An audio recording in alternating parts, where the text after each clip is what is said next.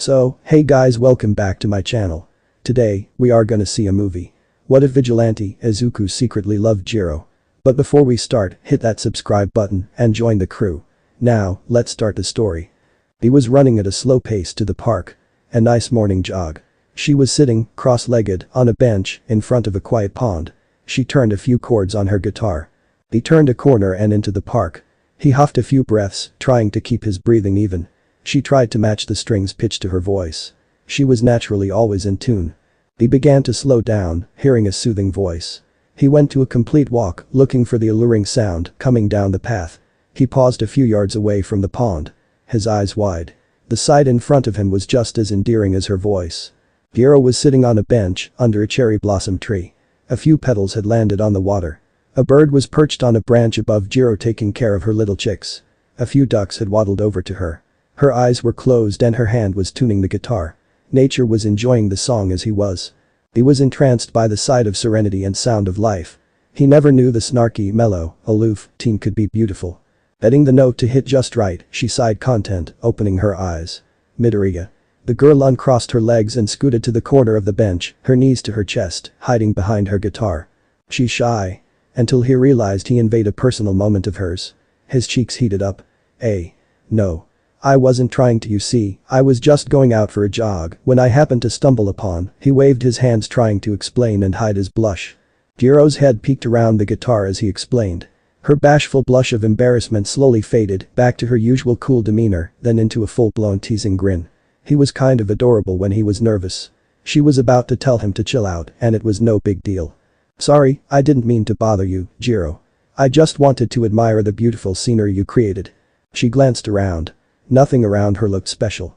But to Midoriya's eyes, it was the definition of peace, of why he wanted to be a hero. These moments. I guess. She spoke, more relaxed, dropping one of her knees off the bench, the guitar leaned on her chest, and she loosely hugged it. She had a weak smile, staring off. Beautiful, huh? You thought it was good? Raising her doubtful eyes to meet his reassuring ones. Midoriya lost some of nerves and nodded. Yay, I never witnessed something so, how do I put it? He snapped his fingers, coming up with an explanation. It was really pure, Jiro. Thanks. She looked away with a forced pout to hide her tinted cheeks.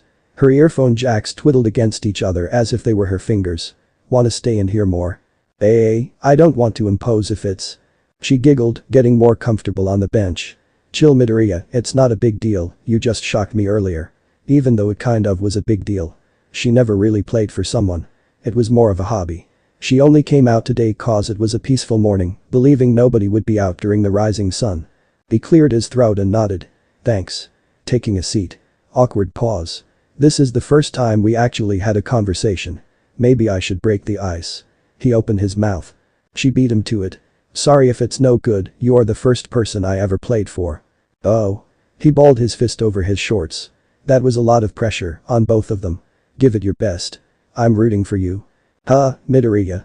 This isn't like the sports festival. You don't have to cheer. He rubbed the back of his head with a bashful chuckle. I know, but everyone in class is always there to support each other, even Kaken, in his own way. He straightened out his face looking at the petals on the pond. I guess, he turned and locked eyes with her, I just want you to know I'm supporting you too, even with these things. Finishing with a hero's innocent smile. She heated up and her earjacks went sporadic for a moment. Damn it, they're tangled. She shoved her guitar into his arms and tried to free her earjacks. Jiro. Can I help? What? They can get tangled. He never knew that. It's fine, whatever. She gave up and stood. She yanked the guitar from his hands and began to stomp away. That damn Midoriya. She had never been so flustered so easily. She wanted to be angry at him rather than feel this, whatever it was. Hold up. Midoriya tapped her shoulder. She paused with a huff. She gave in and turned to him, but her eyes remained away. His fingers were gentle as he focused on her earjacks. Her cheeks heated up more, and her determination to not meet his eyes faltered. I shouldn't have been so obnoxious, sorry. Damn him and his kind personality. It's cool. Still refusing to meet his gaze. I know today is out of the question, but maybe later, I could hear you play, just us two. She finally decided to equal his eyes. She stared up at him. Her lips parted. He was so close and his cheerful freckles and eyes were too much. She dropped her eyes and shrugged her shoulders. Sure, if you want. Great, I'll hold you to that, Jiro. He finished untangling them. There, all better. Ito, I should finish my morning workout, see you later. He waved off, continuing his jog. Yes, see you later. She kept staring at his back as he disappeared from view. Wait, did he just ask me out? After his jog, Deku decided to take a break. He was jugging a water bottle, recalling his conversation with Jiro, then it all sprouted out like a water fountain. Did I just accidentally ask Jiro out? And she said yes. Deku took a deep breath. He was standing in front of his classroom door. Jiro was sharing idle talk with Kaminari and Momo. Her eyes lingered to the door occasionally. He would dart away before she could see him through the glass. Good morning, Deku. Uraraka greeted, shifting on the balls of her feet, holding her backpack straps. He leapt out a shriek, thinking he was caught. Uraraka. He recovered from his mini outburst. Sorry, good morning to you too. Are you okay? As she dim-wittedly walked past him, opening the door. You seem more jumpy than usual. He grew anxious eyes and reached out. The door. But actually, I've been standing here for a while. I couldn't just stand there all day. Beginning to go on and on, subconsciously following her. I mean, Jiro looks pretty relaxed. It's not like I asked her on a date. Just two friends hanging out. But where would we go? Somewhere quiet and peaceful, like the park, but where we won't be interrupted. It's starting to sound more like a date the more I think about it. Maybe I should just drop the whole thing. I guess it might have been pretty embarrassing to have someone sprout supportive nonsense out of nowhere. Uraraka sweat dropped with a smile. I guess he's fine. As they both walked into the classroom. Midoriya was mumbling to himself as the words began to spew out. No one understood him though. It's not like it's really a big deal. But it kind of is. I should ease into it, that sounds like I would be making a move. I mean it's not like I'm trying to, but not like I wouldn't not want to try to either. And it just kept going. Kaminari chuckled. There goes Midoriya again. Jiro shrugged, trying to be indifferent. Yeah, he probably saw a cool quirk or something. She stared at him and Uraraka as they entered. Everything's good between us. Her eyes kept shifting in between Midoriya and her. I wonder if there's something going on with those two. She ignored the little thought that was nagging at the back of her head. She wasn't the type to trip over other people's friends. So yeah, I heard there's something going on between them. Kaminari's words snapped her out of her inner conversation. Wait, what? Them? Jiro joined Momo's in his discussion. Her nodded to her side, sliding his chair closer to them. Yeah, remember that band I was telling you about? Apparently they're breaking up because the drummer and vocalist were dating the same groupie. He faced the ceiling and took a huge sigh. Man, that sucks. How regrettable. Momo had some sympathy in her eyes for a moment. But I didn't really prefer their music, the screaming was quite shocking. Classical is great for any occasion. Jiro had a deadpan stare at Momo. She was imagining being at a rock concert with Mozart blasting in the speakers. Moshing to that would be stupiding metal, dude. Momo gave an uneasy grin. Why such vulgar language? Kaminari shared her idea. I bet the tea would be good too. They both started to crack up, with Momo slightly confused at their sense of humor. Tea does sound lovely. Jiro forgot about her situation with Midoriya for a moment. She wiped a tear of laughter off her right eye. Deku quit his mumblings after Kakin yelled at him to shut up. He stopped before sitting on his desk. He glanced in Jiro's direction. She felt someone staring and casually matched it. He tensed, accidentally bumping back on his desk. She softened her eyes and her lips curved upwards. The quiet smile. She went back to her conversation, joking with her friends. Midoriya almost fell on his chair. His legs were wobbling worse than when he used one for all. He was staring at his desk. His heart was thudding in his ears. He was sure everyone could hear it. She has a cute smile. It wasn't that chill smirk, it was an honest acoustic show of joy. It played a melody in his chest. Deku sighed. Today was an ordinary day. He was expecting more. He slung his bag over his shoulder. He was about to leave with Uraraka and Iida. A tap on his shoulder got him. He wasn't going to lie, he was half hoping, half pessimistic. Jiro. Yo, Midoriya. That chill smirk and swag of the shoulders. Hey. He sounded a little more excited than he wanted to. He coughed, clearing his throat. So about the other day?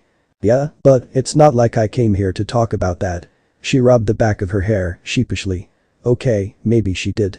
He lowered an eyebrow with curiosity. Why you didn't? I kind of assumed. She couldn't help but sigh with her eyes. Yeah, you have a point.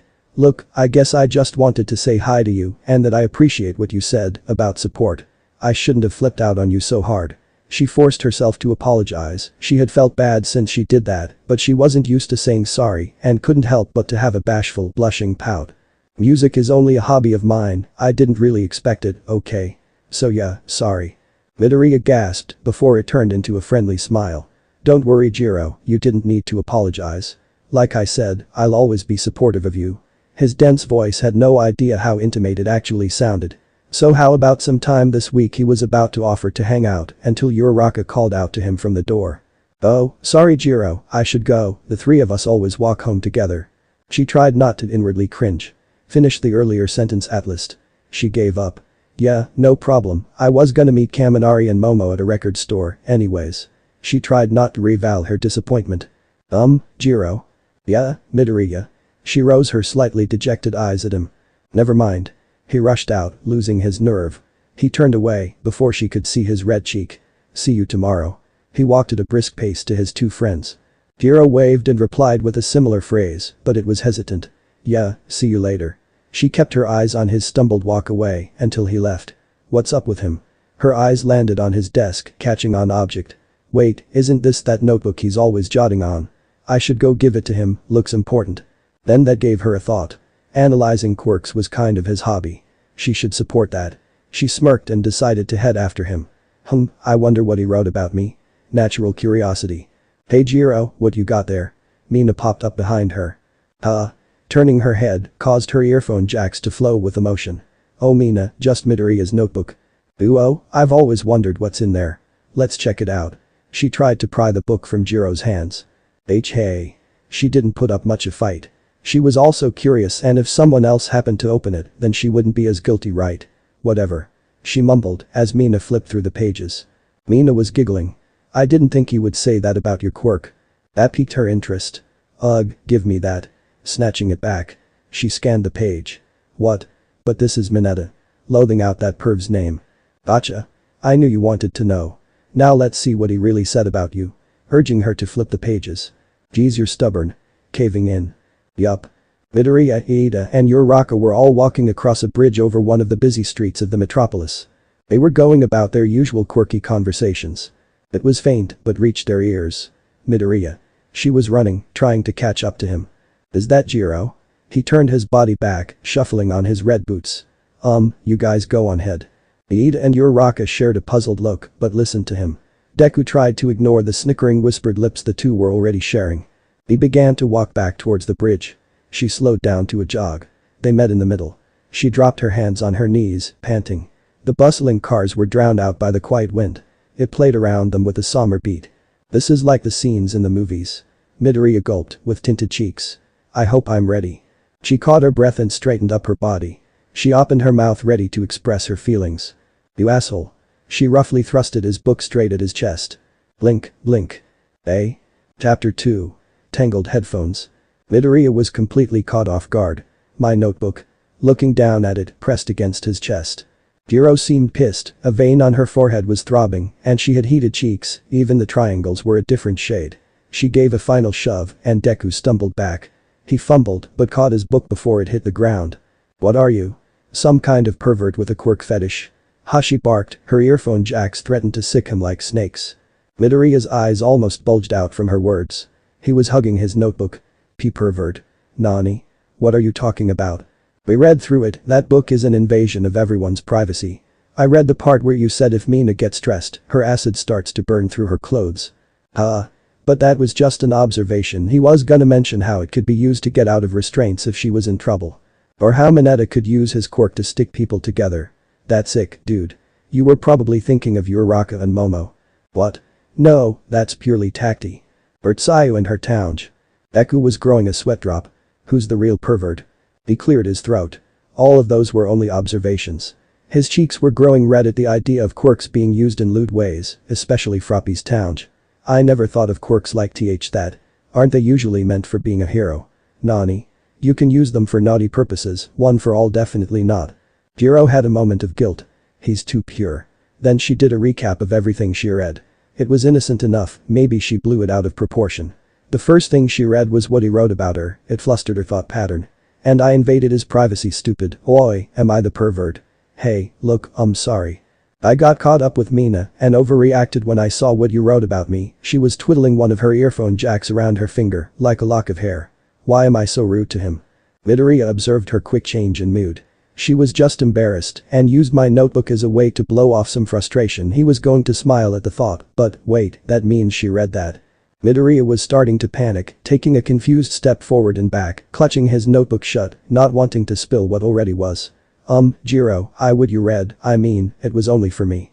I didn't think anyone else would read my notebook. She grew the same blush, waving her arms in front of herself. I didn't mean to invade your privacy, I was honestly going to give it back to you, but curiosity got the better of me. She gave an awkward laugh of guilt. They both stared down.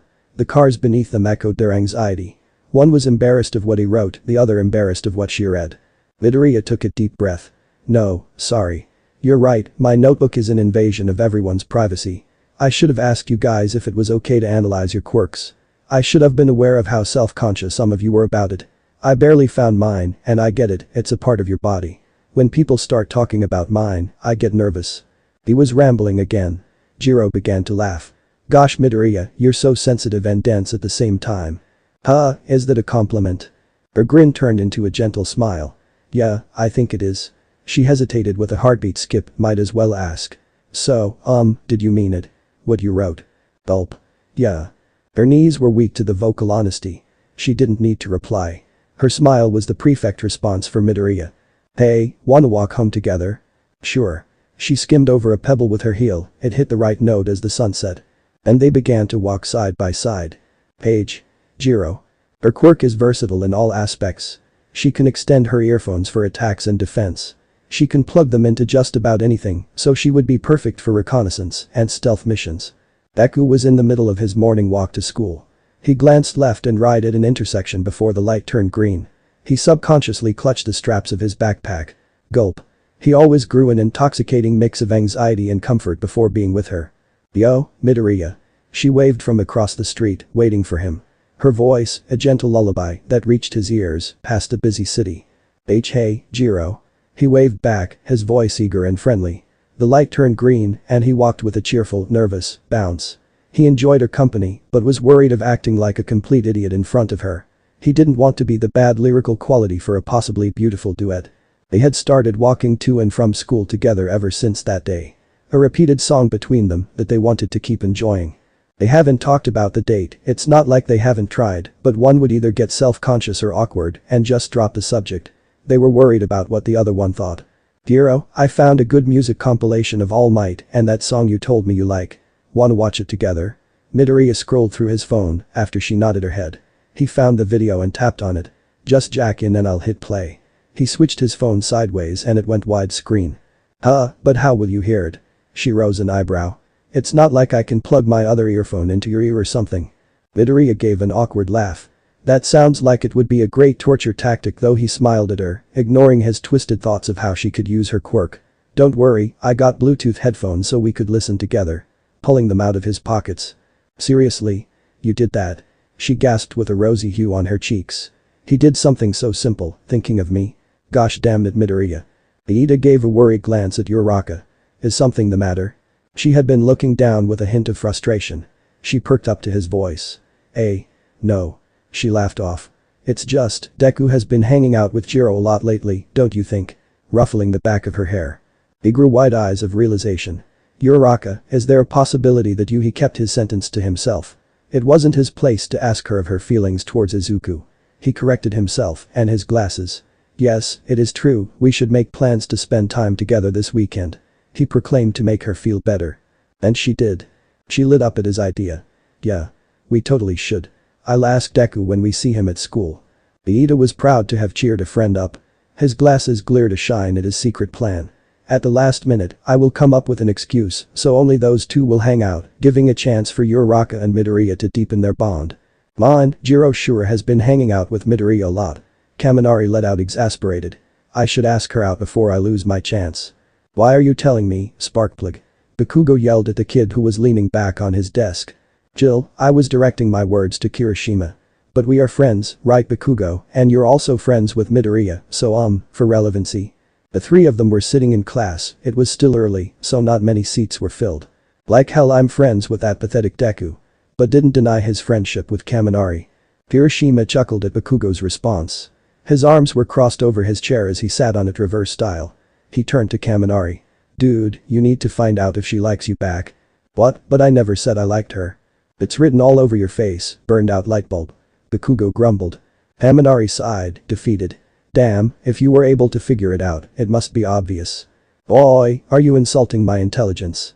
Kirishima stopped Bakugo from exploding Kaminari with a sweat drop. He gave advice to Kaminari after Bakugo cooled down. You should ask Yaoi Rozu to see if she can talk to her for you. You know, to find out how she feels. That's a great idea, Kirishima. Bakugo, can you ask Midoriya how he feels too? Huh? Why would I care about his love life? Come on dude, do me a solid. Stupid, fine, just shut up, here they come. Minutes earlier. Midoriya, I've been meaning to ask you something. Jiro faced him. Her purple hair swayed with her signature uneven bangs that made her look cooler than a normal hairstyle ever could. Yeah, what's up Jiro? He had a natural smile that gave his freckles a playfulness. What were you going to ask me before you rushed out of the classroom? You know, from the day I, read your notebook, again, sorry about that. She grew a remembered blush, but it quickly faded. Izuku tensed, but calmed himself. I guess it doesn't matter now. He rose his phone to eye level, showing it to her. His grin was uneasy, but he forced it out. I was going to ask for your phone number so I could text you, but we already exchanged numbers. I don't know why I was so nervous. You made it so simple. She really did. That day they walked home together for the first time. She right out asked for it like it was no big deal, and she sent him a quick hey text so he could save hers. She rose an eyebrow and her lips in a crooked grin. She playfully nudged him. Really? Why? So you could see the cute side of me more often. Embarrassing him, but also ignoring the anxious butterflies fluttering in her stomach. Why yeah. He had a tint of pink on his cheeks, but admitted it. No point in denying the truth if she already knows. But his response caused her to be the flustered one. Damn it, not again. That strange feeling of wanting to be closer and farther away from him at the same time re-emerged. Like the day at the park. He always found a way to sneak around her aloof shield. But I also like this side of you too, Jiro. You're funny and mellow, which makes it easy to be around you. He scratched his cheek bashfully. And you're also really cool. Her cheeks burned red at his compliment and her earphone jacks were about to go haywire again. She quickly grabbed them with her hands and stared down, trying to hide her huge blush. Thanks. Why? Her heart was pounding and her eyes were wide to her confusion. Do I like Midoriya? She tenderly clutched her earphones with an unknown hesitation. And I was thinking, he continued to talk, not noticing her enamored state of mind. This weekend, I could take you out and maybe hear you play your guitar or something. Like we talked about. She did her best to act normal. Her face was now a shade of pink and her earphone jacks were only twiddling against each other shyly. Sure, sounds fun. Still not able to make eye contact. If she did, that cheerful smile of his would have taken her over the edge and tangled her headphones. I know he called it cute, but it's embarrassing even more so because of that reason, specifically. It's like he's teasing me without even knowing it, and I do kind of like it in a weird way. Really surprised the question he had been trying so hard to ask was easily accepted, not aware of her conflicting feelings. That's great, I can't wait. His energetic voice caused her to feel more relaxed. It's like 1 second he makes me squirm and the other, he completely puts me at ease. How does he do that? She finally made eye contact. Her voice radiated her true feelings. Me either. And a smile full of a joyful melody. They were walking down the halls of school, about to reach class. Their shoes had an echoed acoustic of squeaking honesty. Hey Jiro? Yeah Midoriya. Is it okay if I start calling you Jiro? Sure. I don't mind, Izuku. And they walked into class taking another step forward towards their relationship. Izuku was waiting at a bus stop. He was wearing his signature red boots, black cargo pants, a loose belt, a white collar shirt, and his green unzipped hoodie. Deku's eyes fell on the sidewalk. They scrunched up recalling his conversation with Uraraka. Hey Deku. She ran up to him as he got his shoes out of the locker. Oh Uraraka. He smiled, turning to her. She had a delightful grin and swayed back and forth on the balls of her feet. Iida was thinking that we should hang out this weekend. What do you say? This weekend? Sorry, I have plans with Jiro. He didn't notice the subtle dread in her eyes. I know, how about next weekend? We could go to the mall or something, all of us. All of us? That meant Jiro too, didn't it? Her eyes were shadowed, but she lit up her face. Sure. Sounds fun. We haven't hung out in a while, so we just thought that hahaha. She laughed off. He rubbed his chin and thought. She had a point. Hey, how about we walk home together? She grew cheerful eyes at his words. Jiro is pretty easy going around everyone, I don't think she'll mind. Uraraka subconsciously skidded back with one foot. Ugh, actually Ida and I were going to visit his brother, he's still recovering at the hospital, so. Oh, I should go too, I was worried about Ida when I heard about his brother about to begin his caring, innocent, blubbering that Uraraka enjoyed hearing, but now every word was a thorn hidden under the rose of his paragraph. It's fine, really. She waved her arms in front of herself. She walked away from the conversation and the internal situation she was facing. Uraraka. She was definitely acting weird. The bus stopped and opened. He lifted his head up. He saw her beginning to walk out the steps. She grinned and let out a skip as she spotted him. She was rocking the punk aesthetic. A purple choker, a white tank top with an album cover of her favorite band, a black jacket that barely passed below her ribsage, ripped up jeans, and black boots. Yo, Izuku. With a wave of her fingers. Hey, Jiro. They began to walk on the busy street. Were you waiting long? No. I just got here. He smiled at her. I actually came an hour earlier. They headed into the arcade. Would we come here? Not that she was complaining. She walked further inside, then turned to him. He gave an innocent answer. Because they have music-based games, kinda like a warm-up. She cracked a grin before laughing. Damn, you're really into that supportive crap, huh? Deku didn't feel insulted though. Her voice was sincere. His lips curved gently. But thanks, I do appreciate it. She had that quiet, endearing smile. Jiro, he caught his accidental affection gasp. Why yeah, don't mention it. Hey, let's play some zombies. She ran to a game with 2 pistols. You know, have some fun before the concert. She teased. Her eyes had a gleam of spring. I didn't see the melancholic, aloof, sarcastic side of her everyone knew. This was someone I wanted to know better, the side of Jiro I talked about in my notebook. Wait up. He finished his inner monologue and joined her. She playfully rolled her eyes, back to her snarky attitude. What was up with you? I thought you were on pause for a moment. Don't tell me you also ramble mentally. She smirked, seeing the shy guilt in his tinted cheeks. You do? She nudged him with her elbow. So what was it about? She enjoyed messing with him. He grew more flustered but answered. I guess he was looking down, but forced himself to face her and smile, even through the nerves. I guess, I just want to remember this. Jiro let out a shocked peep. She suddenly felt smaller, stopping her teasing. She was holding the toy pistol with both hands, one finger tenderly on the trigger. She clutched it. She stared at it for a moment before looking away, embarrassed. I wouldn't mind remembering this too. He nodded. And they began to play at the arcade. He really is into this supportive stuff, huh? She smiled to herself. They killed a few hours and zombies at the arcade. Hey, let's go play some dancing games. Her voice had a natural musical upbeat rhythm. She grabbed his hand, dragging him along to the fun tempo. Hey? But I'm not that good. It's easy, just relax and have fun. She inserted a few coins into the game and stepped up onto the dance floor. Come on, Izuku. With a full-blown smile. She reached out her hand to him. His green eyes grow into emerald orbs of admiration. Her voice it sounds so angelic. Why yeah. He stepped up, taking her hand and joined her. They played a few songs. Deku was a fumbling mess but had fun. Jiro was swaying her hips to the music. After, they played a few more games, especially the guitar one, then they decided to leave. They were close to the exit. That was fun. Sorry, because of me, we were barely able to finish any songs. I'm not that good at those games. It's not a big deal. I got to play some of my favorite solos. She played air guitar as they left. Ara. It's raining. Izuku held out his palm. Droplets slid past his fingers and splashed. The clouds shrouded the city with a growing stream. Jiro stepped out and splashed on a small puddle. She twirled around on the heel of her boots, back to him. The rain is great, huh? She wondered, staring up, trying to catch the image of the endless raindrops. He stared up with her and agreed. He lowered his gaze back down to her. Jiro. A dearly whispered note. Her amethyst eyes were reflecting the sky and rain, with a surreal glimmer. She stopped her sky gazing and looked back at him. A blush spread across her cheeks and her earphone jack squirmed. She crossed her arms, with a forced, look away, pout.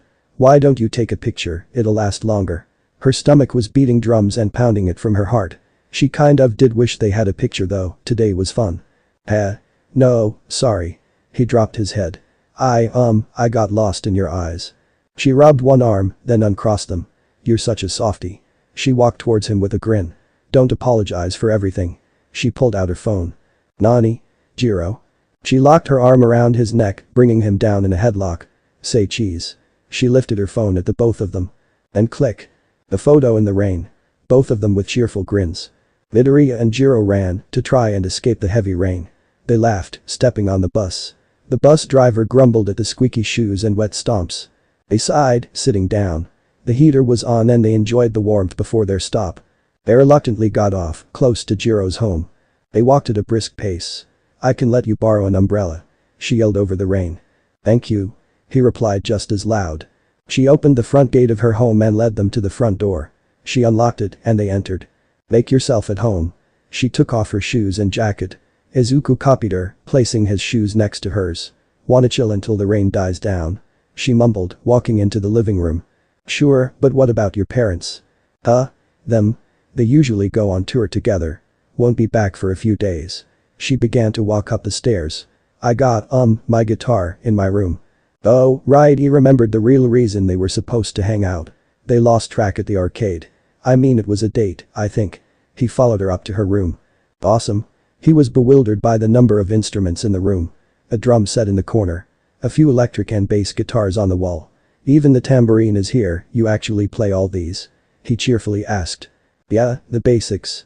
But it was shy. She twiddled her earphone jacks together. "Wow, you're really cool, Jiro." He smiled warmly at her. And that gave her courage. "Thanks." She returned the smile, picking up the guitar on her bed. "Let's go out in the veranda. There's some shelter.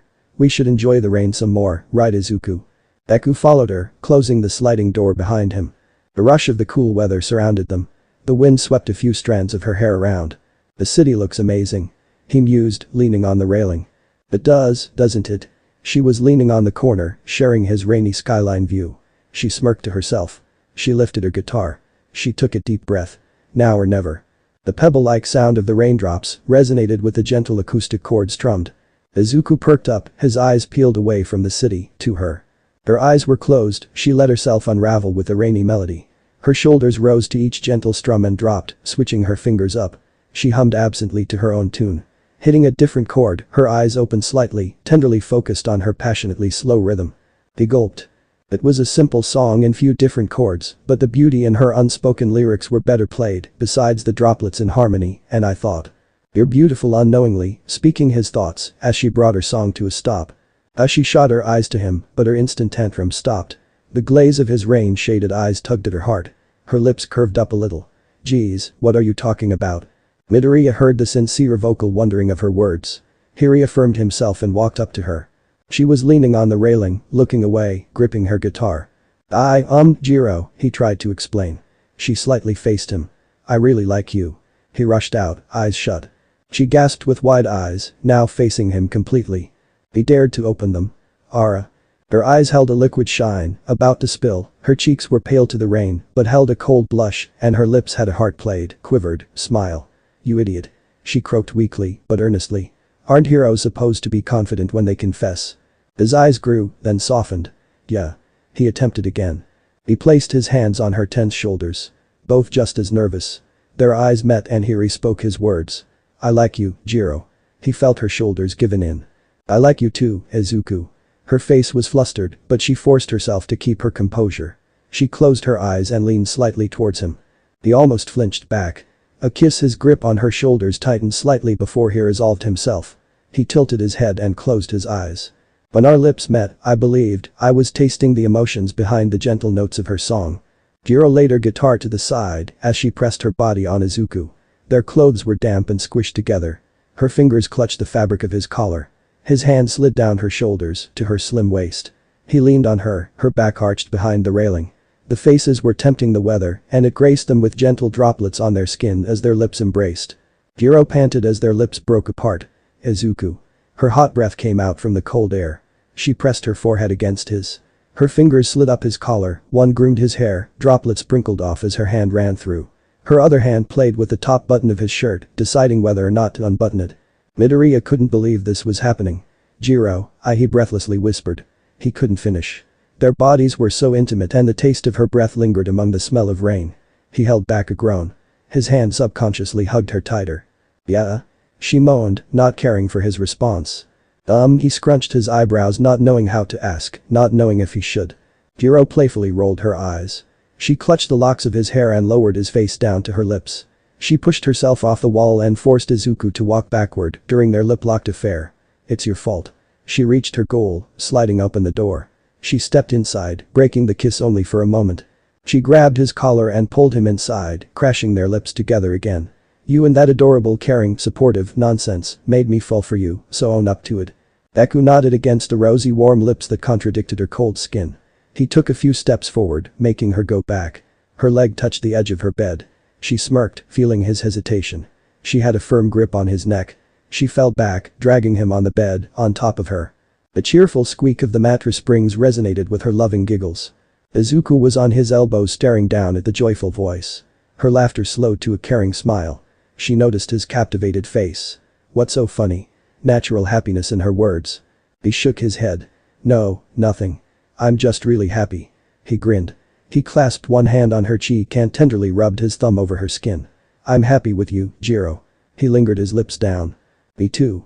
She whispered, right before their lips met. They passionately continued their make-out session until the rain died down. The phone on Jiro's desk kept vibrating, but she was too busy to answer it. She didn't answer again. Momo sighed.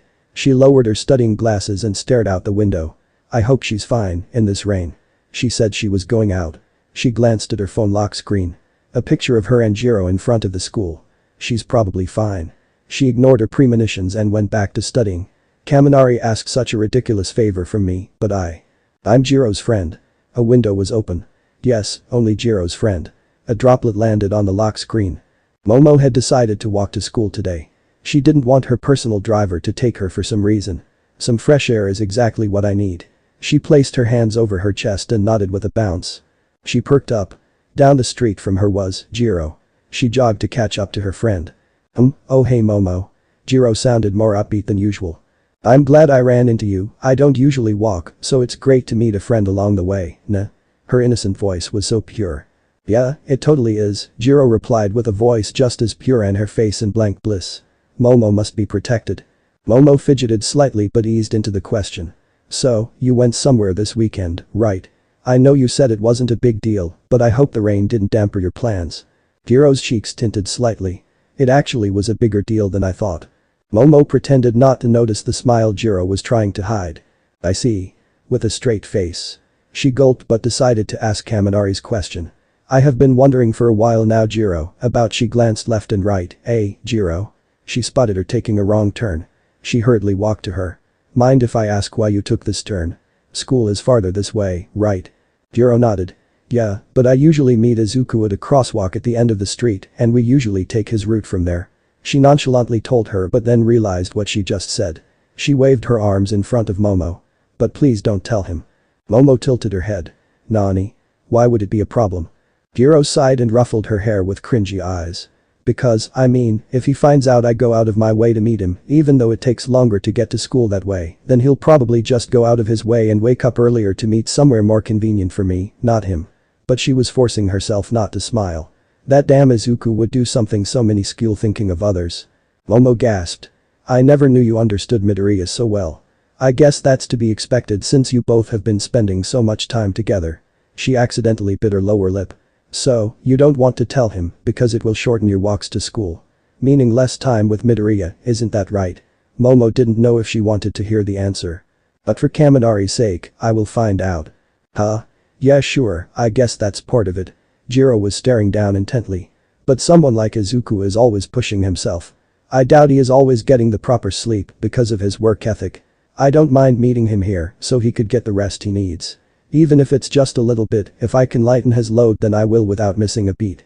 Earnest lyrics that touched Momo. Jiro, you're so. Momo had her mouth open with praise. Hey, quit it, Jiro was flustered from Momo's reaction. It's not a big deal. She shrugged her shoulders.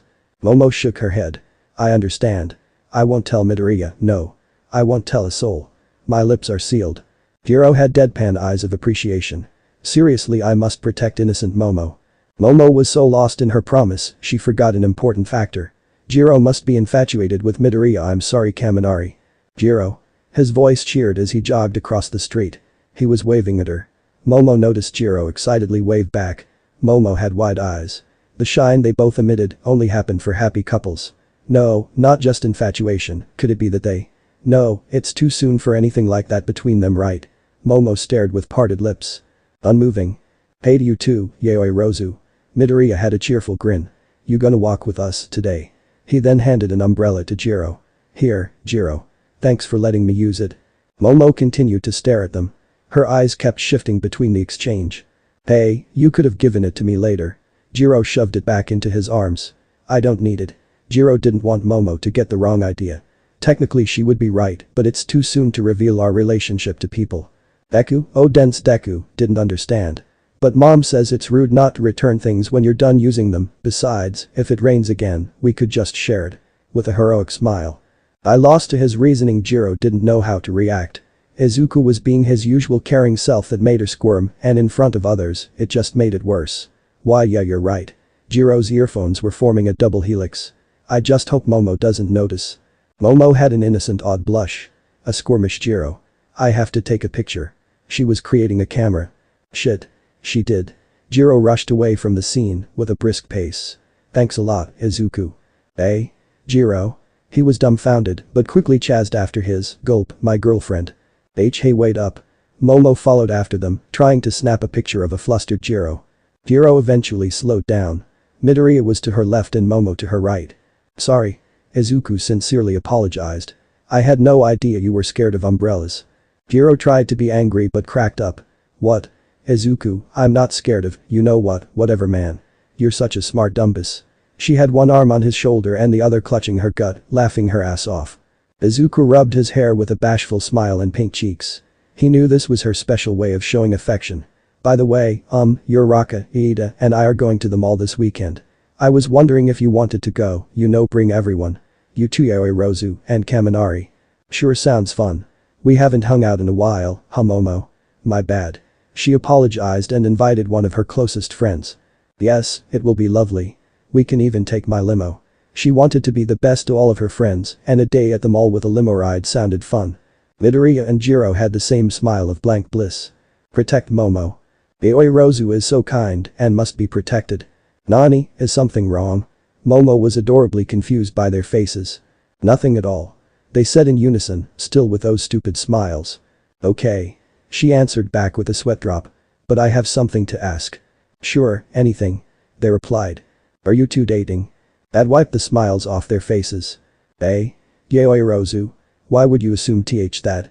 I mean just because we have been hanging out lately and because we spend time together outside of school and even if I was just trying to give her back her umbrella. Shut up, Izuku. Jiro had to interrupt his rambling. It was hurting more than helping. She looked down, then made eye contact with Momo. Yeah, we are. Izuku dropped his jaw. She told her, but she made a big deal about keeping it a secret. Why Jiro?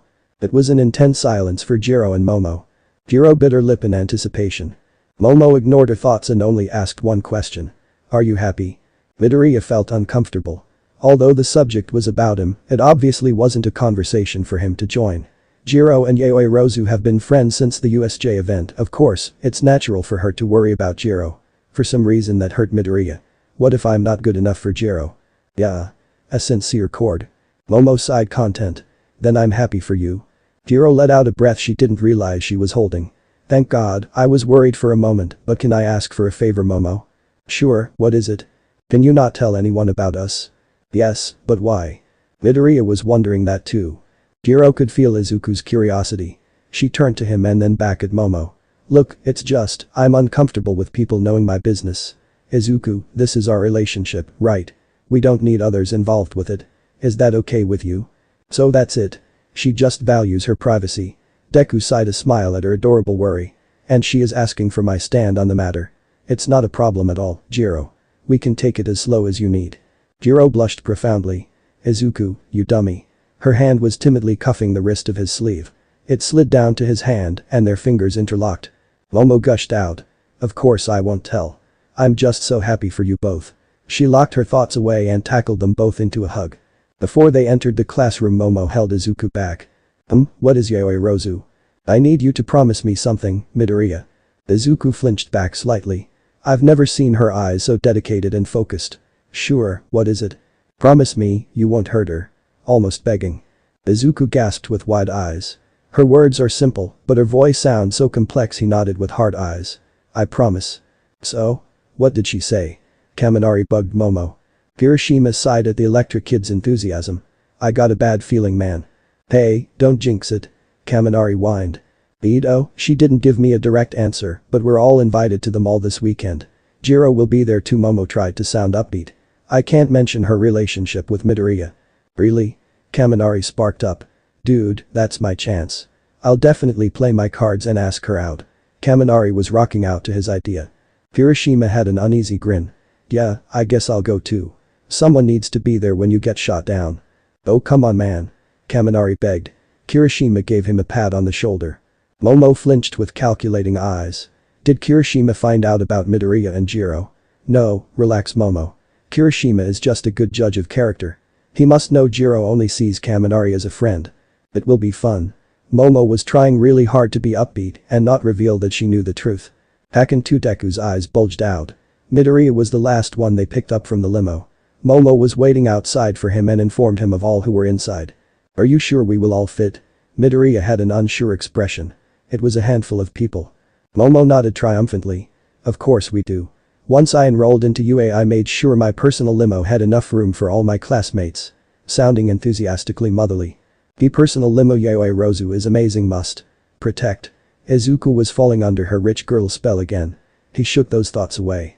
He entered the limo, but before he could, you still remember your promise right? She asked with eyes staring off. He stopped for a moment, looking back at her. He smiled. Yeah, thanks for your blessing, Yaoi Rozu. He whispered, opening the door and joining everyone inside. Momo was outside, alone. She placed a fist over her chest. It wasn't a blessing. Midoriya balled his fist over his pants.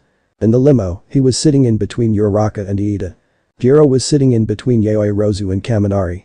Not important, but Kirishima and Kaken were sitting in the back, side by side, both with crossed arms. Them and Momo were the only ones aware of Kaminari's plan. Midoriya was doing his best to ignore how Kaminari was flirting with Jiro. Our relationship isn't out in the open, so it would only be natural for us to sit beside our closest friends, but still. Bakugo had rolled his eyes and had his lower lip out, grinding his teeth. Deku and Jiro were trying not to show it, but they were constantly flashing their eyes to each other with worried affection. It pissed him. Hey Deku, we should go rock climbing, the mall has awesome features like that. Uraraka cheered, pretending to rock climb. Jiro, I heard there's a vintage music room also, wanna check it out? Kaminari smiled at her. Huh? Oh sure. She forced a smile. She was distracted by Uraraka's big personality. Does Izuku prefer those energetic people? She was wallowing in insecurity. Everyone, we have arrived. Yaoi Rozu used her hand to present the view outer window. Where should we go first? Midoriya was staring up at the absent ceiling, towards the sky. They had entered the mall and were bunched up as a group of teens. At your ass over here, Deku. Kaken dragged him by the shirt. Hey? Kaken. He was almost shocked by the collar pressing against his neck. Everyone else could only sweat drop. Kirishima sighed. But, this will give Kaminari a chance at least, sorry Midoriya. He glanced at her. She looked the most depressed with Izuku's absent presence. Who am I kidding, Kaminari, just get it over with. He glared at Kaminari to get him moving with his plan. Kaminari nodded with a dense smirk. Why yo, Jiro, like I said let's check out that store, right? He didn't notice her worry over Izuku. She snapped out of it. Yeah. She dropped her anxiety. It's not a big deal. Bakugo and Izuku have a special relationship we can't hope to understand. They were childhood friends. She subconsciously smiled. Midoriya was open to her about everything. Almost everything, she doesn't know about his connection to All Might and One for All. Izuku has told her about Kaken and how he was quirkless for most of his life. Izuku still applied to UA being quirkless and everything, and I'm really glad he never gave up. I would have never met him if he did. She twirled her finger around one of her earphone jacks, bushing bashfully. That adorable dork. They entered the store Kaminari was talking about, but her mind was elsewhere. I hope I at least get to spend time with him, today. Gulp. Kaken, why did you bring me here? They were in one of the many restrooms in the mall. It's always difficult between us. That damn earphone girl. He barked. Izuku stepped back with his arms up in defense and bumped on the sink. Nani? What about Jiro? Fried Brains is going to ask her out. He mumbled in an out-of-character sincere concern. His hands were in his pockets. Deku grew emerald orbs of worry. Kaken expected as much. Kaminari is. He dropped his arms and clenched his fists, his hair shadowed his eyes. He released his grip with a deep breath. He was scared of losing Jiro, but I can't mention our relationship. I need to trust her. He rose his eyes to Kaken with a forced smile. Why are you telling me? Kaken's calm half-lidded eyes didn't change. I guess if you're fine with it. He grumbled without much of a care and left the restroom. Before he left he heard a whisper. Thank you for telling me, Kaken. Bakugo heard the anxious worry in his voice. His glared eyes did not glance at Deku. He kept walking out, swinging open the door. Shut it, Deku. Heroes should do the right thing, even for trivial shit like this. And left. I could care less about your relationship with her. Deku had flabbergasted eyes. Kaken is crude, but his morality is amazing. Then his thoughts traveled to Jiro and Kaminari. They actually look like a good pair together, better than me and her. His eyes were liquid. What if she says yes? He sucked in a determined breath. No. Stop beating yourself up about this. He wiped one eye with his thumb. He turned on the faucet and splashed water on his face before slapping his cheeks. She's your girlfriend. He told the mirror version of himself and they both nodded. He left the bathroom with his usual quirky bounce. The spilled water dripped off the sink and splashed on the tile floor like raindrops. Raindrops where they shared their first kiss. I should look for that shop Kaminari was talking about. Deku was walking at a brisk pace. Even if our relationship is private, it doesn't mean I can just sit around and do nothing. Deku? Uraraka exclaimed, clasping his hand with her hyper attitude, but made sure not to use her pinky. Come on, let's go rock climbing, right Iida? She turned her head to Iida, except he wasn't there. Huh. But he was here a moment ago. Weird. Deku swore he heard Iida's evil laugh in the distance and the smell of exhaust pipes. Did he use his Recipo burst? Why? Hey, how about we just go, Deku? She began dragging him to the play zone. Deku tried to hesitate, but he stopped his words. I don't even know where Jiro is, blowing off Uraraka would be selfish. He calmed himself. Trust Jiro. Sure. Let's go have some fun. He smiled. He pulled his hand away from hers, walking beside her. Uraraka didn't show the slight dejection she felt from the loss of his warm palm. I wonder if Jiro has held it. Hey, this is a cool vinyl. Jiro carefully lifted the large disc. It's so vintage. Kaminari admired her cool squeal. I knew you'd like this place. Yeah, it's awesome. She agreed, staring enthusiastically at the item in her possession. He glanced around. It was a pretty empty store, with only the cashier and a few music fanatics. This is the perfect place. He had one hand in his pocket and raised the other one halfway up his torso, in a questioning manner. Hey, Jiro. She finally peeled her eyes away from it and made eye contact with him. What's up? Her smile had lingered from the joy of music and it distracted Kaminari. He scratched his hair, breaking the contact, looking down, nervously. I was wondering, do you want to go out tomorrow? He gave her an uneasy grin, meeting her eyes. Her amethyst eyes grew and her fingers slipped, almost dropping the record. She caught it before it fell from her hands. What? Like a date? Yeah, I mean, don't you think we go good together? Nudging his head for some hope that she agreed. She slowly placed the record back in its place, making sure it was fine. She sighed but faced him. Look, Kaminari, you're great and all, I even think it's hysterical when you go brain dead. But I only see you as a friend. I'm sorry. His smile slowly faded and a frown emerged. He hid it with a forced laugh. Hey, don't worry about it, I just thought I would take a chance before Izuku made a move. She felt a little guilty. Izuku had already snuck his way into her heart. It's not like we intended for it to happen, but should I tell him? I owe him that much, don't I? She rubbed her arm with a delay. No, how would telling him help? I would just be hurting him more. We can still be friends, right? Kaminari shrugged, but his heart wasn't in it. That's cliché, dude. He had a toothy grin. Of course we still are. Being positive is more my style, anyways. She could hear the crack in his voice lie and see the hesitation in his grin. She played along because acknowledging it would be painful on both sides. Why yeah, glad to hear. Man, I'm hungry. I'm going get some grub at the food court, wanna come? You go on ahead, I'ma go look for Momo, she probably went shopping for some new clothes. She could tell he was only being polite. They would just be bad company together. A light-hearted chuckle. Yeah, she would. I don't get why she just doesn't make clothes. Whatever, see ya. He waved off and left. Outside of the outlet, Jiro scanned left and right. I wonder where Izuku is. She began to go look for him. This is fun, huh? Uraraka was higher up the rock climbing wall. Izuku was only a few feet up. He was shaking. Why yeah, Uraraka. Gulp. Uraraka giggled. How was he a scaredy cat during simple activities like this, but brave and heroic during a crisis? Here, let me help. She crawled back down and placed her hand on his arm. Hey, I'm floating. Come on, Deku. He nodded and rushed to the top. They were both breathing hard but with a smile. Thank you, Uraraka. No problem. She cheered. Wanna go again? Ito, one is enough for me, but you go ahead, I'll watch. Oh, man, but that's no fun. We can do something else if you want. He rubbed his chin, thinking. How about we go look for the others? We should all grab a bite to eat. In truth, he wanted to spend time with Jiro. Sure. Forcing out her preppy attitude. She wanted this time to be alone with Deku. They left the play zone and were walking through the second-story platform alongside the outlets. Hey Deku. Uraraka had stopped walking. What is it?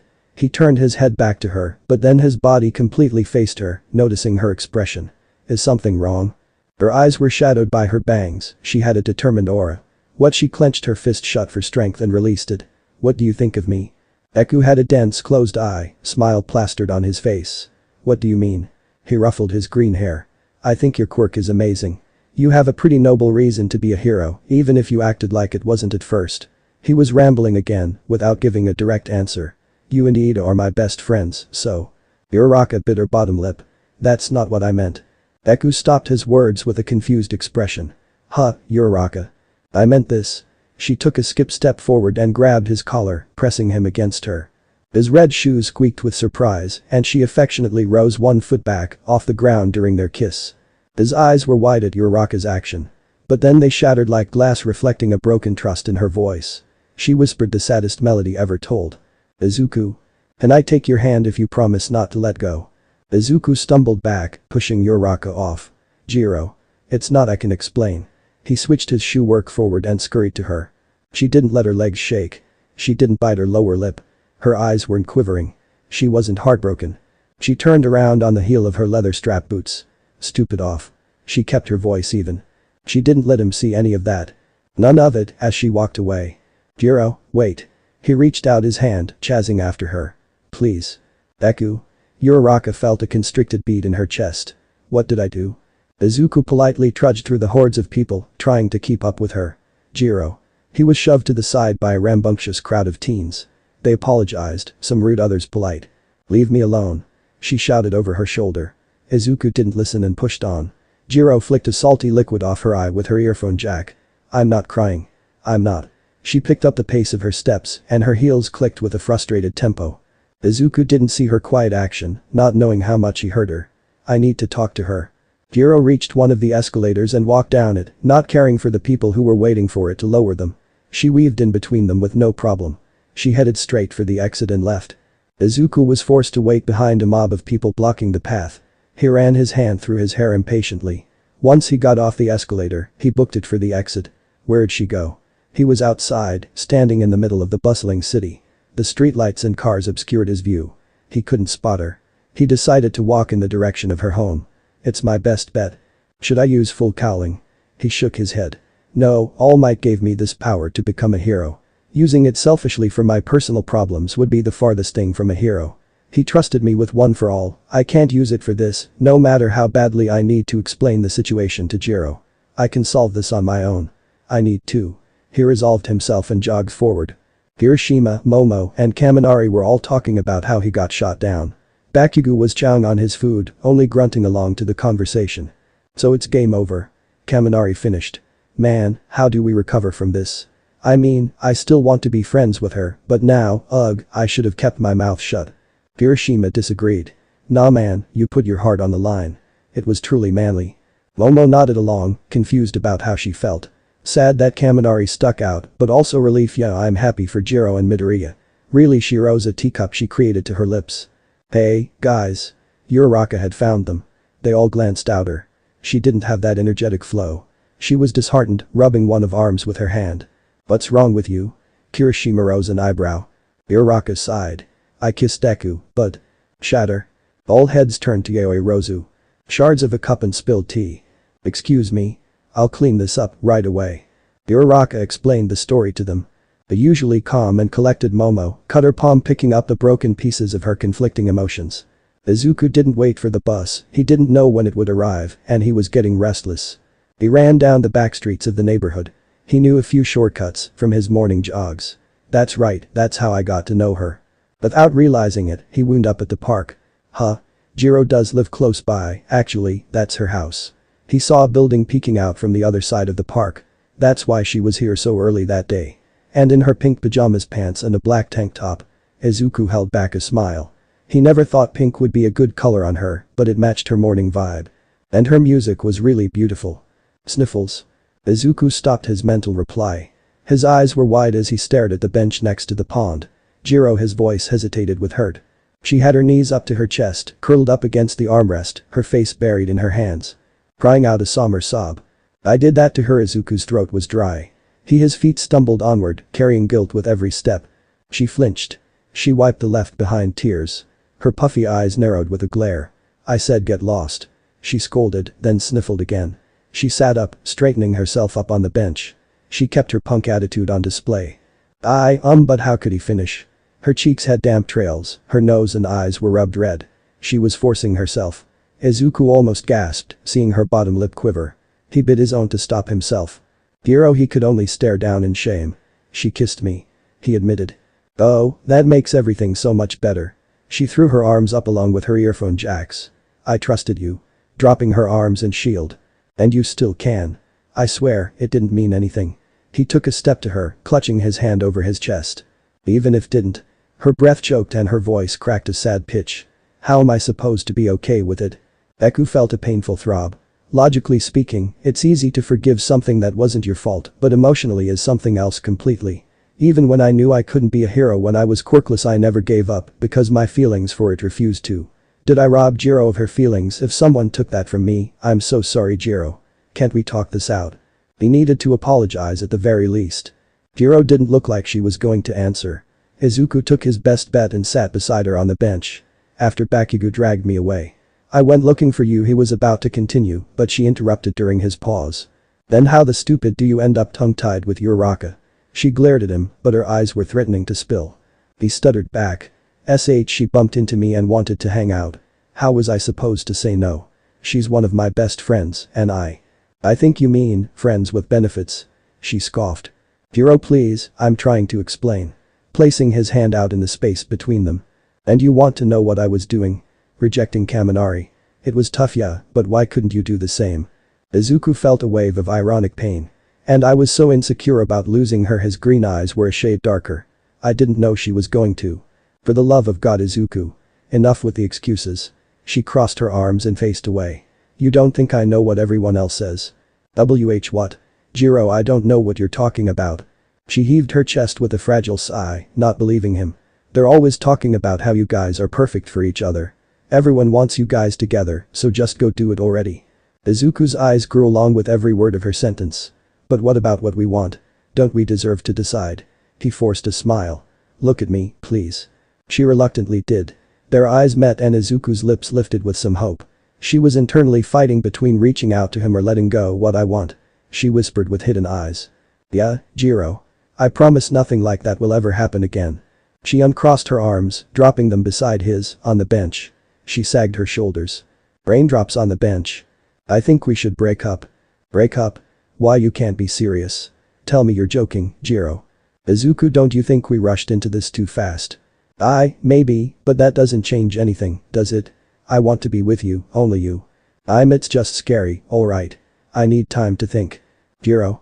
Izuku pulled his lips away. He opened his eyes to stare down at her.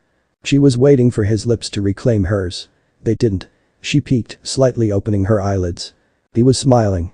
His green orbs held a tender misty shine. His thumb smoothed over her newly rosy cheeks. Her hand slid down his arm, it ended over his fist, holding it dearly. What are you doing? Sighing out a loving lyric. Izuku's eyes took in her radiating raindrop melody beauty. He lowered his forehead and pressed it against her weather pale one. Enjoying this moment. She tilted her head confused. You're so weird. She breathed out affectionately, hugging locks of his hair. Her thighs warm wantingly smothered around his waist. Their eyes were hidden and their lips embraced. The rain, it streamed down the window. Droplets reunited and broke apart, falling down. Midoriya had a blank broken stare. The rain was splashing on the pond in front of him. Ara. His eyes helplessly rose to the sky. He lowered them again, staring at the piano key played pond. Jiro was gone. He slumped up, subconsciously. His red boots trudged through mud as he walked home. Drops slipped off his hair, running down his face accompanied by a liquid that would blink out of his eyes. He stepped inside his home, greeted by his mom. Izuku, dear. Did you have fun at the mall? Did you go with that polite girl you brought a few days ago? Referring to Jiro. Hey, mom. His voice was somber and he didn't really pay attention to anything. I'm kind of tired. I think I'm just gonna go to bed. He didn't glance at anything in particular as he walked to his room. He had jaded empty eyes. Izuku. Oh, okay. He changed out of his wet clothes into dry home clothes. He sighed along with the mattress springs as he collapsed on it. What do I do now? He weakly whispered, going to sleep. They were perched on the edge of the veranda. Their legs were dangling along to the calm wind. Jiro held out her hand. The rain is my favorite. Catching slips of water. The gray clouds were enveloping the coming night, blocking out the sunset. Izuku rocked back and forth. I like the sunshine, but I could like this too, he smiled to himself. Especially after today. Jiro tensed but then turned to him. Izuku covered his mouth. Crap, did I say that out loud? With bright red cheeks. She giggled. Her hand went under his jaw and sneakily grabbed a cheek faced away from her. She pulled him close and pecked the edge of his lip and cheek. Chill, Izuku. But her voice wasn't hardcore, it was a scratchy whisper. His hand left the ledge and landed on her lap. He turned his head to her and their noses nuzzled. Izuku. He released a comfortable note. Her hands held his face and his kept hold of her body. How did we? Is this even happening? He nodded his head against hers. He answered her questions with a delicate press to the lips. She smiled at his response. She rested her head on his shoulder, lowering her hands to his chest and back. Let's stay like this for a while. She sighed, staring at the melancholic mood of the rainy city skyline. Click. She opened the door and slammed it shut. Oh hi, Jiro. Would you be interested? Her mom and dad were back. Her mother was about to offer a signed poster of a band they toured with. I'm going to my room. She grumbled, running up the stairs. What's with her? Her dad mumbled from the living room. I wonder if it's about a boy. They heard her yank open the door and slam it just as how she entered. Jiro ran straight out to the veranda, dropping her crossed arms on the ledge and placing her head on it. Sayu. You hang out with Midoriya, Iida, and Uraraka sometimes, right? So, who likes who? Jirou, I don't think it's okay to talk about this in the locker room. Oh come on. I bet it's Midoriya and Uraraka, right? Right. I think I saw him trying to ask her out a few days ago. Ribbit. That was before we started dating. Jiro rose her head, staring back at the skyline. I'm not gonna be someone's second choice. She glared her eyes. I saw his lips move along with hers, you can't tell me that didn't mean anything. She went back inside and slid the door closed, this time without the strength she had. Ding dong. Jiro took light steps down the stairs of her home. Who could that be? She reached the door and opened it. It was noon, yeah, but she was still in her comfy PJs, it was Sunday. Fear not. I am here. All might. Jiro stumbled back, raising her arms shocked. She lowered them, realizing, a stuffed doll. Two hands were holding him up to her face. He squeezed the doll, and it repeated the phrase. Deku moved his head to the side so she could see him. He revealed a cheerful grin. Like it? Izuku. You almost gave me a heart attack. She smacked his shoulder. He simply laughed it off. Sorry, but I spent the whole morning playing the claw machine, getting it for you. Huh? She had confused comical eyes. But he's, like, your favorite, right? He nodded but kept shoving the gift in her hands. Yeah, but yesterday I saw you eyeing him, you know, back at the arcade. Jiro embarrassingly sucked in her lips, keeping them shut. Her cheeks puffed red. He's your favorite too, nah? Her lips came out as a pout, finally giving in and holding the stuffed All Might doll. Yeah. She grew more comfortable with the protective gift. He's the best, Hashi proclaimed, staring up at Deku with glimmering eyes of excitement. Izuku chuckled, agreeing completely. And I thought you would feel safe whenever you hold him. I do, when I hold one of the ones I have. Blank stare. One of the ones you have. Cringed eyes without their pupils. I mean. She broke into a fit of giggles, embracing the gift. Thank you Izuku. Surprising him with a hip beat skip, smooch. Stupid rain. Jiro croaked with a cracked voice box. The tapping window from the droplets reminded her, and she wanted to only ignore it. She was curled up on her bed, clutching the All Might doll. She hugged him tighter for a moment to hear it. She buried her midnight tears on her pillow. Fear not. I am here. But all she could hear was Deku's voice. Hey Izuku. Yeah, Jiro. I'm glad we're together. Izuku was staring across the ocean. The waves reminded him of the months he spent training to become the vessel for One for All. That seems like so long ago. His eyes reflected the calm droplets splashed on the water. The rain seemed so trivial out here. He reached out from under his umbrella with his hand. A few streams slipped past his fingers. He recalled yesterday. It can't be over. I am here. All Might did his signature superhero skid, appearing behind Midoriya. All Might. As soon as Izuku spotted him, he reverted back to his weak form, spilling out blood. He smirked while wiping his lip. Don't act so calm when you're losing so much blood. Izuku cringed. Young Midoriya, why did you call me out here? Is something the matter? Izuku felt a little guilty. Sorry for bothering you so suddenly, it's not even hero related. I just didn't know who else I could talk to. Nonsense. You aren't a bother or anything like that. Now, speak your mind, I will gladly listen. Izuku gulped. Is it really okay to talk to All Might about my personal problems? He ignored the thought. He stared at the supportive eyes from the symbol of peace. He nodded to himself and began to explain. And that's about it. He finished telling All Might about them all and the story up until there. All Might stared intently at Midoriya. He burst out laughing with blood. And here I thought you were just a nerdy fanboy. But look at my boy, swooning the ladies. He transformed into his muscle form and gave Midoriya a thumbs up. All Might, I'm being serious here. Izuku felt uncomfortable, getting praise for having had a girlfriend and kissing Uraraka. All Might returned back to his weak state with a chuckle. Sorry, young Midoriya. He rubbed his eye and straightened out his grin. I just wasn't expecting this kind of a dilemma from you.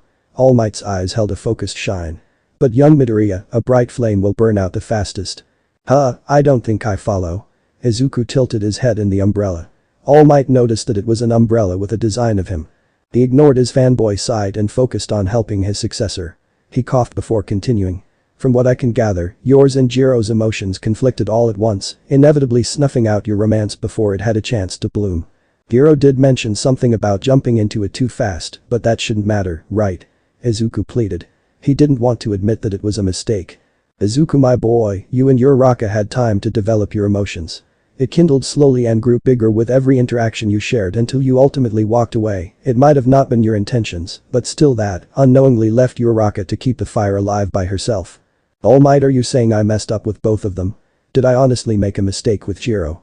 That is not my point, young Midoriya. I am simply stating the situation till now.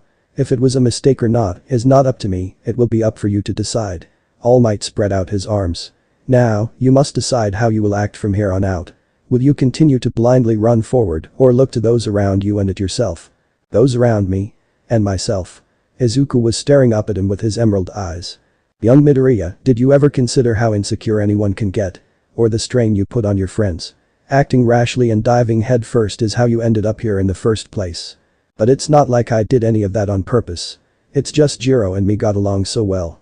And can you imagine how scary that could be for her? Izuku flinched his sentence into silence, with orbs. She said the same thing and I completely ignored it. All Might put his hands on Izuku's shoulders. Midoriya, my boy, you're sometimes too kind to a fault. You were so kind to Jiro that she was able to let her guard down around you. All Might had a thoughtful expression. For someone as reserved and independent as her to rely on someone and lose that trust just as fast must be heart-wrenching for her. All Might tried to keep his words soft but saw the growing guilt in Izuku's eyes until his hair hid the pain. I'm sorry, but you can't change what is already done. So what should I do, All Might? It was quietly quivered out. All Might sighed. I can't give you all the answers, my boy, for I don't have them. I can say this though. You must acknowledge your feelings and those of others before you take the next step. But I already know how I feel about her, and I know if we can just get past this. There you go again, blindly rushing in. All Might uttered with harsh words. You will only hurt others again. Izuku gasped. Midoriya, what of your feelings for Uraraka? My feelings to Uraraka, but I don't. Izuku wasn't able to meet All Might's looming shadowed eyes. He was clenching his fist and the umbrella tight, looking down and to the side, at the wet sand. Young Midoriya, it's understandable to feel something for her after all the experiences you've shared, but without admitting it, you will only end up hurting Jiro, Uraraka and yourself. The grip he had on Izuku's shoulder tightened. He didn't want to see his successor in pain, physically or emotionally. Can you honestly say that the kiss you shared with Uraraka was purely one-sided? The rain dropped on his umbrella, sliding off the design of All Might's heroic smile. Izuku couldn't give him an answer, and he hated that he couldn't. Did I just lie to myself about how I felt for Uraraka so I could be with Jiro without feeling guilt? All Might released his grip and stood tall. It's alright if you can't answer that right now. He stared up at the rain, a few drops landed on his forehead. But when you do, that will be your first step forward. Izuku's eyes regained some liquid hope. All Might. All Might smiled back down at Izuku, growing into his muscle form. Now, it's still early. This is the perfect time for you to train. Come on Midoriya, my boy. He began to jog down the beach. Why yes. Izuku rubbed his eyes and gave chase to his hero. After only a few paces All Might returned to his frail state, coughing blood. All Might. Emotions are unpredictable, aren't they? Izuku stopped at the crosswalk. Jiro didn't meet him there anymore. He was about to sigh but stopped himself. He huffed up his chest. No more feeling sorry for myself. The grip on his backpack straps tightened and he stepped forward. He crossed the street and as soon as he stepped on the new sidewalk, he heard loud shuffling, like a motor. Wait a minute. He turned his head. Iida. Midoriya. I am so sorry. Iida screeched to a stop and bowed down in an apology. Midoriya was awkwardly panicking. What did you do, Iida? Iida kept his bowed position. I was the one who came up with the idea for them all. At first, it was only supposed to be me, you, and Uraraka. But things escalated so quickly that I reevaluated the situation. When I saw you and Bakugo separate from us, I thought that would be Uraraka's best shot for some privacy with you. When we ran into you, I fled before I ruined her chances. He squeezed his eyes shut. But I wasn't aware of your relationship with Jiro, I only found out till after the fact. If it wasn't for me, you and Jiro would still be meeting here at the crosswalk. And for that, I am truly sorry. Izuku kept blinking with confused eyes, absorbing all the information. He had spent the whole day yesterday thinking of All Might's words. He gave Iida a weak smile. Thanks for telling me, but it wasn't your fault, Iida. Iida shook his head. Uraraka told me everything. I have to make this right. I will talk to Jiro, I promise I'll fix this. Midoriya. He was about to turn and take off. Midoriya grabbed his shoulder, halting him. Iida, please wait. Izuku's smile faded away. He had thoughtful eyes.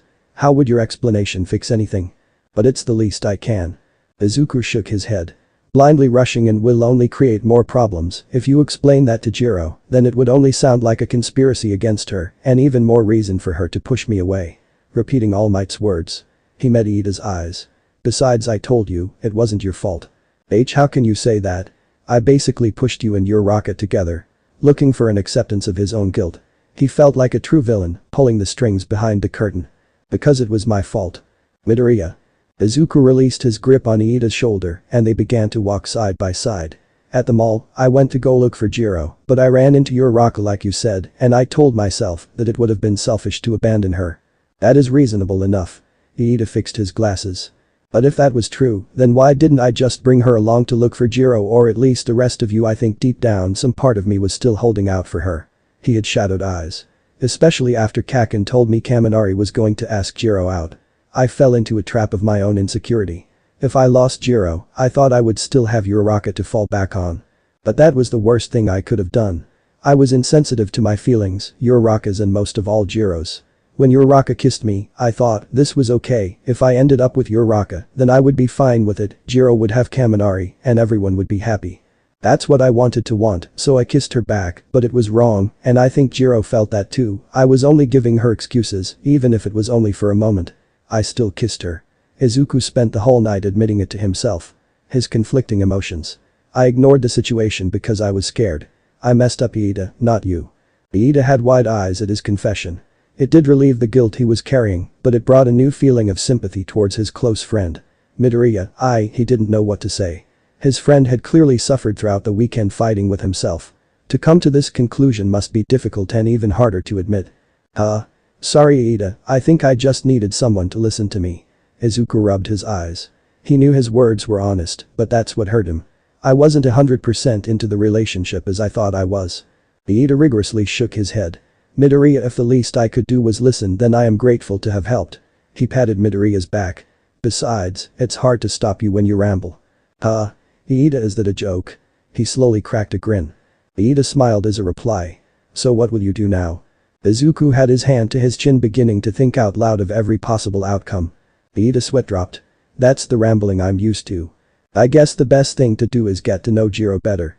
Not only about her interest, but also her personality and emotions. I lacked that information when we started our relationship, but in return, I also want her to know me just as intimately.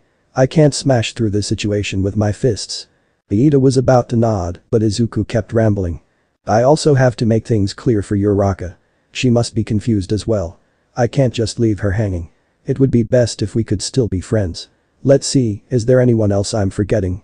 That's right, Kaminari. If he also has feelings for Jiro and uses this situation to his advantage, then it's a lose-lose, but if I talk to him, maybe. He nodded to himself. I've cleared all the conditions to move forward. I didn't leave anyone out. Except he did.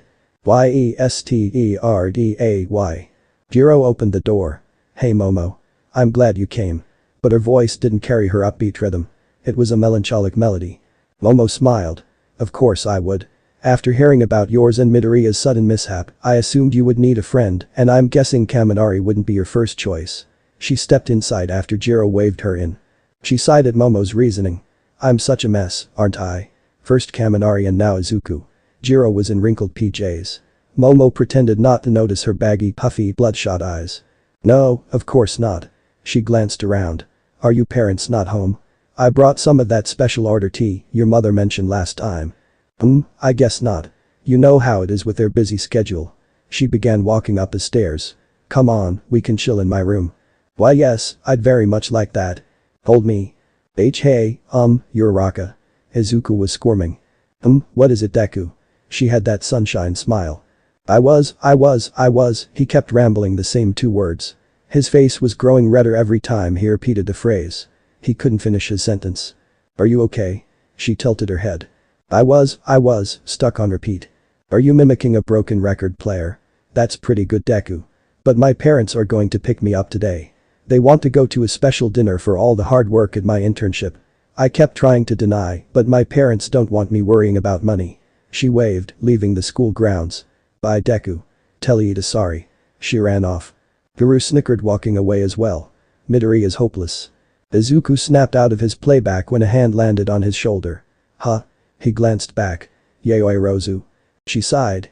It was sad to see him fail at his attempt to ask Uraraka out. She left Midoriya. Izuku's eyes bulged out. Uraraka, when did she? Momo sighed again. You really are hopeless. She crossed her arms under her bust. What was your plan anyway? Izuku scratched his dark green hair. Nothing really. Just wanted to see if she wanted to hang out. Yayoi Rozu smiled. Was it really that difficult to ask? Where would you have gone anyways? Izuku planked like a board. I didn't think that far ahead with cringe-worthy eyes. She giggled, covering her mouth with the back of her hand.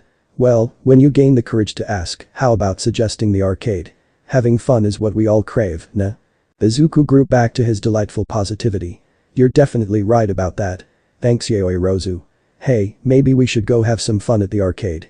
It was your idea, after all. He laughed, joking around.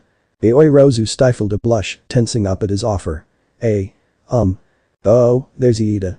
Well see you later Yayoi Rozu, and thanks for the advice. I'll definitely use it. Momo adjusted her pose, waving back, forcing a polite smile. Why you're welcome.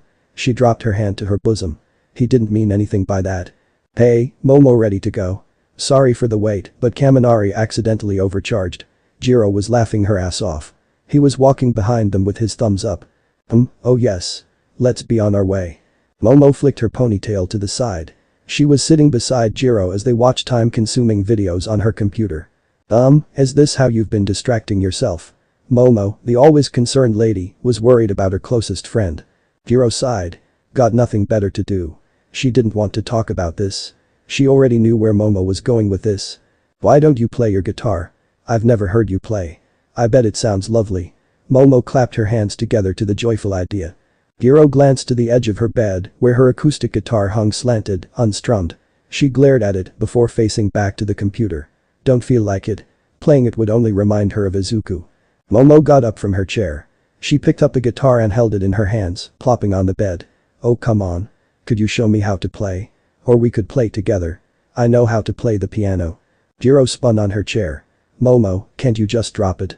She had an annoyed frown, not able to meet her eyes. But I'm just trying to Momo glanced down. She clutched the guitar tighter. I don't need you to console me, I'm a big girl. Jiro had her knuckles supporting her head. Momo nodded. I'm sorry. Jiro sighed, facepalming. She stood from her chair and sat beside her. Hey I didn't mean it like that. I just wanted to hang out with you today. You being around is consolation enough. Jiro began to rub her back. Momo shook her head. It's not that. She accidentally dropped the guitar, burying her face in her hands. I'm sorry. She apologized for the guitar. It strummed out of tune with a fumble. Don't worry about it. It's not a big deal. Jiro grew anxious for some reason. Hey, aren't you blowing this out proportion? She scooted closer to her hand kept rubbing her back. Momo's sob stayed quietly consistent. I just didn't know what to do. Jiro was about to ask what she meant, but Momo tackled Jiro down to the bed. She straddled her, restraining her wrists beside her pillow. Momo. What are you? Jiro gasped. Her amethyst eyes grew as a droplet fell down. Momo. And you just forgive Midoriya? Momo walked to Izawa. Sensei, may I go to recovery girl? I think I pulled a muscle during our exercises. She rubbed her shoulder. They were all outside in their tracksuits. He gave her permission. She wasn't the type to flake out, even for these activities. She walked down the hall. She was recalling that morning. Jiro had confessed about the relationship between her and Midoriya. She still didn't know to feel. On the one hand, it was Jiro. On the other it was Midoriya. Your ligaments are healing, but if I have to keep warning you, you'll be sorry. You must not exert yourself anymore. Do you really want to lose function of your arms? Momo stopped before the door. She knew eavesdropping was wrong and wouldn't have done so until she heard a voice reply. Sorry. But don't worry, I don't plan on wasting away my arms anymore. Midoriya. Momo scrunched her eyes in concern. And why should I believe you? You've done nothing but betray my trust. Momo heard a loud thwack. She even winced. Ow, ow. But because, I have someone I want to keep holding in my arms. Momo heard the smile in his voice. She knew he was referring to Jiro. Oh, do you now? Geez, you hormone-driven kids. Now get out of here, All Might wanted a word with you. Why yes. Izuku ran out of the medical office and darted down the hallway. He was running in the opposite direction of Momo, towards the staff room. Momo slid down the wall. Midoriya could lose function in his arms, she cupped her hand over her lips. Why did this upset her so much? Midoriya skidded to a stop. He heard a faint thud. He turned back around. He jogged back. Yayoi Rozu. Are you okay? He bent down, reaching out his hand. Momo stared at it for the longest. Those arms. She stared at the few scars in his right hand. Her eyes followed them up to his cheerful freckled face. Midoriya, your arms are fine, right? Izuku flinched with wide eyes. He gulped. She heard our conversation. He forced a smile. It's fine, Jiro trusts her, I should be able to as well, right? Izuku extended his arm further. Yeah. Momo gasped. His smile was radiating, telling her everything would be okay. She took his hand. His grin grew. He pulled her up and they began to walk down the hallway. Excuse me, I don't know what came over me. She wiped her final tears away. I guess I was just overwhelmed. Izuku scratched his cheek. It's fine, you're the only other person besides the doctors and my mom to find out. Izuku, is your quirk really that dangerous? Izuku's eyes were hard in thought. He gripped his fist. Yeah, if I lose control of my power output one more time, then he didn't finish because they both knew his implications. Oh. Hey, but don't worry. He waved his arms around in front of her. Momo muffled a sniffle with her hand. She nodded. Midoriya. Yeah? What is it, Yayoi Rozu? Did you mean it? Going to the arcade together? She knew it was taboo to ask but had to. He grinned. She wasn't crying anymore. Sure, I don't see why not. Momo held in her gasp. His voice dropped to a concerned pitch. Yayoi Rozu, can I ask for a favor? Yes. Please don't tell Jiro about my arms. I don't want her to worry. Momo's eyes were stinging a salty liquid. Momo, what's gotten into you? Jiro didn't fight her restraints, she was more concerned than anything. It wasn't Midoriya's fault. Jiro flinched at the honest crack in Momo's voice. What are you talking about? Momo dropped her head. He would never try to hurt you even now, I bet he's beating himself up, willing to take all the blame. Jiro gulped, staring up at Momo. A part of her knew that was exactly what Izuku was doing. But he kissed. But I, along with Kirishima, Iida and Kaminari, planned everything. We pushed the two into that moment. I never intended any of this, I'm sorry, but please stop blaming Midoriya before you push him away completely. Jiro didn't know how to respond. Her throat was dry and her eyes were getting watery. I don't even know what to say to him. Momo sighed with sagging shoulders, she released her grip on her wrist and laid on top of her. Just hold on to him. She whispered lovingly. Like I want you to hold me. But who was she talking about? Midoriya and Iida reached the gates of school. He was walking along the path until someone put him in a headlock. What did you do to kill Jiro's vibe, huh, Midoriya? Mina, the culprit. Ow. Ashido. Izuku was trying to pull himself away. Proppy and Toru were behind Mina. Midoriya, is there something you want to tell us? Sayu had her fingertip to her lips. Jiro didn't look like her normal self earlier. Mina softened her grip and made him face the other two girls. Iida was ordering them to act civil, but it was unheard in the background. Izuku drew a frown. It's personal. I can't just talk about it. The three girls glanced around at each other. Mina released her arms. Whatever happened, fix it, Mr. Lovebook. She pointed her index finger. Lovebook, is she referring to my notebook? Mina crossed her arms. Man, and it was going so good between you guys. Midoriya ruffled his hair. Why are you guys getting involved anyways? Jiro doesn't want her business put out there. How naive, Midoriya. Toru corrected, striking a pose. Mina nodded along with her. We have to help. For we are. Your fans. Ribbit. Izuku's head dropped sideways. Ara. Defeated. Are they serious? We totally want to see you guys together. We're rooting for you. Then would you attack me? That was a confusing morning for Izuku. Izuku was resting his chin on the palm of his hand. His elbow was at the edge of the desk. It slipped off and he almost banged his head on it. Jiro was shooing her inner cheek, holding a tuned-out stare at the board behind Sensei. One peeked at the other through their lying nonchalant body language. The other tensed from the peripheral vision. Both recovered just as quickly. Izuku turned his head to the clear sky, shining through the window. I don't really like sunny days like this that much anymore. Rainy days had a better lyrical quality. Jiro was staring at her desk. Her mind kept repeating the morning she shared. She woke up with Momo sleeping right next to her, faces inches apart. We didn't do anything. At that moment, it felt like they were going to. They shared a warm, misty stare, waking up, snuggled. Izuku perked up at the feeling of eyes staring at the back of his neck. He matched the gaze. Uraraka quickly hid her head, pretending to be focused on her book. He glanced back forward with straight lips. I can't leave her hanging, either. Lunch. Izuku waked into the cafeteria hall with his tray of food. He glanced around the tables. Momo was sitting with Jiro. Momo glanced up and their eyes met. She gave a sympathetic smile, he returned it with a weak one. Momo went back to her conversation with Jiro, but with more detailed expressions, because a certain dark green-haired teen was watching. Izuku shifted his eyes. Uraraka and Iida were sitting together. It couldn't be helped. Iida was also her friend. Pakin, Kaminari, and Kirishima were munching on some food. He didn't quite know where to sit. Midoriya. Todoroki stood beside him. His cool warm eyes were also deciding where to sit. How about there? He shrugged, casually inviting him. Todoroki? Sure. Deku followed him. He sat next to him and smiled at the two sitting at the table. Tokoyami, Shoji. Midoriya, Todoroki. They all greeted each other. Tokoyami was pecking at his food with chopsticks. Shoji's tray was wiped clean. Midoriya, is everything okay? Shoji asked through one of his extra limbs. Huh? Izuku's thoughtful stare fell and he turned to the question. It's nothing really. Jiro? Tokoyami simply added. Todoroki nodded his head. Is it really that obvious? They all gave him a yes in their own ways. Todoroki put his hand on Izuku's shoulder. Eh? Shoji shrugged his shoulders, shaking his head. Hey Shoji.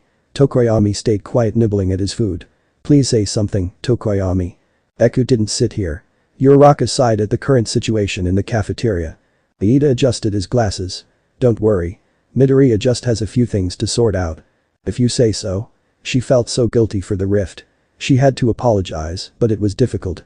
Apologizing for how you feel. Momo and Jiro didn't say much. They were both in hard thought, sitting next to each other sharing music with headphones. Kaminari was talking to Kirishima while Bakugo focused on his food. He said something about having another shot with Jiro. Kirishima chuckled but said good luck. Midoriya sighed in defeat. None of them gave him a straight answer. Lunch was over. He stood up from the table. Midoriya, Todoroki, Tokoyami, and Shoji all gave him a familiar look. We're rooting for you. Izuku almost fell to the side. Todoroki said it with such a straight face. What? Like with Ishido and those two. The most intimate moments are whispered in the shadows. Tokoyami, you too. Deku was done after another ridiculous reply. The school day was over. She was packing up. Jiro adjusted her school bag. She stepped out the door. She kept her earphone jacked to her phone. She walked along with a lot of the other kids filing out. She left the school grounds, she didn't bother to glance at the scenery. It was always the same. She turned on the sidewalk next to the busy streets. She did bother to raise her head when she was standing on the bridge. She glanced at the cars traveling below her. Jiro. She flinched and played it off with a shrug. She waited for him to catch up. Her eyes were cool and half-lidded. He panted, his hands on his knees. He rose and had a huffing smile. Yo, Midoriya. She rubbed her elbow, still staring at the passing by cars. What's up? He gasped. Huh? Midoriya. His lips daunted low a little. He straightened his back. He shared her stare of the flowing traffic. Both of their eyes faced away from the other. Do you want me to keep calling you Jiro? She absently gave a motion of her head. He didn't know if it was yes or no. It's whatever. Hey, wanna walk home together? I was actually going to meet up with Kaminari and Momo. Izuku's eyes widened, then narrowed. His head slightly turned to her. You guys still hang out? Her disposition never changed. Yeah. I mean, we're still friends. He completely faced her. That makes sense. He gazed at the ground. So, maybe next time? He offered. I don't know dude, maybe. It sounded more like she was asking herself. Izuku's lips grew along with some hope. Hey, can I walk you to the crosswalk? She stifled a pitch. Sure. With hidden pouted lips. It was a short walk, only to the edge of the bride. It was quiet and uncomfortable. They reached a red light and waited. It felt like the light was never going to change. They were both awkwardly looking around, except at each other. The light turned green. Jiro stood there for a moment, not knowing what to do. This was nice. Izuku was ruffling his hair, looking down. Why yeah. She agreed, realizing she should start walking across the street. She left with a hidden smile she was trying to force down. Izuku stared as she crossed safely. He held a gentle smile. He walked down the sidewalk, holding his backpack straps with some gained confidence. Izuku opened the door to his room with a positive swing. I'm home, Mom. He had a natural joy. It didn't seem completely hopeless with Jiro anymore. Izuku. His mother scurried from the kitchen to him, in the hallway. Her eyes were more cringy than Izuku's. Why you have a visitor? Eh? Izuku waited for his mom to relax. Do you know who it is? She shook her head. She said she was a friend. His mom couldn't believe it. A female friend. He walked to the kitchen and living room. Uraraka. He didn't know how to feel seeing her sitting on the couch. His fingers were tapping the lap of her skirt, nervously. Hey, Deku. She abruptly stood, making eye contact with him. She pressed the pads of her fingertip together, anxiously. I just came by too, you know. Staring at the floor. Izuku almost skidded back on one shoe. His eyelids fell. Why yeah, for school right? We can work on it in my room. He mumbled a little unsure and dejected. Why was Uraraka here of all times? I still have things to work out. She nodded, following him. He opened his door, then completely shut it with wide eyes. He attempted to cover it with his arms. I forgot about all the All Might stuff. Deku, what's wrong? Nothing, it's just he sighed in defeat, opening the door. Deku, you really are a fanboy. She awed, stepping inside. He simply nodded with flat eyes. He motioned with his hand for her to sit. She nodded, sitting on the bed. He accompanied her, taking a seat next to her. So about what happened at the mall. She started, locks of her hair were dangling in front of her face. He gulped. Yeah. Maybe, if we were more open about it, things would be different. Her eyes shifted from the carpet to his lap. Different. I mean, you know, we wouldn't have his lips held a crooked frown. Done that. I don't think that would change things. I still like you, Deku. Her face snapped to him. He flinched at her composure. She was determined. His throat audibly gulped. Uraraka. But Jiro is still important to me. I know that. She leaned closer to him, gripping her fists over her skirt. But don't you like me? Even a little. Her last note pitched unevenly. Izuku backed up. It's not that. I do, but I'm with Jiro. He flashed back to the walk home in the rain. His eyes dampened. I mean, we're not right now, but… Uraraka placed her hand on his lap, scooting closer. If you do like me, then we can still try, right Deku? Her fingers gripped the fabric of his pants. Uraraka. Izuku had his eyes shut. He placed his hands on her shoulders. I want to try and salvage what I have with Jiro, he whispered. His head was shifted away from her, not able to meet her eyes. Uraraka's grip on his pants gave way. So you're asking me to wait as a replacement? Her thumb and index finger were the only pieces of her holding on to him. If things don't work out, you'll just look for me, right? Izuku grew orbs. No. It's not like. It is. She barked with a strained droplet. Her voice died down. When I kissed you, I felt something like you were okay with settling. Is that all I really am to you? Izuku's eyes winced from a blurry sting. His throat had a clog he couldn't swallow down. No, of course not, Uraraka. His arms went around her shoulders, hugging her. I do have feelings for you, I'm just scared. What if I do belong with Uraraka, but Jiro is also. I don't want to mess up things even more. Uraraka gasped against his shirt. Her eyes grew, stopping the drops damping his clothes. Deku. He shut his eyes, squeezing her closer. Sorry. Deku. His eyes opened, staring down at her. She was facing up at him, her cheeks were a pink shade, and her eyes had a liquid shine.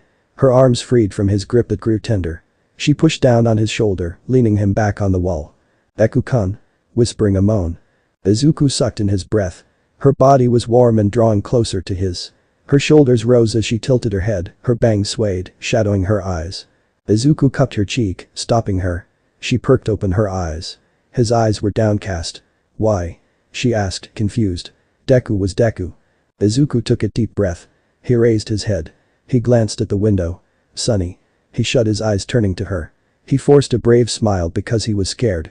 Uraraka, let's just be friends. Her orbs lost their gravity. She backed up slowly, climbing off him and the bed. Sorry Deku, I shouldn't have come unannounced anyways. She scampered around the room getting her stuff. Uraraka, wait. He stepped off the bed. It's okay. I should get going before mom and dad get worried. She finished gathering everything, holding her bag. He paused in front of her. She hesitated. Izuku and Uraraka stood in the middle of the room. Maybe they were waiting for the next moment to start, or maybe they didn't want this one to end. His phone vibrated. That brought them out of a shared reconsideration of their actions. Why you should get that? Uraraka mumbled, walking around Izuku, opening the door and walking away. Izuku rubbed his eyes before anyone saw, turning around. He walked her to the front door. We'll still hang out, right? It went unnoticed, but her face stiffened with hurt. She huffed her chest before turning around to face him. Of course, Deku. See you tomorrow. He smiled back. Hers faltered. She turned to the door before he noticed. See ya. Opening it and leaving. Yeah. See you, the door clicked shut, later. He scrunched his eyebrows. That was too forced from her. He mentally sighed. Could this be considered a breakup from a relationship that wasn't even there? It sure felt like one. Lost in the moment while it happens, then the whiplash hits you after everything is said and done. He trudged to his room. He walked to his computer desk, grabbing his phone. He checked his MSGs. It's from Yaoirozu. He scanned the text. Hey Midoriya. Wanna go to the arcade tomorrow? He subconsciously grew a smile, recalling. Yaoirozu feels like the only one on my side, sometimes. Iida was there, but he was also with Uraraka, and that made him neutral. Yaoirozu was Jiro's friend, but was doing her best to smooth things over. Sure. Sounds fun. Who else is going? Momo peeped out. She didn't imagine him to ask that. She rolled over on her bed. She stared at his reply. Should she just invite everyone? What about Jiro? She squirmed but typed. Us too. No one else can make it. Momo kept staring at her phone's home screen, waiting to hear that chime of her text tone. She buried her face in her pillow. What was I thinking?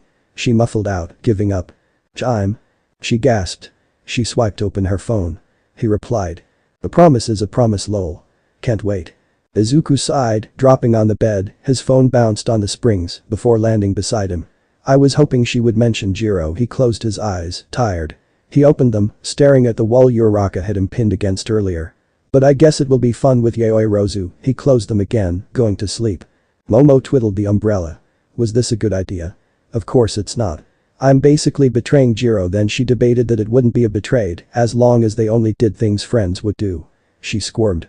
This will be the first time Midoriya and I hang out, alone. I guess so, huh? Izuku agreed. She flinched in fear, turning around. The umbrella smacked his face. Ack.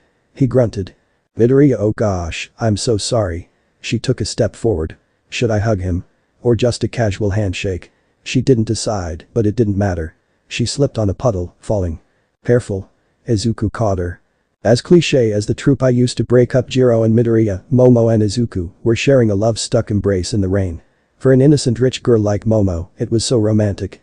The umbrella was on the sidewalk, Izuku was protectively holding her with a rough grip. The rain dropped on her forehead as she stared up at him, and she imagined a rosy frame surrounding them. Is this how he held Jiro? Are you alright? He interrupted her daydream. Huh? Oh, yes. Thank you, excuse me. Straightening herself. She was now slightly taller than Midoriya. He picked up the upside-down umbrella and tossed aside the collected rainwater. He smiled at her. The same smile that told her everything was going to be fine. The smile that nursed her conflicting feelings. We should start walking. He lifted the umbrella over her. Momo agreed, flustered, but agreed. Izuku glanced up at the dropping rain, right before the entrance of the arcade. He stared at the spot where Jiro took a picture with him. I can't delete it from my mind. He was pretty sure Jiro deleted it from her phone. He shook his head. Hey, Yaoirozu. Yes. She turned her head to them before they entered. Never mind. He was going to say if they could go somewhere else, but she looked excited. And she did give me the idea. I bet she's always wanted to come with someone. Let's have some fun. She giggled at him. I bet you could use a pick-me-up after this weekend. Her eyes turned slightly cloudy. Sorry, I didn't mean to. My words just slipped. Izuku's grin faltered for a moment before he picked it back up. Hey, don't beat yourself up over my problems. I don't want to be a drag, it's like you said, everyone just craves fun. Momo's nail buried into her palm as she squeezed her fist shut. Why yes. But what kind of fun was she hoping for? They did do their best to have fun. Izuku's face would come down at times though, thinking of his date with Jiro. Momo had caught his expression ever so often, but pretend she didn't, only forcing her smile bigger. Midoriya, what do you say we go watch a movie? But I thought you wanted. You're obviously not having a good time. She crossed her arms under her bust, waiting for his reason. She was growing annoyed and concerned. Izuku's forced grin fell completely. He ruffled his hair with a sigh. Sorry Yaoi Rozu. It's just, this is where I took Jiro for our first date. Momo's arms dropped to her sides. She never knew. Oh, Jiro never told me how insensitive of me, and here I was getting upset. She glanced away, rubbing her elbow. Midoriya brought her here. How cruel of me to ask him here, and yet he still showed up. Jiro was right, no matter how minuscule it seems to others, for Midoriya, an inch is a mile. She felt a twist in her chest. And I'm only making things worse. You have a right to be upset. I should be more focused on you. It was your idea after all. I owe it to you to have a good time with you. I'll try harder. Momo gasped. She calmed herself and shook her head. Then let's go somewhere else. I want us both to have fun. You deserve that much. What do you mean? Sometimes, others want to take that extra step for you. She smiled, holding her hands behind her back, pushing her chest out as she swayed side to side. Yaoi Rozu, a heartbeat skipped. His eyes grew at the action. He confronted the lingering thought. She's Jiro's friend. She's the only one helping me with her. I don't like her that way and neither does she. There's nothing to worry about. Right? They went in the elevator. The second story was a theater and they decided to go watch a movie. It was quiet as they were the only two inside. Momo's hand brushed Izuku's. He moved his after it happened repeatedly. Sorry, am I too close? He scooted away a little and stopped the whisper contact between their knuckles. Momo held back a sigh of disappointment. If anything, I wanted you closer. They walked out as the doors slid open. What kind of movie you want to watch? I heard of a great documentary about the Manhattan Project. It goes into details of their theories and… Izuku chuckled nervously. That sounds great, but I think it's better for humanity if you didn't know how to make a bomb of that scale. Momo almost hiccuped from his statement. What? I would never bring such devastation. She stopped seeing his earnest smile. Oh, what a mean joke, Midoriya. She slapped his shoulder and marched ahead of him. She heard his teasing laugh and a smile crept up without him seeing. Izuku caught up with a weak apology. Sorry, but you're always so stiff, I just wanted to lighten the mood. Momo had her hand over her chest, playing with the cloth of her shirt. It's supposed to be the other way around. I wanted to cheer you up after everything. Izuku's smile never failed to reassure her that everything was fine. And you have been doing that for Jiro too, huh? Izuku could already confirm as he saw her tense up adorably. Thanks, Yaoi Rozu, knowing that cheers me up a lot. Momo's eyes couldn't meet that bright smile. She tried not to squirm, squeezing her thighs together. It's no big deal. You're both my friends, I just want what's best. But what she said was contradicting what she was doing.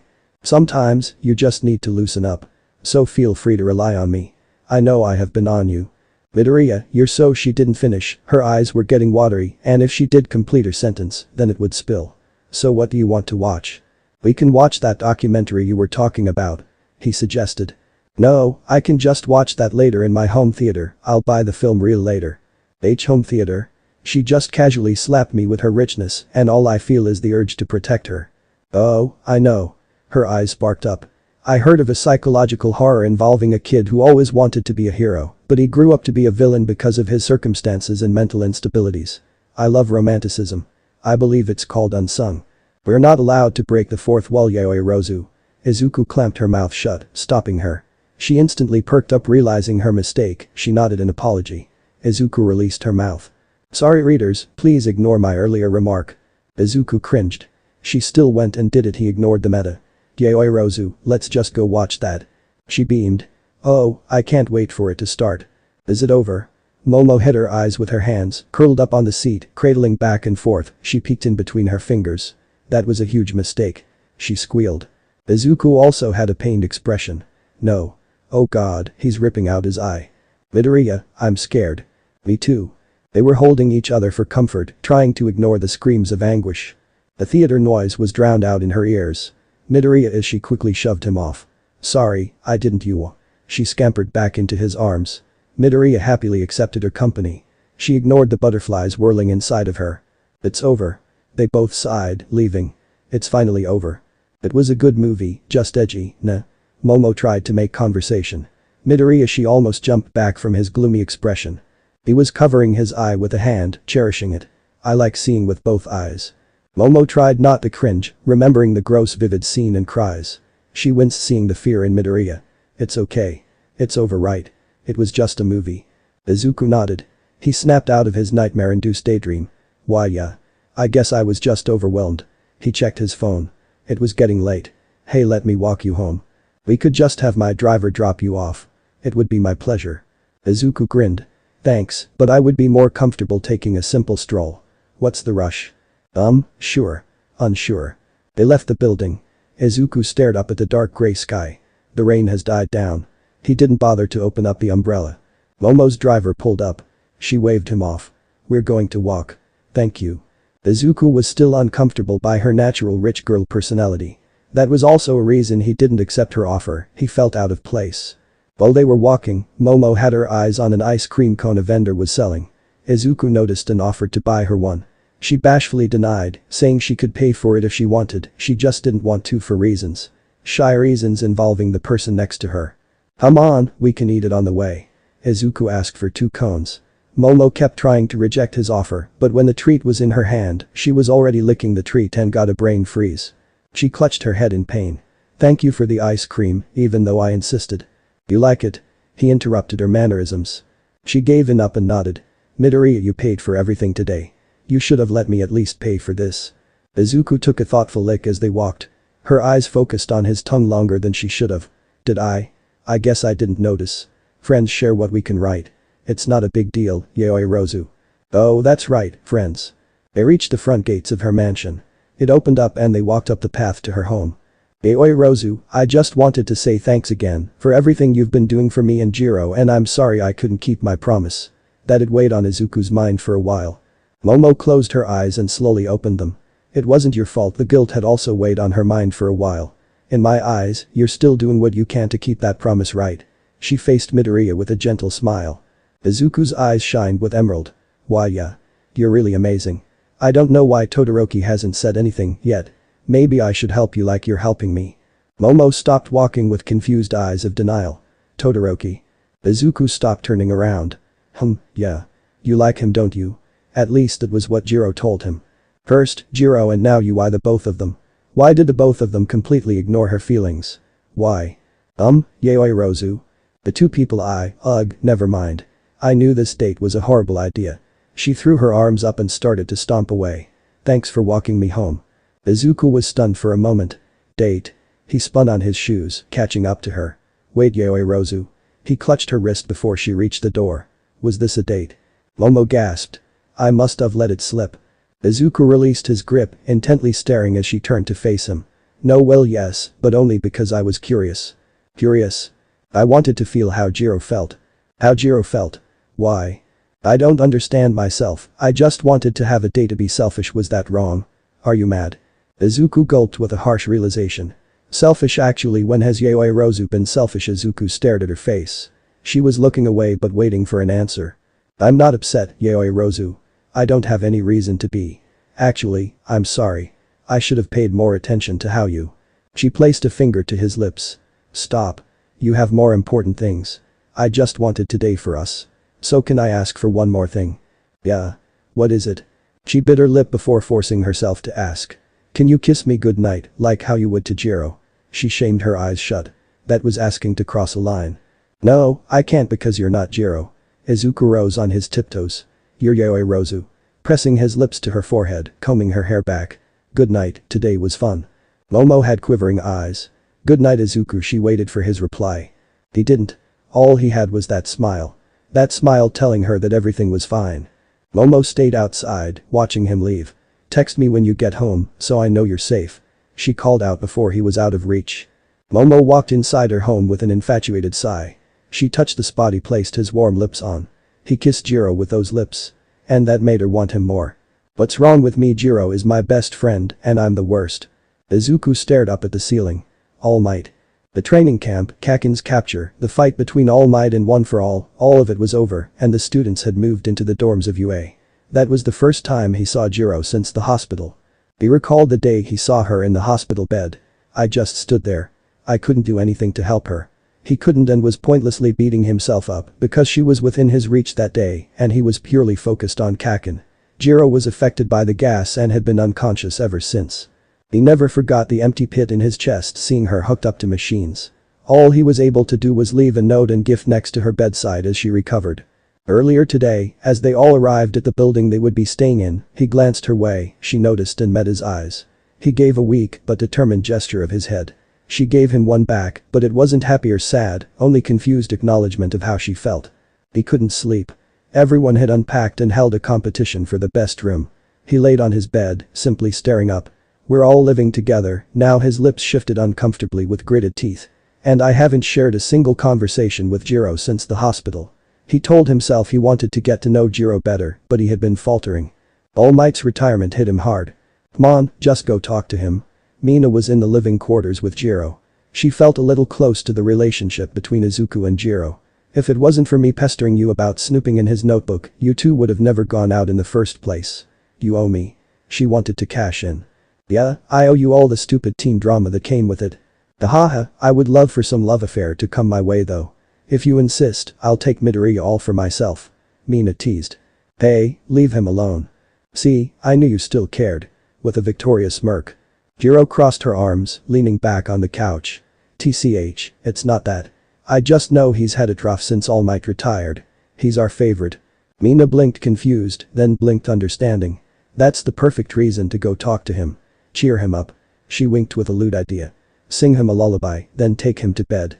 Oh my god, what's wrong with you? Mina giggled, leaving to her room for the night. I'm just saying, Midoriya is vulnerable and needs someone. You miss him. The night is still young, just go for it and stop being such a scaredy cat. I'm not a scaredy cat. Jiro pouted with a pink tint on her cheeks. She was upset that Mina hit the mark. Her eyes furrowed in thought. Her earphones adorably coiled up and came undone at her thoughts. She didn't remember much. The last thing was the training camp and the poison gas. What? Why am I here? A hospital bed. She rose up and glanced around. Most of the class had brought her small gift baskets, roses, or something of the sort. She focused on the All Might doll and note taped to it. He left something too. She understood that she had worried everyone, but for him to still reach out. Her eyes wandered, unsure, before she squeezed the doll and unshed any tears. I am here. Awkward laugh. I hope you feel better. A pre-recorded message from him. Her eyes widened with a shine and tender gasp. Izuku, she grabbed the note and read it. I know my voice isn't as good as All Might's, but I just wanted you to hear it even if I'm not there. As always, your Deku. It read. You dummy. She held it tighter to her chest, burying her nose on it, inhaling his lingering scent. Jiro clicked her tongue in conflicting annoyance. She wanted to do something, but she didn't know what. Stupid it and stupid this, I'm going to bed. Izuku groaned, sitting up on his bed. Maybe a glass of milk will help. He opened the door and left his dorm. He was in the kitchen, rummaging through the fridge. He poured himself a glass.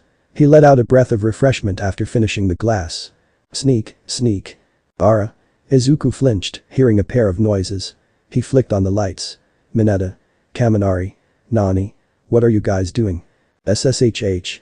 They both whispered. Mineta waved his hand for Midoriya to join them. Hey Midoriya, you also thought of sneaking into the ladies' dorm. I see you're truly a degenerate like us. Eh? Degenerate? No. I just wanted some milk to help me sleep. Kaminari chuckled. But you can join us. I mean, come on dude, all those chicks are under the same roof as us. What? Why you guys should just go to bed. Give them their privacy. Izuku recalled how important that was to Jiro. That's easy for you to say. Mineta accused. Ha. You think we haven't noticed? First you're Raka, then Jiro, and finally Aoi Rozu. Your choice of watermelon sizes are too inconsistent and I'll be damned if you're the only one who gets to fondle the biggest in our class. Izuku squinted his eyes, confused, not knowing how to respond. He didn't have time as a ball was flung at him. A dived, dodging Mineta's attack. What's gotten into you? I already know what kind of person you are. If we don't stop you, then you'll just stop us from peeking on the girls. Kaminari surprisingly, unsurprisingly, agreed with Mineta. Oh crap, you're right dude. No hard feelings Midoriya, but you're too much of a boy scout. What of course, I won't let you guys do that. It's wrong, we were put in these dorms for our safety, not for your perversions. Izuku gritted his teeth. Neither of them looked like they were going to back down from their mission. Full cowling. 5%. Jiro jumped up. Her earphone connected to the wall and she awoke from the thudding beat in the first floor. When I find out who that is, oh, I'm gonna stab my quirk in their eyes. She walked out of her room. She was blown away from the sight in front of her. Kaminari was stuck to the ceiling from Mineta's balls. Mineta was pinned down on the ground with Izuku restraining him. What the stupid. Milk was spilled everywhere. All of their heads snapped to her. Izuku had cringed eyes of regret. This isn't how I wanted to talk to Jiro again. Hey, Jiro. Kaminari tried to play off. Jiro sweat dropped at his casual reply, given his situation. Jiro, don't worry. Just go to bed. Izuku urged. Why you shouldn't get involved, trust me. He pressed down on Mineta as he continued to struggle. Jiro stepped back on her slipper. Izuku's voice was concerned but confident. She reevaluated the situation. She could guess at what happened. It must have been all Mineta's doing. It's not like I was gonna peek on her. Mineta protested. Jiro's eyes deadpanned before her earphone jack stabbed his eyes again, like in locker room. Go, fall off a cliff. She mumbled.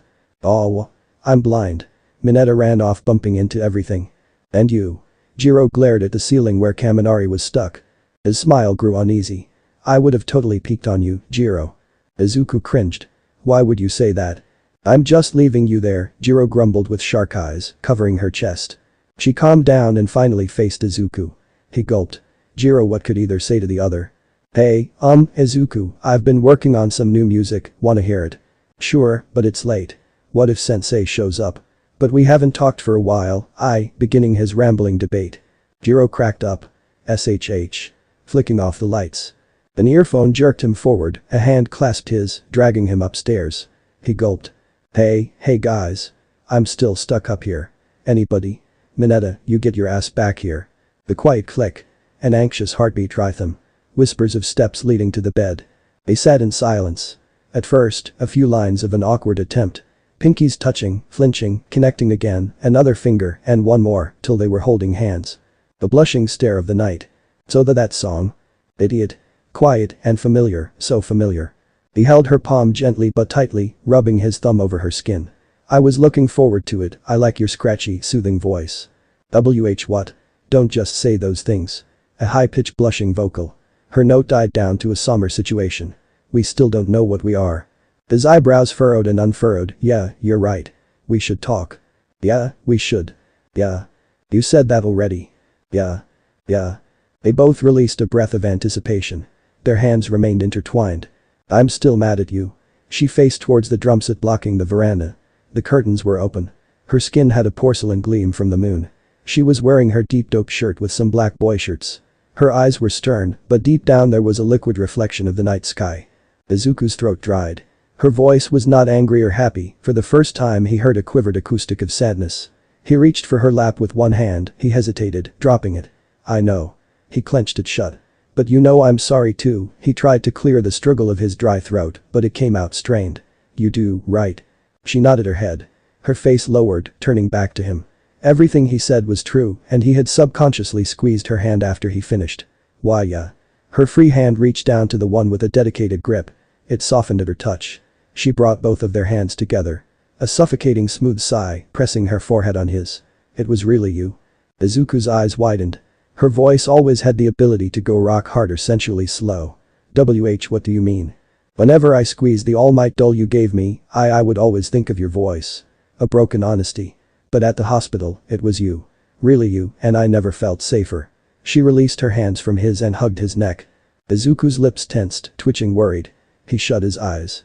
He wrapped his arms around her waist and upper back, holding her closer.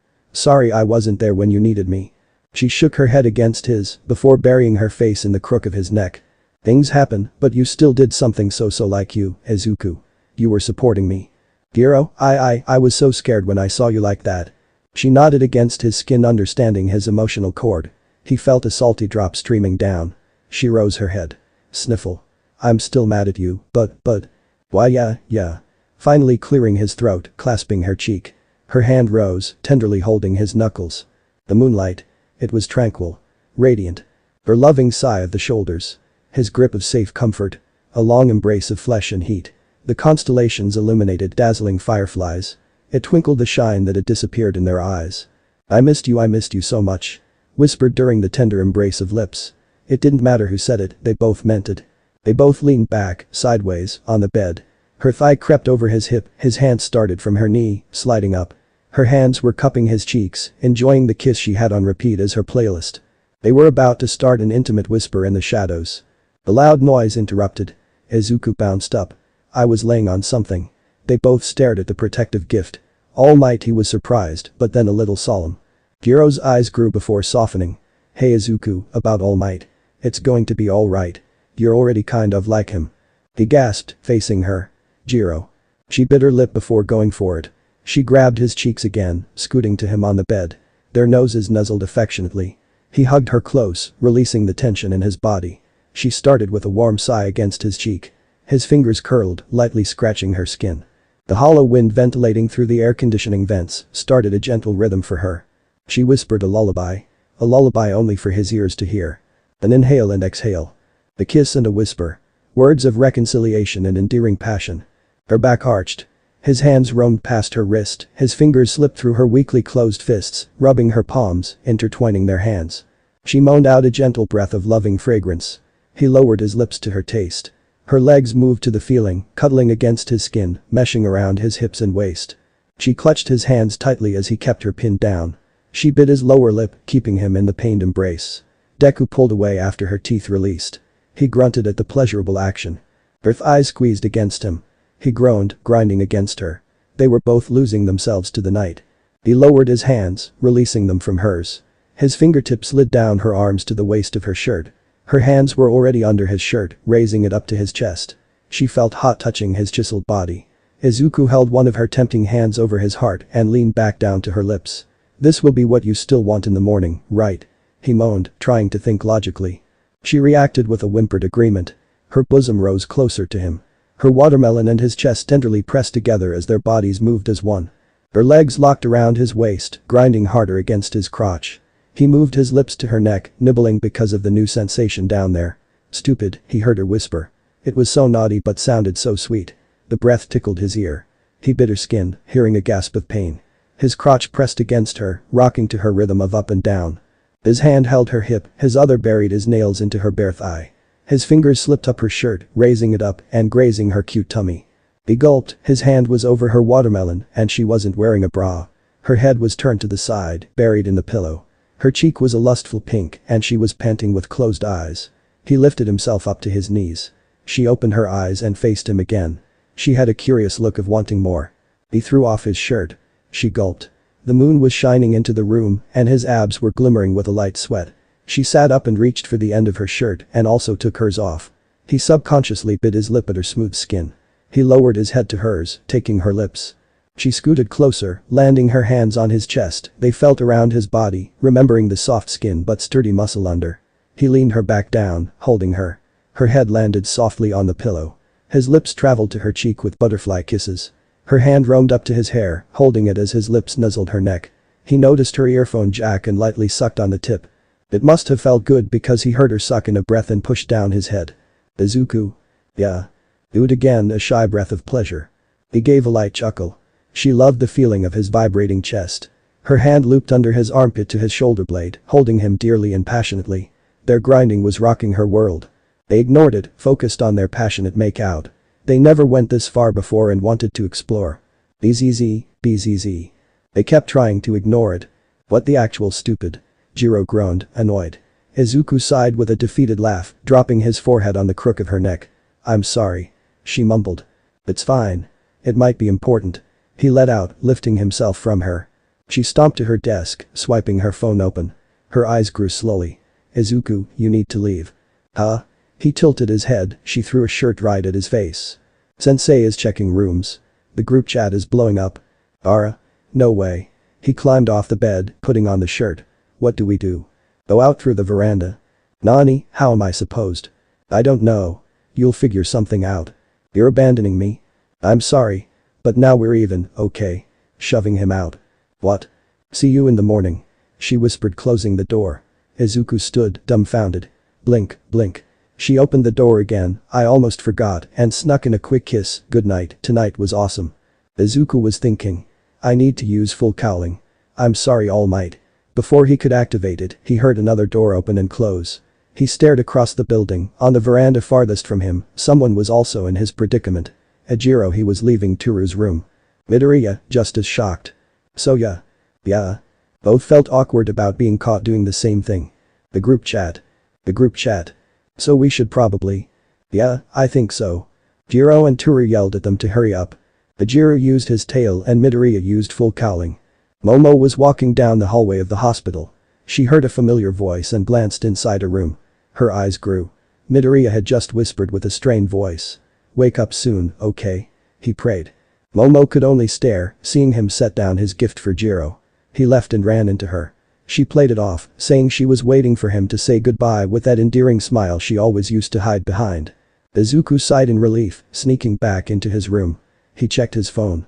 Yup, it was filled with messages from the chat. Haminari. Guys, sensei just came. Izuku cringed. He was kind of like a signal light for us. A little guilty that sensei saw Kaminari stuck to the ceiling. He scanned through the messages. Everyone was panicking. Aoyama. Mineta is helplessly passed out in the hallway. What does that wink mean? Izuku didn't want to acknowledge the karma Mineta was about to receive. Mina? What? You're kidding. Lol. Iida. Why aren't any of you in bed? Hiroshima. You're awake too. Uraraka. It feels like a massive sleepover, huh? Sigh. Guys, be serious. Jiro. You guys woke me up. Liar. Aoirozu. We need proper rest. Everyone don't go to sleep because of sensei. Get sleep for a great day of progress tomorrow. Momo, he smiled, thinking of sending her a message about him and Jiro. Until sensei knocked on his door. Gorilla's fireflies. I was ever chasing fireflies. Sometimes, I follow a firefly, it takes me into the night. I got drunk, I'm sorry. Am I losing you? Izuku sighed. That was his favorite song from the band Jiro introduced him to. Those lyrics hurt a lot more, now that he did indeed lose her. He only thought of the song because of the firefly he saw as they looked for wood in the forest. Do you think we have enough? She politely asked. Izuku's eyes absently shifted away from the lone firefly. Yeah, probably Aoirozu. Is something wrong? She tilted her head to his focused eyes. No, nothing. It sounds stupid, but I just want to follow this firefly and see where it goes. That's not stupid. Come on, I love nature. She agreed, tagging along to his quest. Aoirozu. He was caught off guard by her. She giggled as the firefly began to buzz away. His confused face grew a smile. They followed it to a field. Beautiful, her eyes twinkled to the mesmerizing sight in the moonlight. The wood they were carrying fell in front of them. Izuku gasped. It is. The field of fireflies. A hand crept to his and held it. His eyes grew, shifting to her. Izuku, can you start calling me Momo? His eyes were lost in the reflected beauty of her eyes. Momo. She squirmed, shutting her eyes, but squeezed his hand. Why yes. I know it is stupid, but. It's not stupid. He replied as she did earlier. Her eyes opened to his sincere voice. They shared an intimate stare. Momo's heart skipped a beat at the squeeze his hand returned to her. Her lips had parted. Their shoulders were brushing together and they were facing each other. Izuku didn't know why, but he gulped and his lips parted. Momo. Izuku. Both with shadowed eyes, leaning closer. An inhale and exhale. I love to drink, I'm sorry. Am I losing you? Sometimes, I follow a firefly. It takes me into the night. Izuku sighed in relief again. Safe. But for some reason, sensei kept looking at Izuku's shirt. It was Jiro's deep dope shirt. The same shirt she was wearing when he visited her home for the dorms. Izuku stared at his phone again. He began to type a message to Momo. Wait till I tell her. Midoriya, your arms are fine, right? He clicked on her contact with a smile. Sometimes, others want to take that extra step for you. He began typing the message with a halfway down grin. Can you kiss me goodnight? His lips dropped completely. The memory they shared at the training camp. The fireflies. He leaned back and slid down the door after completing the message. The notebook she gave him after All Might retired. She was the only one to visit him after the news. She had created it, saying, the best gifts are the ones we put our feelings into, right? He stared at his desk where the innocent notebook laid. He stared back at his phone. Ara. A quiet droplet fell on the screen and slid down. I can't hit send. This. Izuku laid on the bed for a good half hour, staring at the message he had typed. His eyes were dropping. A half-lidded drowse, his thumb slipped and hit send. His eye glazed over at the vibration of the click. Huh. Stupid. He clutched his phone. I mean no. Jiro was influencing his vocabulary. I really hit send. He was wide awake for the next 10 minutes. Maybe she fell asleep. He hoped. 9 minutes and 36 seconds in, his phone vibrated. He tapped the notification with the midnight anxiety he had. He read the text message. He groaned, dropping his head face first in the pillow. I don't know what's worse, how long it took for her to reply, or that it was only a smiley face, 2 thumbs up, and a heart emoji. Trying to sleep. Stupid. Before the dorms. Dude, I'm telling you, I still got a shot. Kaminari shoved Kirishima. He simply laughed and told him to stay positive, but the joking pessimism was there. After the dorms. Dude, I'm telling you guys this concert is going to be awesome. Shoving Deku and Kirishima. Izuku ruffled the back of his hair with a nervous laugh of agreement. Kirishima gave a manly acknowledgement. Before the dorms. Man, I can never show my face to Deku or Jiro again, I feel like such a hopeless idiot. She sulked to Iida across the table. Iida comforted her with his professional mannerisms. After the dorms. It sure is. Uraraka agreed and then turned to Jiro. Hey, Jiro, can we go play some instruments in your room again? Jiro nodded her head, twiddling her earphone with her finger, saying sure. They were all chilling in the middle of the co-ed area. They had bought tickets to a concert. It was a few days away. Izuku and Jiro flashed a smile to each other. Everything was back to normal for everyone. Almost everyone. Izuku turned his attention to Momo. She was nodding along to the conversation, she felt his eyes on her. She smiled at him with closed eyes, never meeting his, before opening them and going back to the conversation. They both acted normal and never really talked about it, but they knew. They knew. Quiet moments between them were awkward and strained. Neither of them acknowledged the change in dynamic, but neither of them wanted to stay like this. Momo kept her eyes focused on the moving lips in the conversation, but internally she was zoned out. Izuku glanced down at his hands over his lap, he clenched them shut, closing his eyes. They both had the same thought. We're friends, so why are we like this? An earphone tickled his neck. Hey, what's wrong? She whispered. Jiro was sitting next to Midoriya and noticed his unusual solemn expression. Izuku shivered at the feel of her quirk. He stuttered in surprise. Nothing, I just hope we don't get in trouble. Jiro shrugged. As long as we're back by curfew, then it's all good. You're always so uptight, dude, lighten up. She nonchalantly scolded him. He had a nervous grin, tapping his shorts with a beat of his hands. I guess so, huh? And you're always so aloof and chill. Don't say no cheesy shit like opposites attract. She smirked at his loss of words. How did you know? She nudged him with her elbow. I can read you like your notebook. He clamped his mouth with his hand. Like asking without permission. She gasped. Hey, stupid you, I apologized. Izuku laughed at his victory. She shoved him and then jumped on him, putting him in a headlock. Yeah, keep laughing. I'ma rip out those pages in your head. Jiro. He laughed in protest. I got your back, Jiro. Mina jumped on them. No, what are you doing? Izuku's protest began to grow worried. Hey, no fair, Midoriya needs our back. Kaminari and Kirishima were about to jump in, too. No wait, guys, we were just joking Ak. Please no fighting in the dorms. Iida ordered. Momo was the only one besides him in agreement. In that case. Toru attacked, dragging a Jiro with her. Sorry Midoriya. He mumbled. No, please. More piled on. HMP. Need air. Before long everyone got in a dog pile above Midoriya and Jiro. What's the point? How do you decide a winner? Were Izuku's last thoughts as darkness began to take him. This got carried away too fast. Jiro gritted her teeth. Whose hand is that? Izuku's eyes shot open. I can't let them crush Jiro. This is a hero's to right. Protecting a woman's dignity. Full cowling. The crackle of lighting. Everyone gulped and glanced at each other, they all felt a sudden rush in resistance below them. In a blast, they were all thrown off as Izuku freed himself, hugging Jiro. She had her arms around his neck. Izuku's feet touched the ceiling, he was upside down staring at the mess of people sprawled out. He could already see the culprit. When did Mineta sneak in there? He held Jiro tight around her waist and upper back. Are you okay? Yeah, thanks. Her lips were parted as she stared at his heroic face. He's always so different when he's serious, it's exciting to see, and at the same time I feel safe. He flipped upright, Jiro yelped in surprise, but acted like she didn't after the land, even as Midoriya apologized. She barked that she wasn't scared. Izuku apologized again with a sweat drop. Sorry, I just assumed because I heard. You didn't hear anything, and stop apologizing so much, didn't I already tell you, you shouldn't. Yes, sorry. What did I just say? Sorry. But he grew a simple smile. Her eye twitched along with a headphone. Now you're just trying to piss me off. Yes, sorry. His smile grew into a full-blown grin as he noticed Jiro trying to suppress a smirk.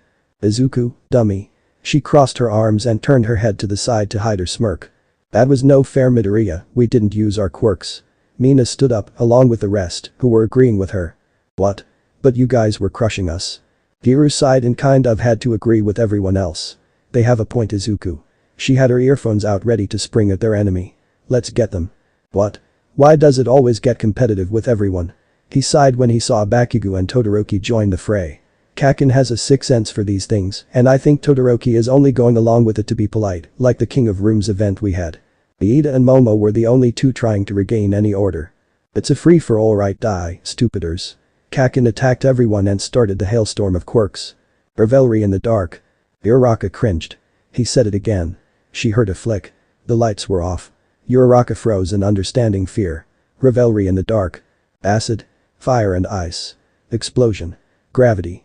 A spectacular naval laser from Aoyama. Purple balls. A furry tail stopping the naughty kid. Full cowling, 5%. An earphone jack. Momo actually began to create child-proof insulation around the walls and objects. Iida was directing the flow of traffic. If they wouldn't follow the rules, then they would at least break them in a civilized manner. A hard fist. Finally, a human stun gun, electrifying everyone. They all shook before falling down. Amanari stood as the winner with a thumbs-up daze. Like hell, he's the winner. Bakugo shoved him down claiming victory. Izuku sat up holding his head. Everything was all over the place, mentally and physically. Everyone else was getting back up. Except. His eyes widened. No. He scurried to the body. It can't be. He shook and shook. Come on, come on. Oh no, Momo covered her mouth with a hand. Dude, Kirishima tried to see clearly but could tell who it was. I bet you would have been a great hero, Izuku cried. Jirou stood beside Izuku as he tried to wake up Mineta. He was naughty, but kind of funny, I guess. Not really. That's cruel, Jiro. He rubbed his eyes with his arm, but his lips were curving at her dry insult. A faint struggle. Iya. Midoriya's eyes grew with hope. Mineta, it's me. He held him in his arms staring down at his fallen friend. And I cough, something. Anything, he replied with teary eyes. Then you use Jirou's headphones in a naughty way. Just go die already. Jirou spat out. Actually, Mineta. Don't answer him. She stabbed her headphones into both of them. But it was his dying wish. Izuku was down. For the first time, Momo wanted to know the answer to one of Mineta's loot ideas. Her cheeks heated up and she slapped them with her hands to calm down. Everyone began to slowly give up on the impromptu fight. Kakin faced all around for anyone willing to go on, but they all just went back to chilling how they were, except Mineta. He was left on the floor. I'm beat. Jiro sighed. Izuku agreed, leaning back on the chair with his arms dangling behind it. Jiro was laying on his lap. Both with a tired expression. Jiro and Toru were in a similar situation, except she was using his tail as a pillow. Aizawa had called all four of them into the teacher's office. He found about Midoriya and Jiro because of the shirt he was wearing. Toru and Jiro wasn't difficult either, there was left-off strands of fur on her, easily noticeable, given her invisible body. He gave them an automatic lecture about public display of affection on school grounds, hinting for them that it was acceptable as long as it was off school premise. He also punished them with extra hero behavior training, let's leave it at that. So how was that extra training, guys? Uraraka asked all four of them. Exasperated, Toru sighed out. We walked so many elderly folk across the street. Jirou cringed. So many whining kids, a few I can handle, but oh god. It's over, guys. Jiro agreed with them. Uraraka hopped back. Deku hasn't said anything, probably because he has nothing nice to say. It must have been horrible. I'm going to bed. Toru complained. More walking. Jiro agreed. Uraraka accompanied her, actually helping her on more occasion than one. Leaving, Izuku and Jiro. She sat up, leaning back on the couch with her thighs tucked to his side, facing him. She hummed a tune. The day was fun. He mumbled with a tired breath. Teaming up with you, I mean. It meant a lot to me. Yeah, it was. She poked his chest. Nah, Izuku. He shifted his laid-back head to her direction. His hand rose and absently played with her earphone. You're hot when you're brave. She straight up told him. Hey? Jiro. She teasingly rolled her eyes. It's been a while since you got nervous around me, huh? She scooted closer to him, smugly. I mean I usually am, I just try to hide it. Ooh, really? Her amused half-lidded eyes inquired. Her earphone tickled his tinted cheek. He fought back a shiver. She giggled seeing his willpower. She tackled him into a hug and they fell back on the couch, his head rested on the armrest. Both paused their playful argument. A tender note to the moment between them. A loving stare in the quiet melody. Lyrical lips playing a kiss. Passionate breaths whispering a symphony of sentiment. Jiro's eyes fluttered open and she pulled away, staring down at her boyfriend. Izuku shifted comfortably, his fingers tenderly held her waist and released the grip, staring up at his girlfriend. Are you excited for the concert? I hope they play some of their old stuff too, not just their new album, although it's good too. Yeah, it's gonna be fun. Izuku, Kyoka, and everyone else who bought tickets left the UA dorms. They took a walk outside of school property. Jiro had black shorts with a chain dangling around the side of her waist. Black thigh-high stockings went up to her shorts, red boots like Midoriya, but with more her style. A white tank top, his green hoodie with bunny ears similar to his hero suit. The sweater was a sloppy aesthetic, purposely hanging chill around her arms, showcasing her smooth cool shoulders. Always wearing her signature black choker. Izuku also had his red boots, like always. Black slim-fit jeans, a green long sleeve properly buttoned up, a red shirt under, and his sleeves rolled up to his biceps. Momo was a try-hard like always. She had a black skin-tight dress with a white bow tied around behind her ribsage, it gave a perky increase to her ample bust. White flats, a bracelet, and a handbag. Kaminari and Kirishima had band t-shirts. Kaminari had a black jacket and Kirishima had a red sweater. Toru and Mina had shirts of 2D Uraraka and Iida had shirts of Natal. Though Koyami, he was always boss status with the edgy attitude. Nuff said. Jiro, Todoroki, and Tsuyu were the only ones dressed casually or not wearing anything band-related. Beautiful. Aoyama complimented everyone, clapping his hands. Bakugo was with Kirishima and Kaminari. His hands were in his pockets as he walked behind everyone, glancing at the dynamics. The rich girl, Deku, and the rocker chick were always hanging out. Iida and Uraraka. Mina was always hyper and up to something. Froppy was the fluff of the group. Todoroki and Tokoyami were oddly good friends. He balled his fists in his pockets. Hurry up. He obnoxiously stomped ahead of them. Like hell, he wanted to hang out with them in the first place. Kakin. What's his problem? Dude needs to chill the stupid out. Oh my, I wonder what could be upsetting him. They all boarded the train. Izuku and Jiro sat side by side. Momo and Todoroki across from them. Jiro was staring at the passing-by setting, hearing music from his phone with her quirk. He was with his Bluetooth headphones. Her knees were tucked up as she curled in his sweater. She leaned on him, pressing their shoulders together. He paid it no mind, subconsciously growing a small smile. He sagged his shoulders, resting on her as well. It's going to take a while to arrive. Momo mentioned, trying to initiate a conversation. Izuku agreed. Yeah, but I bet it will be amazing. Trying to return the effort. Yes, it will. Both glad they were finally having a normal conversation. Yeah, I can't wait. A normal conversation that tried to go on. Me either, Izuku. Yeah, Momo. Another awkward conversation between them that went nowhere.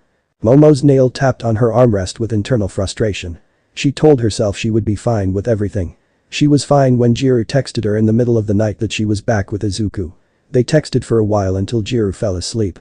Momo actually had a content smile that night until her phone chimed. It was Izuku saying he was with Jiro again.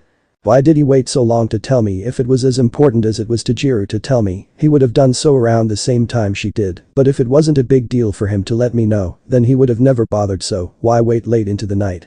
She shifted her head to him, trying to start another conversation. Yo, this song sucks. Jiro scrolled through his phone. So harsh on my music. Dude, I need a song that goes with the scenery. I got to vibe to it in my head, you know. Yeah, actually. You come up with random scenarios too, huh? She pouted her lips outwardly smug. Her eyes never left his phone screen. No, also memories, like when I interned. So nonchalant. Oh, found one. She hit play and went back to chilling, window gazing, and using him as a snuggle buddy. She ignored everyone else, hearing her music. Izuku sighed with a hidden smirk, leaning back on Jiro too.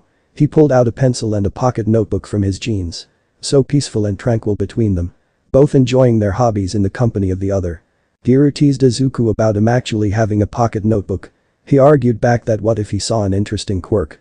It was a playful argument that ended up in a conversation between musicians and their quirks, with both of their eyes lighting up. Momo closed her lips without an attempt to say something anymore. Her positive energy was cut down from their natural interaction. She faced away from them, wearing that rich girl, innocent, smile. There's still like 2 hours before it starts. You guys wanna go do something? Kaminari pointed out. Any ideas? Kirishima had his arms crossed. Iida suggested a library, to which was met with a resounding no and an unheard yes from Midoriya. There's a hall of heroes in a museum. Momo was looking through her phone for interesting places. Seriously? Kirishima hyped himself up, maybe his favorite was there too. It does sound fun.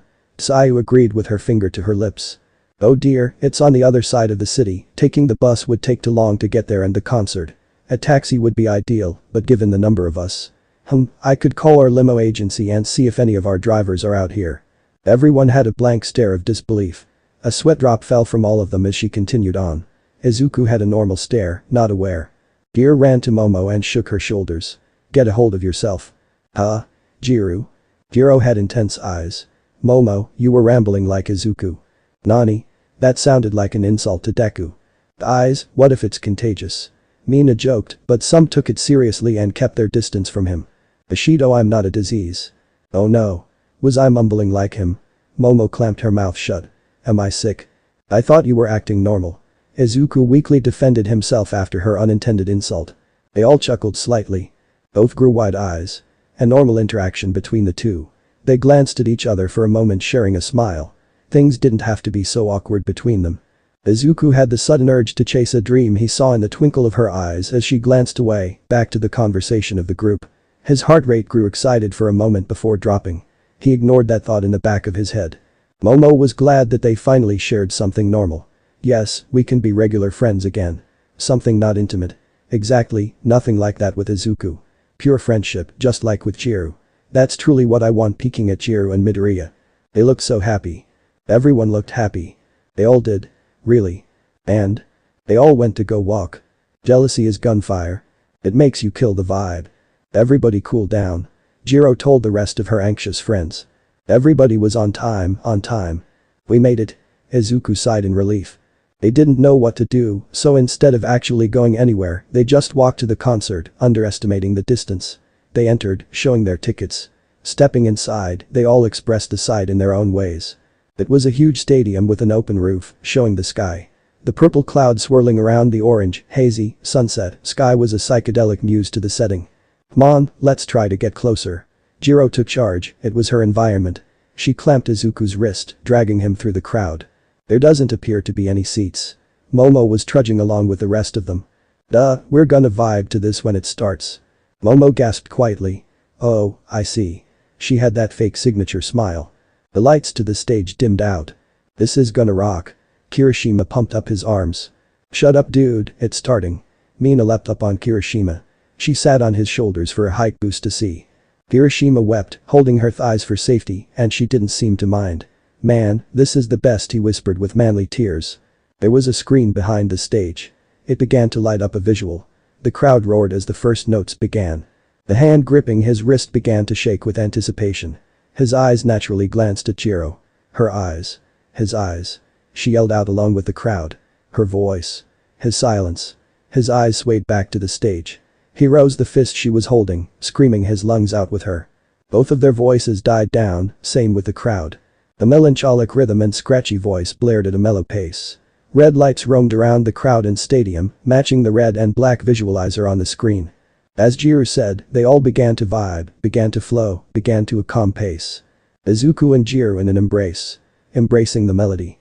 They were slowed down, song drowned. Everybody hold on. Everybody hold on to your inner vision. She was alone. Momo's hands fidgeted with her revealing dress. The lights, the red revealing lights. Insecure and lost without mental vision. Given tunnel vision. 1%. Every sound. It was tranquil. The crowd was slow swaying to the uplifting depression. Izuku and Jiro were matching the soft remedy. She had her arms around his neck, he had his around her waist. It was quiet, but they could hear every sound. She sighed at the soothing beat. Izuku relaxed his tensed posture, feeling her sink into their embrace. Her reciprocated, placing his chin on her shoulder. Their bodies were mixed by the rhythmic solution. This is nice. It was his normal voice but sounded like a whisper to go along with the music. She squeezed his neck tighter and nodded against him. Yeah. Spoken just as vocally. The music box holding the only two. It began to stop turning as the inducing song faded out. Trance. The upbeat attitude threw the bodies around. Dance around, jump around. Izuku and Jiro lost themselves to each other. Lost themselves to the dopamine synthesis of music. Momo's head was caving in. Where was she? She couldn't find anyone else. So many people. Hey, come on, Momo. She skipped up to her with that punk bass boost. Let loose. Jiro rocked her hips with a smirk. Huh? What Momo couldn't believe it. She was dancing with Jiro. Yeah. Jirou giggled, dancing with her friend. Momo returned the smile, throwing her arms up, shaking her body with Jiro's. This is fun. Momo yelled over the music. She was scared and lonely until Jirou found her. Really, I thought this wasn't your thing. Just as loudly. I always have fun with you. She had a gleeful grin. Jirou chuckled. If only it was classical music with tea. She teased. No. I prefer this. We can dance. Momo laughed along, recalling the conversation they had so long ago. Their bodies had built a light sweat and the heat mixing between them was intoxicating. Their skin was meshing against each other and neither of them seemed to mind. Jiro was too thrilled from the music to notice their intimacy. Momo was too excited from their intimacy to notice the music. Momo's hands and Jirou's hands naturally skimmed over the other's body, flowing with the music. Lost in the passion of the music, their lips danced, embraced. Momo held Jirou's cheek with one hand. Jirou was subconsciously kissing back, with one hand on Momo's dress. Her eyebrows furrowed. The fabric she was clutching was soft, the body under was tender, not a hidden strength like Izuku. She opened her eyes to see Momo kissing her. Disbelief etched in her wide orbs. She shoved Momo back. Sorry. Jirou spun on her boots, forcing herself through the crowd. I actually kissed her. Her eyes stung, but her lips had a warm lingering taste. Jirou, wait. She reached out, trying to follow. Her voice was inaudible at a distance and she lost sight of her best friend. How could I actually kiss her? Saokai. Where is she? Izuku couldn't find Jiro. They got separated and he didn't know where the rest were at. Wait, Momo. He waved his hand. He hesitated with a worried face. She had a shocked and guilty expression. He walked up behind her. He tapped her shoulder. Momo. Get away. On pure instinct, she slapped the invader away. Wah. He stumbled back. Izuku, oh gosh. I'm so sorry. She had her hands over her mouth with apologetic orbs. He rubbed his cheek with an ironic smile. Why am I glad that you gave a familiar reaction? He dropped his hand and gave a motion with his arms. So, wanna dance? They were back to being normal friends, right? This was normal. Yes. Why not? Momo forced that signature smile on her face. Anyway, is so complicated for me between either Jiro or Izuku. Momo wanted to find tomorrow and ease in, get past this. Izuku's eyes were completely focused on her. The comfy folk tempo was picking up to a groovy funk to dance to. Izuku tried to take the lead with Momo. There was something about her bittersweet movements. Her hips swayed naturally, but her face was focused on the floor and her shoulders were sagged down. He could only think with the lyrics. Why are you looking so beautiful to me now when you're so sad? Hey, what is this droning? I hear it, there, over on me. Not any of us who are in search. Do you dance like this? Forever. I will always think about you. All alone, all alone. Where is everyone? Izuku and Momo had left the concert. His phone was dead so he couldn't call or text anyone. Jiro, he strained his eyes through the crowd of people. Momo tugged at the waist of his shirt. Maybe, if we wait for everyone to file out we can spot them. She suggested but honestly couldn't face Jiro. She skimmed her fingertips over her lips. Her cheeks had a graze of scarlet. Yeah, sounds like a good idea. Izuku scanned the area, a bench in front of a tree. Let's wait for them over there. He pointed. Sure. Momo nodded along, hiding her internal struggle with that innocent face. They sat down in silence. All alone, all alone. Izuku had a normal face plastered. Yeah, because this is normal. Simply sitting beside a friend. He ignored the images he accidentally saved in his mind, the images of her body moving to the music.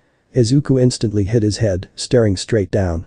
He tapped his pants with his hands nervously. His stiff shoulders were also raised. Momo didn't notice his flustered state. She was preoccupied. What do I do? Should I talk to her? What would I even say? I'm sorry, I kissed you.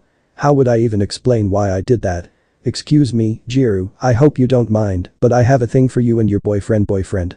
Realizing that, the mentioned boyfriend was right next to her. Yep. Clamping her mouth shut at her sudden outburst.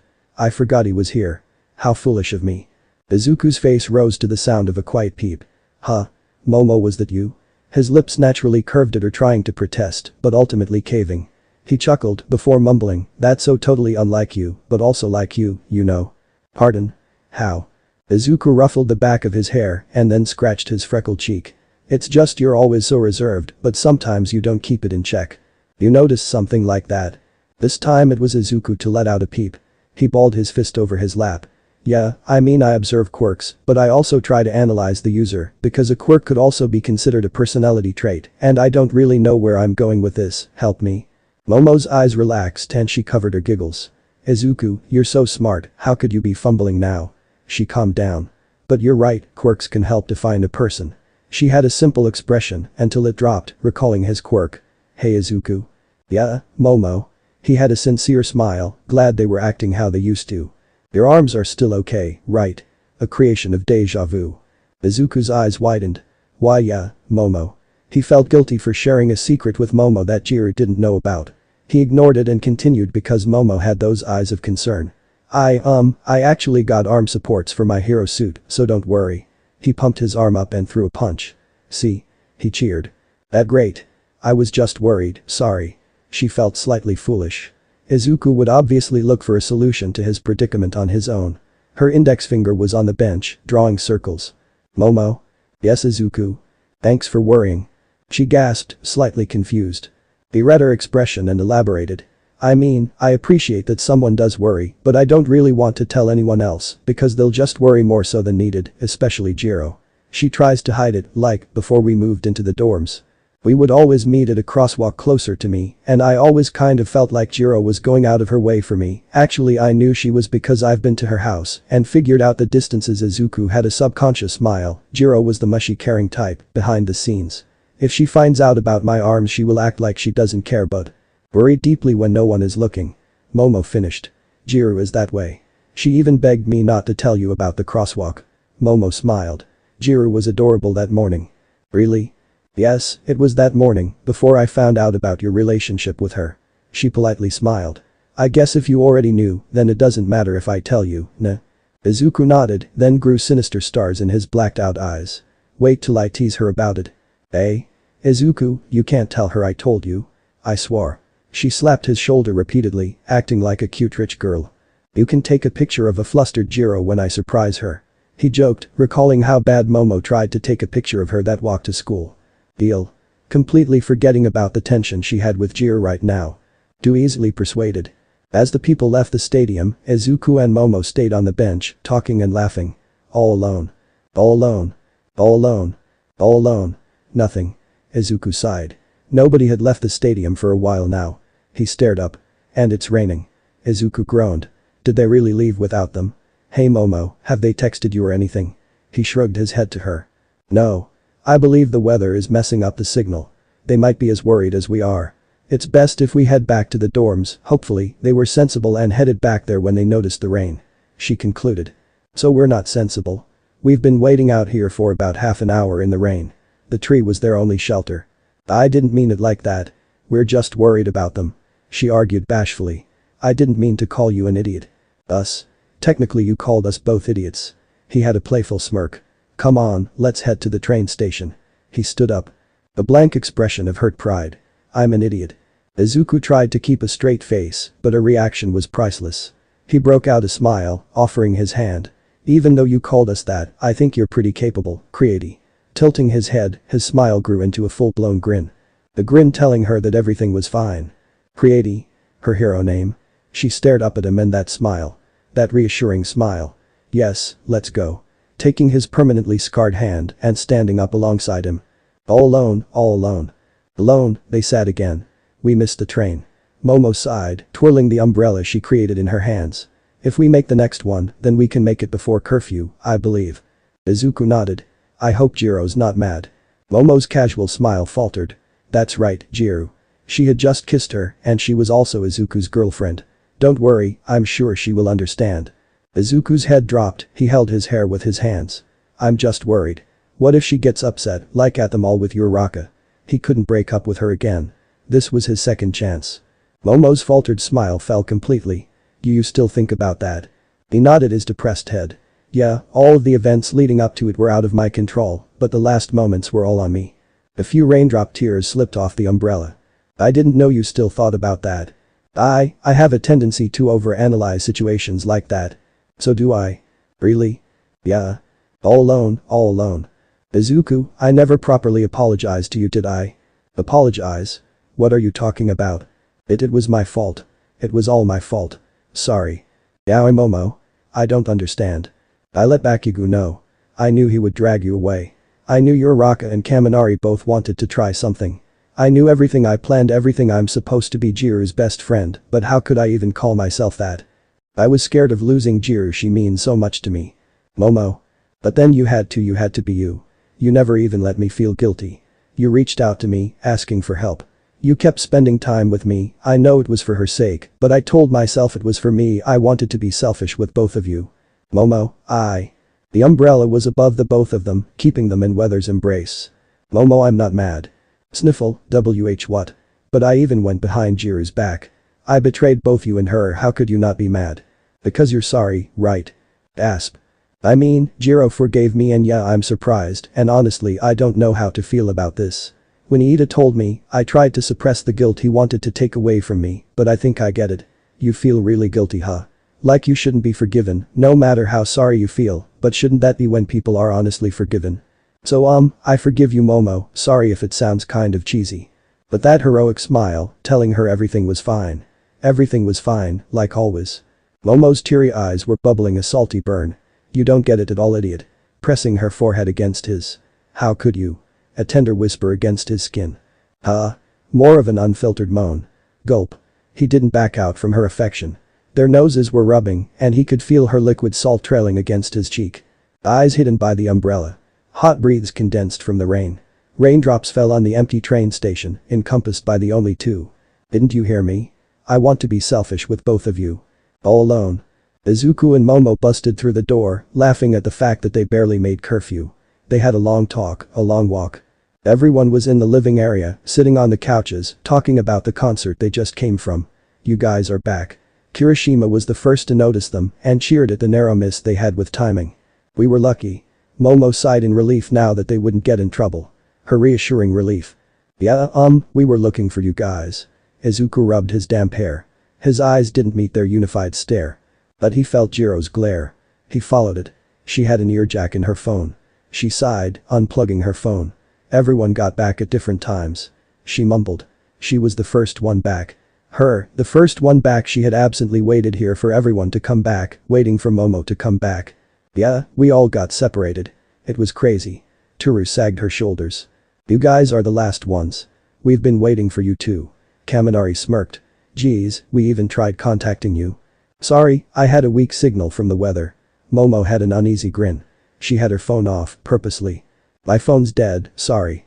Unsure and hoarse, looking down and to the side. Convenient. She seethed from her mouth. Ooh-oh. The rest of them all hushed down for Izuku's reply. His eye twitched at her attitude. The way her tank top was stuck to her skin and how she used his sweater to block a transparent view. Her hair was a silky tangled grace. He gulped a confused irritation. She spoke with a nasty mouth, but her voice still sounded lyrically pleasant. You killed my battery during the train ride, remember? You heard music and scrolled through my feed, adding me to ridiculous meme pages. You had the brightness all the way up the whole time. You handed it back to me like this, with a half-assed apology. Remember? He was holding his phone out towards her, shoving it as he berated her. Caught in her own accusation. Her lips were parted, singing surprised wordless notes. She angrily fidgeted, it was the glare of the sun, okay. And her earphones were unsure to threaten him or hide in embarrassment. She scowled, dropping her earphones. Whatever, dude. She scoffed with red cheeks. I'm going to bed. She stood up and headed towards the girls' elevator. She ignored all the eyes on her. There was one person who her eyes were drawn to, Momo.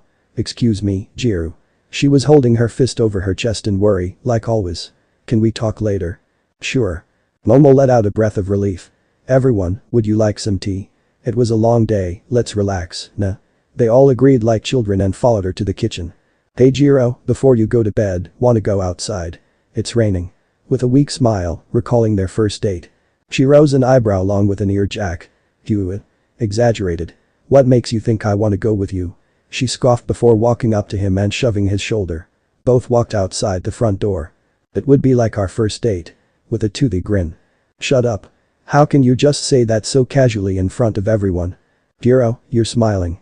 Poking her cheek. For stupid sake, Izuku. Slamming the door shut. I thought they were mad at each other. Mina had furrowed eyebrows. That's probably just how they communicate. You know, Jiro's headstrong and Midoriya stands his ground. Kaminari shrugged. They're kind of the same and totally different, huh? Toru giggled, elbowing at Jiro. Kind of like us, nah? We're invisible to everyone except each other. That's actually kind of sweet, in a way. Jiro smiled back at her. His smile grew, seeing her nod an adorable laugh, even though nobody else could tell. They were sitting on the front steps of the dorms, watching the rain play quiet piano keys. Sorry, I killed your phone. She grumbled, leaning on his shoulder. I'm sorry we got separated. He added, resting his head against hers. It's fine, she sighed. Did you have fun? Because she didn't know if she did. Yeah, but it bummed me out when I couldn't find you.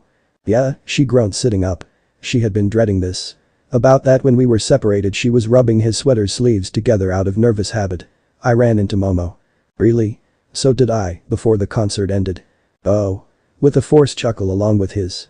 Explains how you two were last. Swaying her head to the side, sweeping her uneven bangs across her forehead. We were dancing and I'm so sorry, Izuku. Burying her face in the flaps of the sweater sleeve. Jiro, what happened? What's wrong? Scooting closer to her. Stupid, if I knew this was how you felt, I would have never broke up with you. Huh? Momo kissed me. She kissed me. Hugging her shoulders with rain tear-damp sleeves. I didn't mean for it, but I kissed her back. I was so caught up in the music, I was just so confused, Izuku. I want to be selfish with both of you. Izuku was incapable of reacting for a moment. Her intimately closed body and breath were opposing the cold rain with their natural heat. Izuku's emerald orbs vividly reflected the heavy rain. What? His throat was constricting and he couldn't swallow his saliva. Lips struggled not to tremble. Jiro. He rose his hand and placed it on her lap. He forced down a gulp he needed to. Are you okay? Momo's fingertips were dripping cold, trailing up his neck, barely grasping his jaw, electrifying his skin, luring him.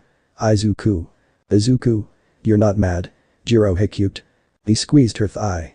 Like you said, I know how you feel right now. His voice box scratched over a vinyl, breaking. I bet you feel like the worst right now, but Jiro, you're not. You're definitely not.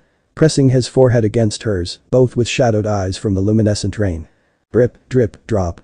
Why? With a pained gasp. His thumb was on her lips, stopping her.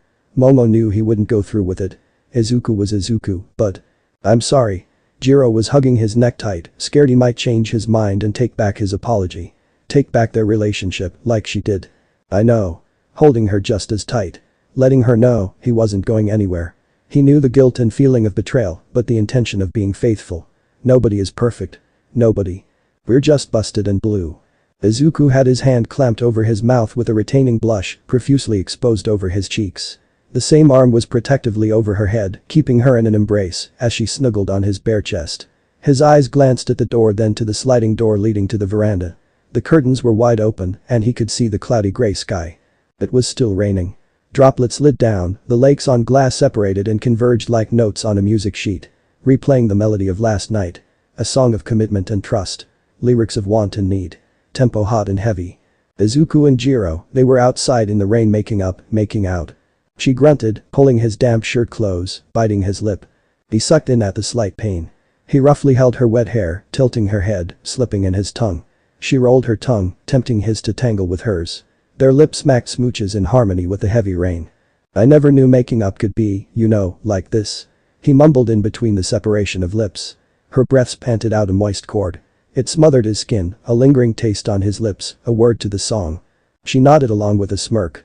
Hey, you call it full cowling, right? Yeah, why? Both talking and kissing.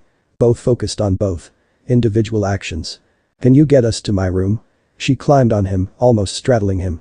But Sensei said, trying to protest but was failing horribly. He had his hands wrapped around her waist, already activating full cowling. Her lips gave weather cold wet contact up his jaw. Against his ear, barely audible. Stupid. Vibrating to his core, and that made him throw caution to the wind. Yeah, stupid. You're so cute when you cuss, babe. I think it's hot when you do it too. His grip on her waist tightened. Hold on. She gave him the okay, nodding her lips against his. He scooped her up bridal style and kicked his foot on a shallow puddle. Let's go. He jumped up in a zigzag. The balconies were his springboards until he reached hers. landing on the veranda with a slippery skip, catching himself and keeping her safe, just in case. He gently let her down. She tapped on her tiptoes at first, pecked his cheek, then landed completely on the bottom of the imitating red boot she loved, a shy rubber squeak throughout. She clamped his hand and led him inside her room. He smiled back at the loving tease of her actions. "I'm really happy," he mindlessly whispered, stepping inside. "With you. The same as their first date." He had always felt the same. Her eyes widened. She twiddled her earphone like a lock of hair. "You said that already, Izuku dummy." Her signature insult for him when her heartcord strummed their stupid story. "I know." His voice was soft and earnest, complimenting her bashful rebellious tone. "I just wanted to tell you again because I don't want you to forget that." Her eyes were shadowed. "Why? I mean, why are you saying you're happy all of a sudden?" Izuku's lips dropped slightly from her question before rising again, casting out her doubt. "A lot of reasons, but mostly because when I look at you or hear your voice I feel peaceful. I think of the day when I first really noticed you, that day at the park, everything was so tranquil and perfect. You were just there and I couldn't peel my eyes away. I wanted to keep hearing your voice. I'm sorry, it probably doesn't make much sense, but love doesn't have to, does it? At least I don't think so. Sorry, I'm rambling again and apologizing. Love? You love me?" "Yeah, I do, Jiro." "Damn it, Izuku." Trembling lips, honestly trying to let out the same amount of emotions he always put into his effort for her. She faced him, raising her eyes to his. I love you too, okay?" Her amethyst orbs were twinkling liquid, a reflection of the emotional rain. "Stupid you for making me happy too, just stupid you, dude." He held her chin, lowering his lips to hers. "Yeah, stupid you too." Whispered a scratchy passionate lyric for her only. She slapped his chest tenderly and giggled a squeal before their lips met. She clutched the damp fabric, dragging him as she walked back. She fumbled with her hand, checking the door, but made sure it was locked. Once she did, he shoved her against the wall, lifting her up. She let out a high-pitched moan. Her back arched, pressing her petite body against his chest. His hands held her thighs, keeping them around his abdomen, sliding his fingers up, rising her damp shirt, feeling her smooth cool tummy. She pulled the slippery sleeves of his sweater down, adorably struggling to take it off. She playfully scowled at his chuckle. She flung the sweater at his face after she finished. His laugh grew, she let out her happiness as well. Being together was just what it was. Her hand took the sweater off his face, revealing a loving smile. She dropped his sweater to the side on the floor. Her arms wrapped around his neck, his hands held her hip under her shirt and thigh under her shorts. Their breaths were hot and tempting, her arms pushed down on his chest and shoulder, lifting her body higher, rocking her hips and locking her legs around him. He walked away from the wall, holding her, kissing her. She ran her hands down his body, but gripped the bottom of her tank top. She rose it above her body, ever so slowly, with crossed arms. She flung it off, swaying her hair free from the act. She hugged his head, running her cold fingers through his damp dark green hair. She smirked at his shiver. Her hands came back to his cheeks, her lips came back to his. "Stupid you," she whispered, only holding endearment and sentiment. A rainstorm. A cold night. Weather drowning out their voices. Drops streaming down the glass. The shelter called a room only holding passion and love. Her adorable snoring was a soothing morning alarm. He yawned, stretching his arm. He was about to stretch his body as well, but a vibrating weight was on him. Izuku's yawn lowered to simple lips raised with joy. Jiro was snuggled on top of him, nose and cheek on his chest, one hand above his ribsage, and her earphones lazily sprawled out on his body in the bed. Izuku's peaceful daze was drowned out by the tapping rain. His face steamed in a daze, recalling all of last night. Oh God, that means. He gulped, realizing that he was feeling her bare body on his. Her naked flesh. Only the blankets were covering them. His face flushed. He covered his lips with his hand, stopping from gasping out and waking her up. Her body shifted on top of him. She peeped out a small note of waking. Morning, she let out, sitting up on him. She was rubbing one eye and stretching her other arm. Good morning, Jiro. He was covering his eyes now, his scarlet cheeks ashamed of the exposed view in front of him. She tilted her head, glanced down at her body, then at his flustered expression. She smirked, grabbing his wrist, pulling his hand away from his face. What's wrong? She teased, her earphone tapped on his chest, climbing up like a finger. It reached his cheek, poking it for an answer. Nothing. It's just. He peeked open an eye. He stuttered again, shutting his eye. It's nothing. She rose a smug eyebrow. Hugh, it doesn't seem like nothing. She lowered her body back down to his. Her lips grazed his ear as her bosom sloshed against his chest. She's so close. Too close. What's wrong, babe? You weren't like this last night. A husky deep chord. Last night was different. I was caught up in the moment. Not like I regret it or anything like that. It's just. What, With a little perky bounce to her words. She giggled when he repeated the same phrase of words. She lifted herself with one elbow on his chest. She used her other finger to point below his waist. Does it have to do with that? He opened his eyes and followed her finger. Hi. No, it's natural.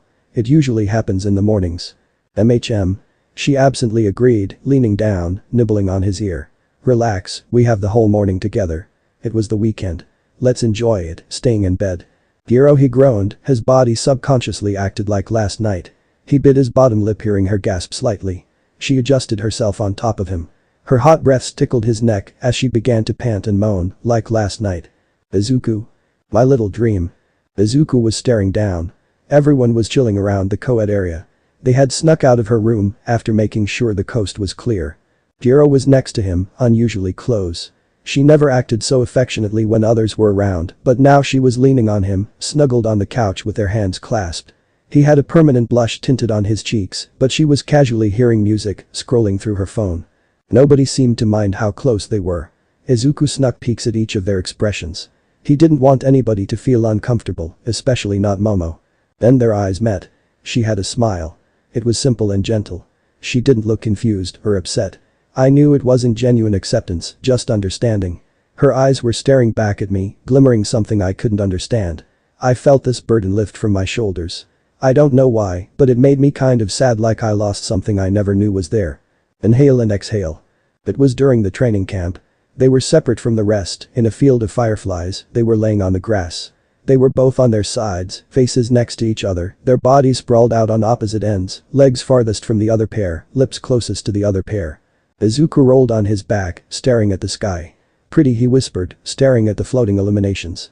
Fireflies, swirling and twirling. It is, nah. Momo saw the reflection of the constellations in the eye she was admiring. His eyes shined emerald innocence. Her temptation. She closed her eyes with a relaxed breath to calm herself. Her face still resting on the side, staring at him, grass blades tickling her nose and cheek. She scooted closer. She opened her eyes, seeing his jaw and those lifted lips. She sighed out weakly, curling her arm around his head, running her fingers up his hair, reaching his neck. He felt the sudden shift in tension to the tranquil tempo. He turned his face to hers.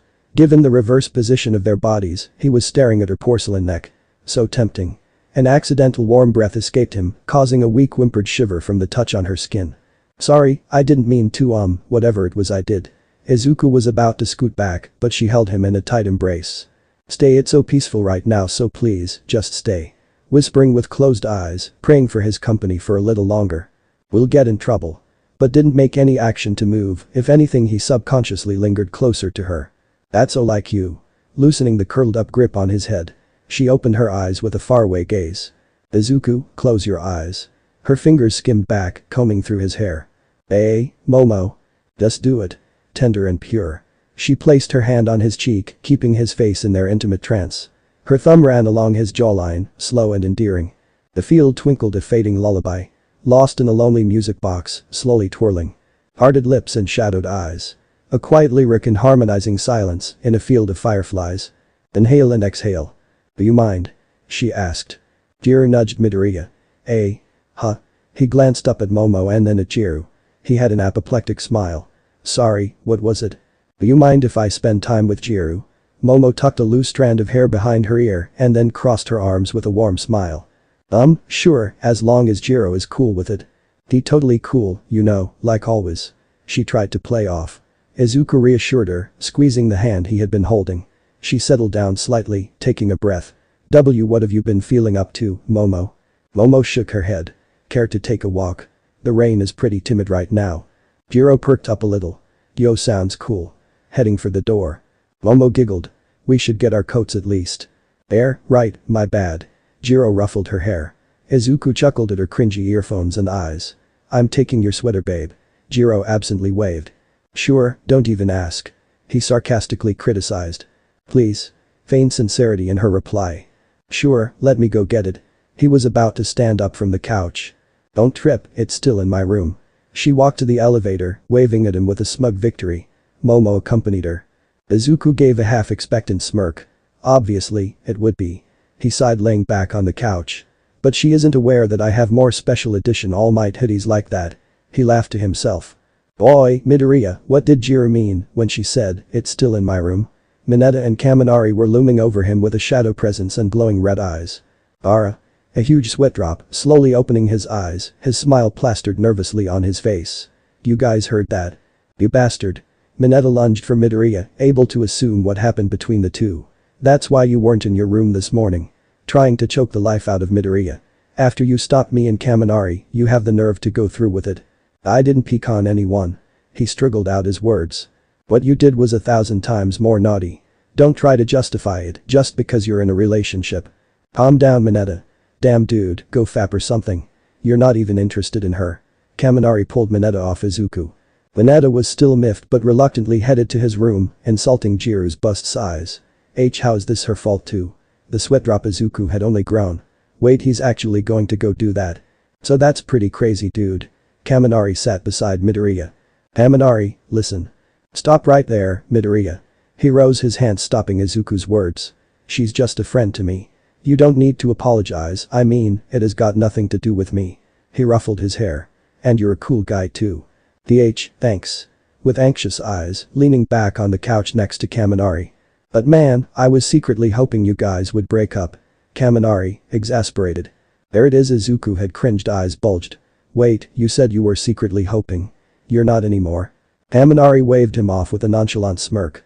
I was trying to be optimistic at first, but I'm not going to involve myself or bet on something to ruin a good thing, not my style, and I mean, she's happy you know. Yeah, I'm sure she is. And for the first time, Izuku felt like they were friends, not just friends of friends or classmates. What's taking them so long? Izuku tried to ignore the quiet taps on the window. Momo and Jiro weren't back. He had been debating about looking for them or just staying patient. After Kakin started a pointless competition of board games, Izuku decided to abandon the chaos about to ensure. He headed to his room. He grabbed his All Might sweater, it had 2 golden locks protruding out of the hood like rabbit ears. He evaded questions at the main door, saying he was going out for a plus ultra jog in the rain. Iida told him to make sure he was careful and no sharp turns, so not to slip and injure oneself. Other than that, nobody paid him attention. They were all competitively playing Monopoly. Why is Kakin already in jail? Wait. They actually built a jail cell. But how? Momo isn't here. Izuku ignored his classmates' fun. He jogged out the door, breaking into a sharp turn. He didn't know why he took this route, but that's what his intuition told him. Will it spin? Will it soar? Knock, knock. She tried to adjust her clothes one more time. She sagged her shoulders, forcing herself to convince herself she was perfectly fine. The nice lady opened the door. Hello? Yes. Is Izuku here? You must be his mother. I'm a classmate of his, I was hoping, maybe. A friend of Izuku's place, please come in. Izuku's mom was more than stressed and shocked. That was the second time a girl came to visit him. Momo clutched the notebook she was hugging over her chest. How is he feeling? After All Might's retirement speech, I don't know how Izuku is holding up. Stepping inside. He's been better, you're really kind to visit him, All Might has always been, she choked up thinking of Izuku's dream and the emotional toll. Mom, who is it? Momo. He had stepped into the hallway with him, slightly confused. She tensed. He was in a simple white shirt and green shorts, but regardless, it was him. She was in a natural green summer dress, with a brown tie around her ribsage, under her chest. They ended up in his room, sitting on his bed. Sitting next to each other. I brought this for you. Momo held out a simplistic notebook. I made it for you. I noticed you were running out of pages and thought this 500-sheet, college-ruled, notebook would help. She absolutely refused to let him know that when she created it, it came out of her bosom, more specifically, her heart. So do you like it? Yeah, Momo, it's great. He firmly grabbed it, but didn't pay it much mind. Momo didn't let that affect her, she knew Izuku was hurt from everything that had happened up until this point. Breaking up with Jiro and having seen All Might's last fight, firsthand. Izuku, if there's anything I can do. Thanks Momo, but don't worry. And he smiled. That smile. Momo's lips broke apart in a realizing gasp. She tackled him into a hug, resting her chin on his shoulder, wrapping her arms around the side of his neck. It's okay, everything is going to be fine, everything. Izuku's eyes grew. His hand rose and clamped one of her arms, holding it dearly. A droplet or more from his orbs. What am I going to do, Momo? Their faces naturally met. Eyes naturally locked. Her body naturally climbed on him, pushing him down on the bed. Natural embrace. Hold me. Her only reply. Little memories marching on. Drop drop splash. His boot stomped on a puddle. He was running down a trail of trees. He glanced left and right. The scenery was familiar. He slowed down seeing her walk along the path towards him. Away from the park. Momo.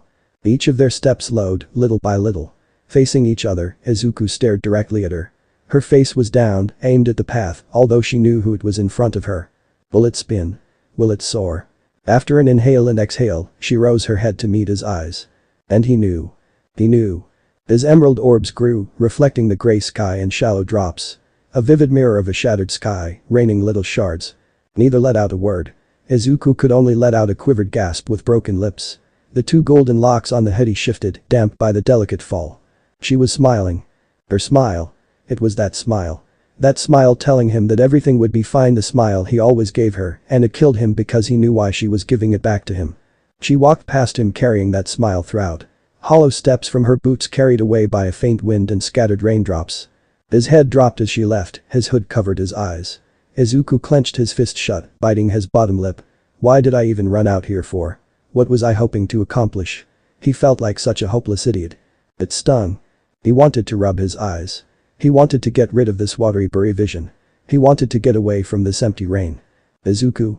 He rose his dejected head, the gold rabbit ears of his hoodie attempted to stand. He blinked his eyes to clear his vision. Jiro. She splashed him with a heartfelt hug, wrapping her arms around him, burying her face in his chest. She cried her eyes out for rejecting Momo and possibly losing her best friend. Izuku had his arms around her, consoling her. He held her, knowing how she felt. His hand was on the green hoodie over her head, rubbing it in a soothing manner. In a cold, fragile embrace, Izuku thought the rain was more depressing when it was desperate not to fade from the gray sky. Izuku and Jiro were sitting on the same bench in the park, the cherry blossom leaves long since scattered away. The small pond had a few lily pads. Jiro was hugging her legs up against her chest. A bloodshot eye pout. She hit her forehead, repeated on her knees. Stupid, I knew this was gonna bite me in the ass. She shifted the weight of her head on either knee a few times, raising it and taking a deep sigh. Izuku, what you said last night, you really do mean it, right? You know, gulp, that love thing. He furrowed his eyebrows, slightly confused. Yeah, I do, why are you suddenly bringing this up? I know you're upset, but what does this have to do with that? And that's not gonna change, right? He tried to keep his demeanor. Jiro is definitely more stressed than I imagined she would be. He nodded his head, yeah, Jiro. He laid his hand on her knee, squeezing it. She pulled back her hood and stared directly at him after his sentiment. Her anxious face calmed down seeing his reassuring eyes. Okay. Straightening her face to remain serious. I need to tell you something, Izuku. It's about me and Momo. Stupid, this is hard. Trying to clear her throat. It's really mostly about me, but it involves her too. She ran her hand through her hair before shaking it, sprinkling off some drops. She stared down at the hand on her knee, then his attentive eyes. She broke her eyes away for a sec before reaffirming her confidence in herself, him and their relationship, and met his eyes again. Izuku, the thing is, you're the first guy I've been with. Izuku nodded. You're my first girlfriend too, Jiro. She shook her head with some frustration. No, I didn't mean it like that, I've had a girlfriend before. Keeping her eyes on his reaction. Oh. His eyes widened, they were obviously taken back, but eventually took that in. So you mean, you're, not knowing how to word it. She nodded her head with closed eyes. The pressure of coming out was difficult enough, but to your own boyfriend. She rested her head back on her knees. His warm hand was rubbing her knee gently to let her know he was still there. I guess this is the part where you say something cheesy like usual. Jiro tried to joke off the serious issue because of her own insecurities. It must have been hard to tell me I'm shocked, yeah, but I don't want to let that change anything between us. I still definitely mean what I said yesterday, I love you. Maybe she needed to hear it from him again, maybe he needed to tell her again. With closed eyes losing doubt, her lips rose like the flower, with a blossoming giggle. Like I said, cheesy. Letting themselves take a break from the conversation in a cuddled quiet raindrop serenade. After the rain completely faded out she continued. And about Momo. A reluctant sigh, staring across the pond. Actually, I think this has probably affected everything we've been through so far. You know how you and your Raka were? I mean before we started dating. She turned her face back to him. He nodded. Yeah, he didn't like to admit, but there was something there, even though I never acted on it. She turned back to the pond. Sorry, it's just easier to talk looking this way. He said he understood and whatever helped her she should do. Me and Momo were like that too, except I acted on it, but we never got anywhere. It happened a little bit before we started dating, but there was never any closure between us. I think that's why I overreacted when I saw you and your Raka kissing. I felt guilty for not telling you, and I was scared shitless. I thought karma was me over because of how I treated Momo. Izuku's eyes widened. That's why it was so unusual. Jirou turned back to him with a tilted confusion. What do you mean? Rubbing away a sneaky tear that was escaping after she expressed a buried truth. When you told her we were dating, that day we walked to school with her. It always felt like there was something more to it because of how you both acted so tense, but I never imagined that you two were kind of intimate. Izuku recalled the same day that Momo found out about their relationship. She held him back before class, asking me to promise that I wouldn't hurt Jiro. He bit back his tongue now knowing it was a promise asked by someone infatuated with Jirou who lost and not a friend only wanting to protect her. I was hoping you didn't notice that. Jiro mumbled, feeling a wave of guilt. I'm sorry, I should have told you everything that day. I feel like we could have avoided so much unnecessary bullshit. Izuku couldn't deny that, but you shouldn't apologize, Jiro. Telling me something like this must have been scary, so I can understand why it took so long. Trust takes time to build. Their hands found each other and interlocked on the bench. I do trust you, Izuku. Leaning her head on his shoulder. And love you. She felt his damp sweater sleeve on her cheek but didn't care. She went back to staring at the pond. After a long pause, she added. I think Momo will get some closure after this. Did you? Yeah, even though it kind of sucks right now. He chuckled lightly at her constant cursing. I bet she feels the same. Yeah. Jiro was whistling a tune in the limo. Momo was giving her a ride back to her house. It sure is cozy back here. But they were sitting side by side, thighs grazing each other. Both pretending it wasn't an awkward attempt at flirting. Momo smiled. Yes, I made sure to have room for everyone in our class. Polite like always, letting out the motherly aura. Must. Protect. Jiro mumbled with strained eyes. Nani? Momo had a confused smile, being mindful of her strange words. Jiro shook her head. My bad. Never mind, it was nothing. Oh, I see. Momo kept her lips up. Jiro was her closest friend. She couldn't help but think of a conversation she had with Midoriya the other day. Fun at the arcade. She nodded her head and decided to follow her own advice. Momo was about to ask Jiro if she wanted to go. She attempted to clear her throat. Jiro, I was wondering if… Hey, Momo, I wanted to ask. Both at the same time. They both stopped and tried to let the other go first. Momo, I was just curious, is there anyone you like yet? We have been going to school for a while now. Scooting closer to her. Momo tensed. Jiro was closer than she ever had been. Who I like. With clattering teeth. Yeah, anyone in particular? Tilting her head, leaning her hand above the seat behind Momo, closing in. Well, T Todoroki is smart, me, not able to say Midoriya. She was going to say he was nice, and then Momo was going to list out every student and a brief quality. Todoroki, huh? Jiro had a crooked smirk at Momo's flustered state. Think I can change your mind? Her other hand clasped her chin. Gulp. Both with closed eyes, leaning close. Barely any physical contact. We have arrived. The driver informed through the intercom. The car stopped and they broke the trance. Momo's eyes fluttered open. That was so with dazed thoughts. Jiro opened the door. Bye Momo, I'll see you tomorrow. She rushed out, closing the door, not looking back. Stupid. Stupid. Stupid. I probably scared her off. Jiro mentally scolded herself. She never intended to act so brave, she just wanted to be a slight tease to get her interested, then play it off as joke. Huh? Momo's cloudy thoughts cleared as the door shut. She glanced through the window at Jiro. The limo began to leave from view. Momo placed her fingers on her lips. Jiro kissed me. The next morning, Jiro was staring at the ceiling. Why am I like this? Momo hadn't texted her at all since they did that. They had plans today, but now she wasn't so sure. Stupid, why did I try to kiss her? She took a deep breath and let it out. Whatever, I can't just stay like this. The birds were chirping, welcoming the morning. I need some fresh air. And she wanted to play her guitar. She left her house and found a nice spot in the park next to her home. She made sure it was tuned with her humming, playing some notes. It always helped soothe her. I needed that. She sighed content before opening her eyes and seeing him staring at her. Midoriya. Momo, ugh. Yes, Izuku. What are we doing? Don't worry, this never happened, okay? Izuku and Jiro were holding hands, walking back from the park. She kicked a pebble and it splashed over a puddle. It feels like everything's going to be better now. Jiro still had puffy bloodshot eyes, but her smile was earnest. Izuku agreed, sharing her smile. Yeah, Jiro. Squeezing her hand. You and Momo are good friends, that won't change. Jiro sighed and then shivered. Izuku released her hand, placing his arm over her shoulders, bringing her in for warmth. Thanks. She muzzled out all comfy, rubbing her red nose over his ribsage. God, I don't want to face anybody looking like this. I got my wallet. Wanna go to the arcade? She giggled and smacked his chest. Sure, sounds like our kind of date. They played and laughed. The tension slowly released from both their shoulders, forgetting about the drama. They were playing the same gun game that they first played on their first date. Her finger was rubbing the trigger. Hey, Izuku. Yeah, Jiro. Pulling a green pistol out of the game holster. Are you still remembering this? A call back to their date here. It caught him off guard because he hadn't. He had to shake his head. No, not as much as I had hoped, but we can make more memories. Jiro let out a sigh of relief. Yeah, I was feeling guilty cause I had forgotten too, I only remembered because of the pistol in my hand. It's just, after everything that's happened, it feels like so long ago, even if it has only been a few months. April. Jiro turned her face to him. This all started at the end of April. He was staring down at the pistol. Jiro didn't know if he was being nostalgic to remember their past or to forget something in the present, because for a moment his eyes looked solemn. It vanished as soon as it came. He rose his head and turned to her, smiling.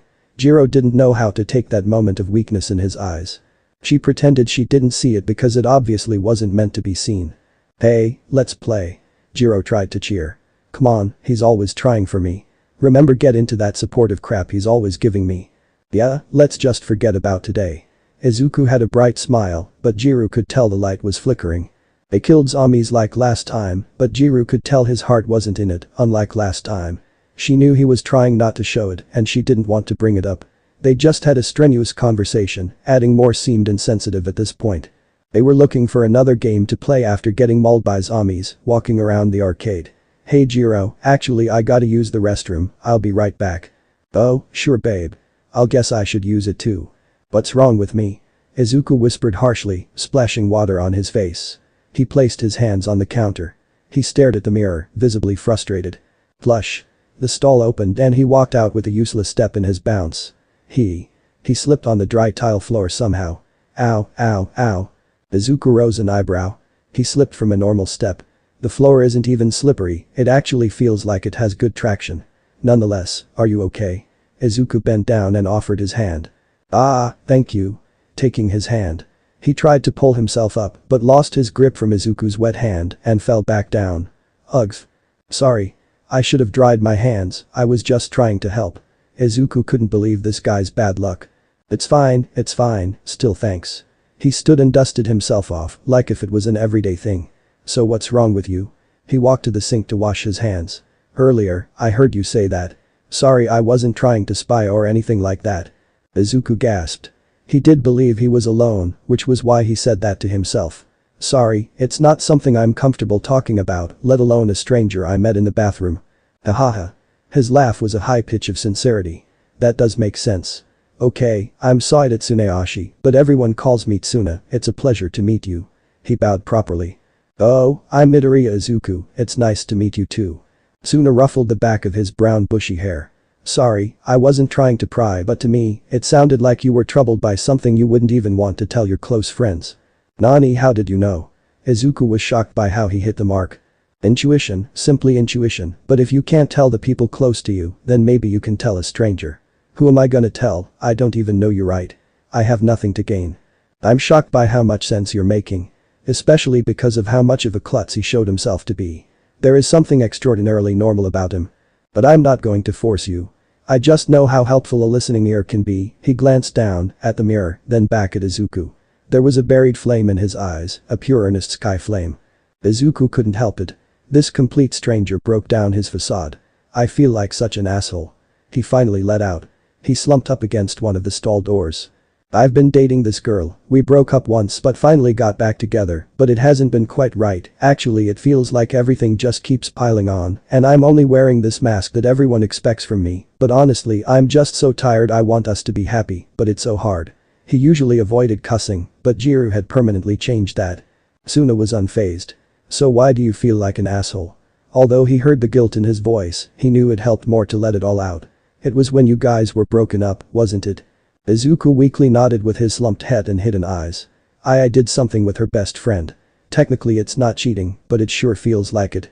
I haven't felt like anything was wrong until today when I saw her, and that smile Momo gave Izuku. I know she's going to take this secret to the grave, just so me and my girlfriend can make it work, but this all just feels so wrong. For some reason, I want to go back to her. Izuku rubbed his eyes with his wrist, scared and confused. Suna was leaning against a wall with his arms crossed. He was staring intently focused. He knew exactly this feeling. He knew it too well.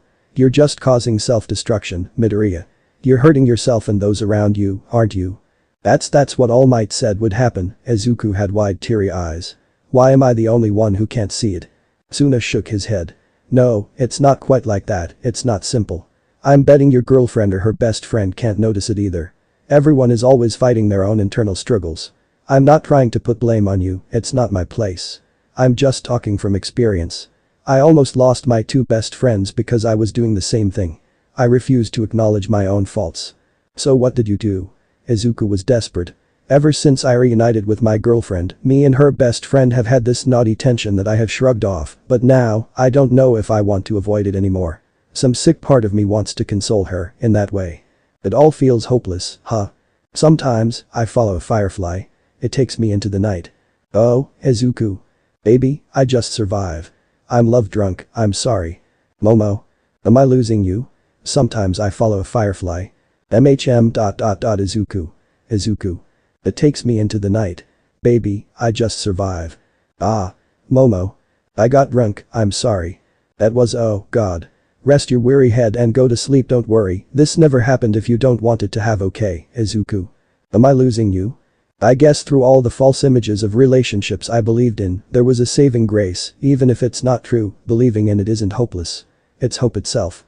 Unfortunately, I don't believe in a love that can solve all your problems. No perfect love story exists, but I think that's why we all look for one to have faith in. Honestly, we're all just fractured from a past love, unrequited love, or a love who never even noticed you. Accepting that you and your partner both have a past apart from each other is a step forward to a healthy relationship, as long as you can face the past, not just your partner's but yours as well. I just wish I could have taken my own advice. Oh well, maybe there is someone who will benefit from my mistakes. Thanks for listening to me, I'm sorry I can't do anything to help. Izuku had a slight frown. Suna waved him off. It's fine, I've made my peace with how things worked out for me. I'm actually quite glad nowadays, hahaha. Izuku could see through the manufactured smile but didn't press it. Even if I'm a hero in training, I don't think heroes can help with someone's internal struggles. You should get going, right? Aren't you on a date? Ah, you're right. Thanks again for the advice, Tsuna, I'll be sure to use it. Before Izuku opened the door he turned back to Tsuna. And good luck with your problems too. I know you'll make it work, call it intuition. He had a bright smile chiming encouragement aside at Tsuneashi. Tsuna's fake smile actually rose to a sincere agreement. The door closed. Tsuna's hand was on the sink, it balled into a weak fist as his head dropped and his hair shadowed his eyes. Yeah, thanks. Even though he knew. It was love to him at least. But that's gone, I messed up my chance, so don't mess up yours, okay? Jiro? What's wrong? Izuku saw her sitting on a bench next to the restrooms with a frozen face of cringe disbelief. Noodle's hair, she dyed it blonde. Defeat in her mumbling voice. Huh? Noodle. From Gorillas. Taking a seat beside his girlfriend. He stared at her phone screen, she was watching a music video. She doesn't look bad. What's the big deal? Jiro shook her head. It just surprised me. She pouted her lips, annoyed. She doesn't look the same anymore. It was hard for Izuku not to notice that she was playing with a lock of hair and not her earphone, like usual. Wait, is it because your hair color was similar to hers? Jiro's eyes narrowed and her cheeks grew a pink tint. No. She can't play it off, his lips grew, seeing her earphones twist the more embarrassed she was. It flicked his forehead to stop staring at her. Ow. He rubbed his forehead. Would you hit me? She lifted her chin. Didn't you hear, staring is rude. But you're my girlfriend. Ah, then puffed up cheeks in defeat. Still, it's uncomfortable. Oh, sorry, it's just, I've always liked the way your quirk does that. Thinking of the first time he saw them tie up in a knot. Yeah, you wrote that in your notebook. She smiled to herself. That was probably the stupidest argument we ever had. I actually called you a perv with a quirk fetish. She chuckled. This time it was Izuku's turn to blush. But I did figure out that you could use quirks in that way. More specifically your quirk. Oh, whatever dude, don't blame me if I predestined a fetish for you. She shoved his playful face away as he tried to nibble on her earphone. They eventually stopped their usual banter to go play some more games. Izuku spent some bills on a coin trader. Some coins spilled so Jiro snickered but did help him pick up the stray ones. They went to play a driving game. Jiro didn't do too bad, at least she was able to finish the lap. Izuku however. Jiro facepalmed seeing him try to be gentle, then accidentally accelerate too hard and hit the corner. He was constantly crashing. Dude. It's my first time playing okay. He defended. She laughed at his horrible driving skills. You didn't even get to finish the lap. She was covering her mouth, not wanting to be as rude as she already was. Rematch. He insisted, sliding in a coin into each of their slots. You're on loser. Jiro smirked. The countdown to the race was starting. They were both gripping their steering wheels with competitive love and revving their engines with an affectionate rivalry. At the last second, Jiro reached out and yanked his steering wheel harsh. Izuku's car instantly crashed to the side as the race started. Bye sucker. She laughed. Izuku tried to avoid the collision but couldn't. He even replicated a car accident on the driver's seat he was using. Jiro giggled wholeheartedly and Izuku had a small smile on his face as he dug himself out of last to get back in the race. I did it. Izuku threw his hands up in the air. Oh, bullshit. I used all my nitro on that last corner. Jiro defended, coming in second. What? You cheated in the beginning. Oh yeah? What kind of man doesn't let his lady win? She shot back. Huh? Jiro? Confused, continuous words and a blank stare. Why would I give up so easily against you? You have a great quality of going plus ultra. At the USJ attack, how you went against President Mick in the exam, and nobody can beat you at darts. I had to do my best in this game after all the times you saved me in zombies. But it was fun though, right? Being competitive with you is something I don't think I can ever be objective in, you know. Because Jiro barged in on his infamous rambling. No, you don't need to say it all the time, babe, I get it. You get so sentimental on me sometimes, but I mean, it's not like I don't feel the same way, you know that, right, Izuku? It's just embarrassing when you speak so openly, you get that, right? Izuku let out a chuckle. Yeah, Jiro, I know. But I like embarrassing you, sometimes. She crossed her arms. When did you get so bold? I remember when you had trouble making eye contact with me. I did, didn't I? You just bring out a more confident side of me. He smiled. So thanks for making me a better person. Jiro's eyes lowered and she rubbed her sleeve. Yeah, I get that being with you helped me be more, open with my own feelings. I usually just stuff them down and act aloof, but I don't know, being with you, I feel like I can take them on, no matter how conflicting and scary it was at first. She had strummed a quiet blush on her cheekbones, barely grazing her pale skin. Her lips held an honest emotion of joy in the form of a smile. So thanks for staying. Izuku's fist clenched on the steering wheel before he let go of it and turned to her. He was smiling. Yeah, Jiro, I'll always be here. I know I should listen to Tsuna's advice, and I will, but I just want to enjoy this moment with Jiro before I lose it. The moon was a hazy illumination. The thinning clouds were a gray sheet of nothing, a blanket of the night, unable to shield the cold. Izuku? Can we talk? It took a while for a response. She stared at the text message as her heart rate grew. She typed a sentence, debated, deleted it, and repeated the process. Until. Momo. About. That's all I can reply with. Gosh, I'm so boring. Momo dropped her head on her pillow, kicking her bed. First Jirou, now Izuku. She had a feeling she already knew what he wanted to talk about. Izuku? Us? Momo squirmed in place. I should have pretended I was asleep. No avoiding it now. She slowly typed on her screen. Momo? Sure. Izuku was typing. Stopped. Continued. Izuku? Okay, I'm coming through the veranda. Be there in a few. Nani, he's coming here? I thought he was going to call or hopefully talk in the morning, but he's already on his way. Oh my gosh. Momo scurried around. She wanted to make sure she was proper, but also had to act like she wasn't trying too hard. She made sure her pajamas were properly buttoned. She debated about the button over her cleavage. She sighed, but left it closed. Izuku doesn't pay attention to that. She smoothed over her blankets and took a seat on the bed. Waiting for him. Izuku stared up at the clouds as he stepped out on the balcony. I know I shouldn't be using one for all this way. I'm abusing the gift All Might gave me, but as long as my personal problems are weighing me down, I don't think I can be that much help to others.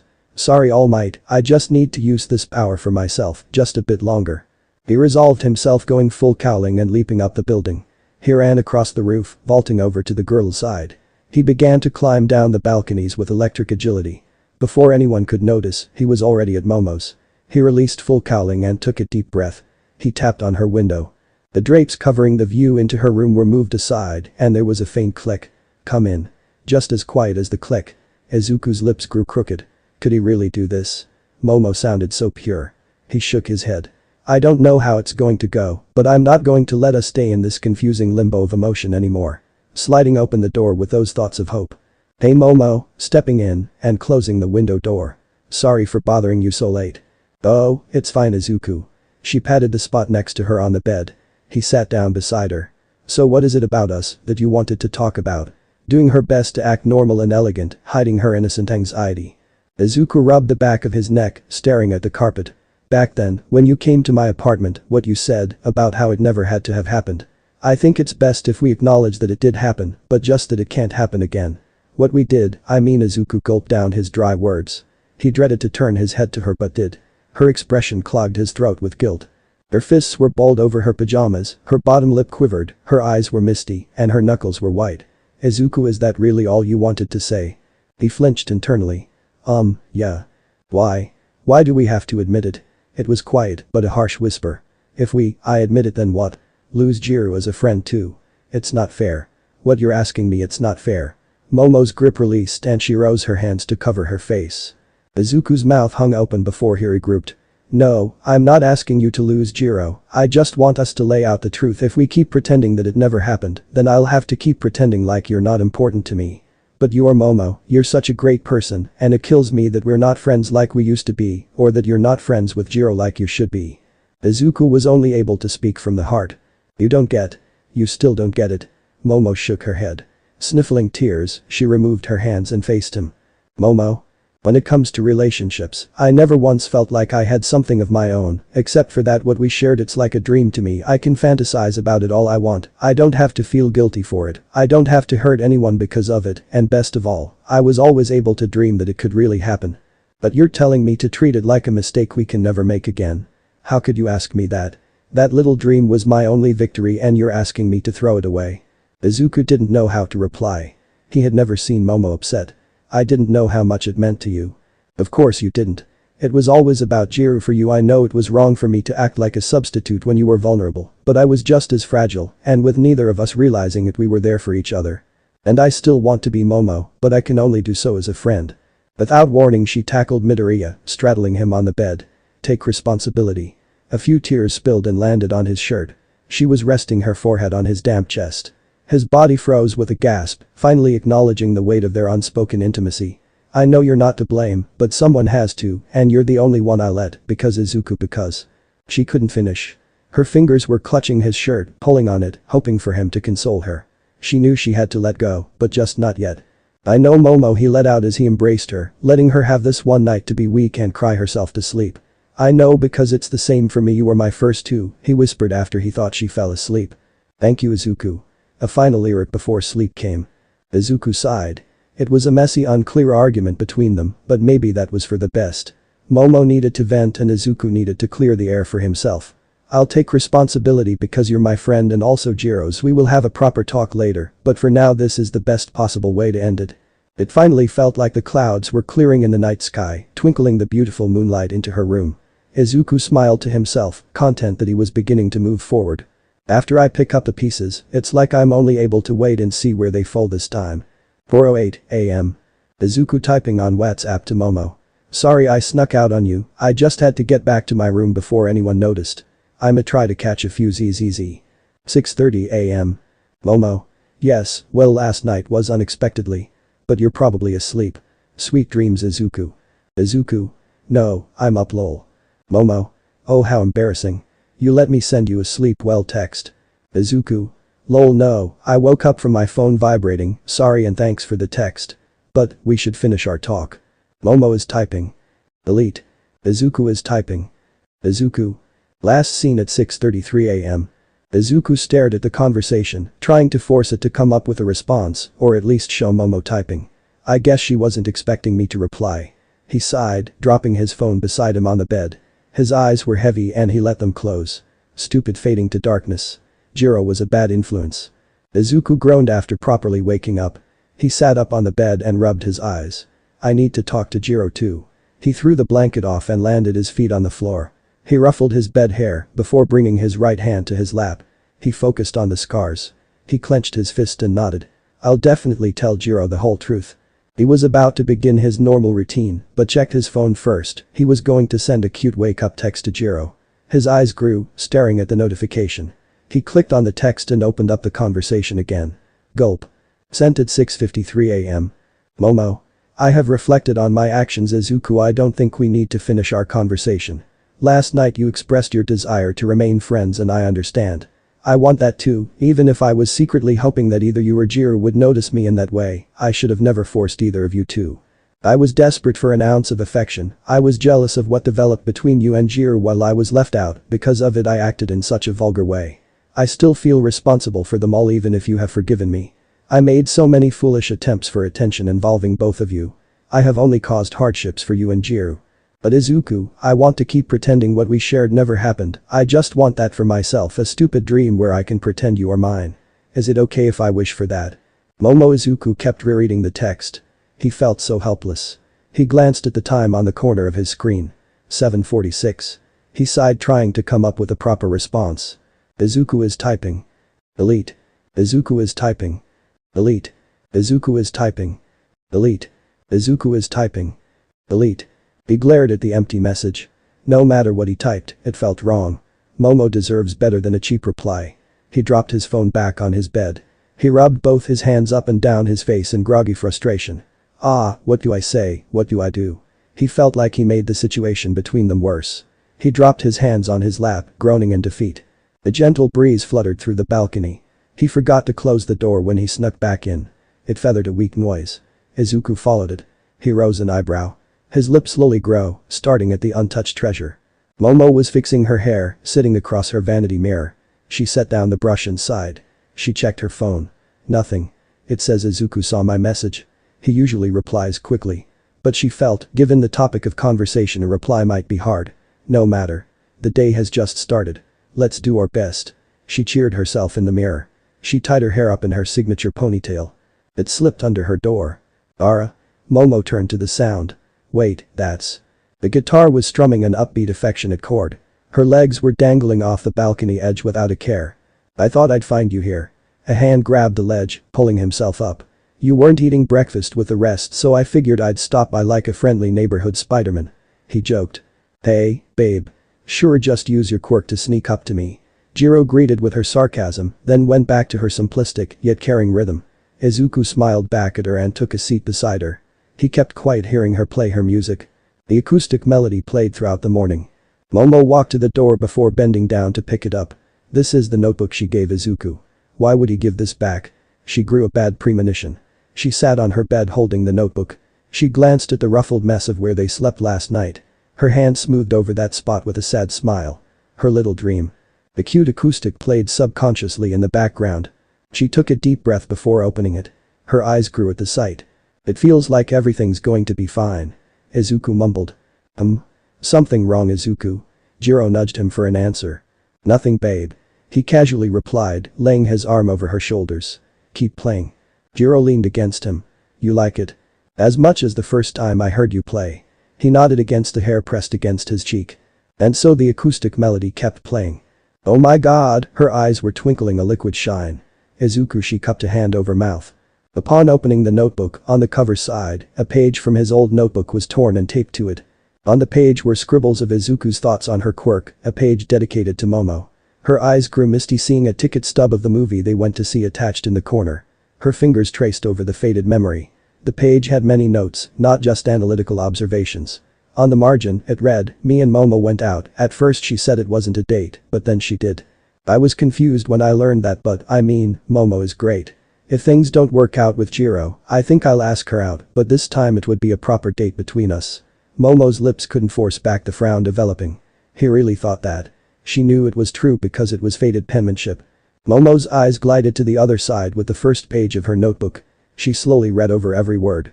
Dear Momo. I don't really like the way things turned out for us. I never knew why, but I could never write in this notebook. I tried, I really did, but I think it has to do with what we shared, but I don't think of it as a bad thing. I just feel like this notebook, along with that moment, belonged to you. Sorry, I shouldn't have asked you to give it up. But I just want you to know that I have thought about what our relationship could have been. Momo, this is my sentiment to you even if I can't say it, at least I can write it and I hope you can keep it as yours and only yours our little memory belongs to you. Momo, even if turned out this way, I just wanted you to know at the very least. I do love you. Momo embraced the notebook with consolation. She held it tight over her bosom. Oh, Izuku, I love you too. The helicopter flew up to the clouds. Its loud thudding interrupted Jiro's guitar. Both she and Izuku glanced up at it as it disappeared from view. Jiro was about to continue playing until Izuku stopped her. Hey Jiro, mind if we talk inside? Jiro turned her head to him with a raised eyebrow. Sure. She set her guitar down in the corner and lifted her legs, spinning to the other side of the balcony. Izuku followed along, and they both headed into her room. She went to her desk, turning on a Bluetooth speaker. She scrolled through her phone and clicked on her playlist. She smirked at the first song that played. What do you think? She casually turned to Izuku as he closed the sliding door. He faced her. It was hard to keep his lips straight. Jiro was moving her hips with an aloof rhythm. She took some steps towards him, skipping her feet around. Still one of their best songs. She grabbed his hands, pulling him closer to the center of her room. Come on babe, loosen up. She joked, closing the distance between their bodies. She gyrated her hips to the bass. Izuku grew more tense. Whose idea was it for the dorms again? Izuku was conflicted. But thank you so much. He bit his thoughts back along with his lip. He forced himself to place his hands on her shoulders, slowing her down. Jiro, I was hoping we could talk instead. She mistook his serious voice as his usual nerves and played around. Aw, come on Izuku, don't be so shy. She whispered, nibbling on his earlobe. He naturally took a taste of her neck. She pushed back, a little distance between them. She had that look, a playful eyebrow raised as she mischievously licked her bottom lip, slowly sliding her tongue. Izuku couldn't resist and stepped towards her. She stepped back. He took another. She did too. She had a victory smirk as she leaned on the wall and he closed the gap. She was still casually moving her body in sync with the music. Izuku chuckled in response, placing his hand above her shoulder, on the wall. I guess we can talk later. He disregarded his own request. He lowered his face to hers and closed his eyes. It was that time of the year. It was snowing and everyone warmed themselves with good intentions, giving gifts and sharing memories. Izuku tapped her shoulder. Like always, she turned around and smacked him out of self-defense. Why does this bring nostalgia? He laughed. And like always, Momo apologized profusely. Oh gosh Izuku, I didn't mean to hurt you. She then stopped, seeing his cheerful freckles. She began to giggle as well. Oh, this is quite nostalgic, nah. Izuku reached into his bag. Sorry, I wanted to give this to you outside of school. I don't know how the rest of our classmates would react if they saw me giving you this gift, especially Mineta or Jiro. He rubbed his neck with an uneasy grin. His other hand had a thin gift box. I don't want her to know how you got this. Nani? Why would she was asking as she grabbed the gift and opened it. She couldn't believe it. Izuku, how did you? When did you? A simple genuine laugh. So, you like it? Momo could only stare as the snow fell somberly on them and the sidewalk. The setting sun had a cold luminescent portrait glistening off the snowflakes. It was a framed photo. Jiro had scarlet cheeks, her earphones were in a knot, and her eyes were wide. A squirmish Jiro reaching out her hand to stop the photo. The powerful bass was playing in the background. Her music still vibing out hypnotic beats. It kept them in the moment outside of time inside of a moment. You said you wanted to talk. An out-of-breath Jiro asked Izuku as she laid on his chest as it heaved up and down. Both catching their breaths. Both carried a light sweat on their skin but had the blanket covering them. Jiro's earphone was mindlessly drawing a circle on the side she wasn't resting on. Izuku tried to steady his breathing. Why yeah. Just give me a minute. He rushed out. He was rubbing his hand up and down her back in warm cuddles. He lifted his head and kissed the top of her head before dropping his back on the pillow with a sigh. Maybe we should get dressed first. Jiro rubbed her nose on his chest in a fluffy manner. Let's just stay like this a little longer. This song is just right. Sorcerer. Hey babe, what's your favorite song from their album? This one's mine. She lifted her face to stare up at him, resting her chin on him. Izuku was about to reply and say Fireflies, but now that song only reminded him of Momo. He stared at the ceiling and thought. He dropped his eyes back down to her, figuring out an answer. Saokai. It has a funky folk rhythm I can't help but enjoy. Oh yeah, that song's great. I thought you were gonna go with Kansas though, you know cause how melancholic you can get by yourself. What? I'm not that much of a bummer, am I? Hahaha. That's exactly what I'm talking about. You get so hesitant about yourself. You don't show it around others, not even with me, but if I look for it, I can see you act so self-destructive. No, that's not right. I don't know babe, I guess you just look sad when you're alone, like the song. I'm actually glad you picked such an upbeat song. Ooh, now your favorite song from them, then your favorite song in general. I'll go first. And Izuku could only stare at the joy in her eyes. Happy New Year's. They all celebrated in the dorms. Without missing a beat, she pecked her lips. Momo blinked in surprise. Jirou. Jiro had a timid blush and was staring away. We all need someone to kiss during the new year, you know. Trying to play it off. Oh I see, sorry I just wasn't prepared. It's okay, Momo. It was just something I thought was long overdue. Let's enjoy the party, right? Jirou was trying to keep it cool, but Momo saw her earphones begin to twist. Jirou crossed her hands behind her head to hide her awkward attitude. Momo's lips curved up slightly. Yes, let's enjoy the beginning of a new year. A new year of possibilities. They were fully dressed and sitting on her bed. So what was so important that you killed the mood? Jirou asked, twiddling her earphone around her finger. Izuku's lips lifted before cracking and falling. He placed his hand on her lap. Jiro, the thing is, he cupped his mouth with his other hand facing away. Yo, what is it? Did something happen? She rose an eyebrow and let go of her earphone. Because earlier when I asked, you said it was nothing. Izuku nodded but didn't turn back to her. Yeah. It's nothing now, but what, Izuku? She was growing stressed. Izuku was her constant beat and she didn't like this shift in tempo. Jiro, he finally turned back to her but kept his eyes down. When we were broken up I was in a really weird place. I lost you, I lost my best friend, Uraraka, and I lost All Might. It felt like all I had was Momo. She was there for me. She choking up. He blinked away the guilty liquid in his eyes. He could do this. He could be honest with her. She came to visit me after he announced his retirement. He took a shaky deep breath. She grabbed the hand on her lap with both of her hands. It was a tense grip. He lifted his eyes to meet hers. Scared but loving. His lips parted. Jiro really was amazing. He deserved to be better for her. She deserved better. He placed his hand over hers and held them gently.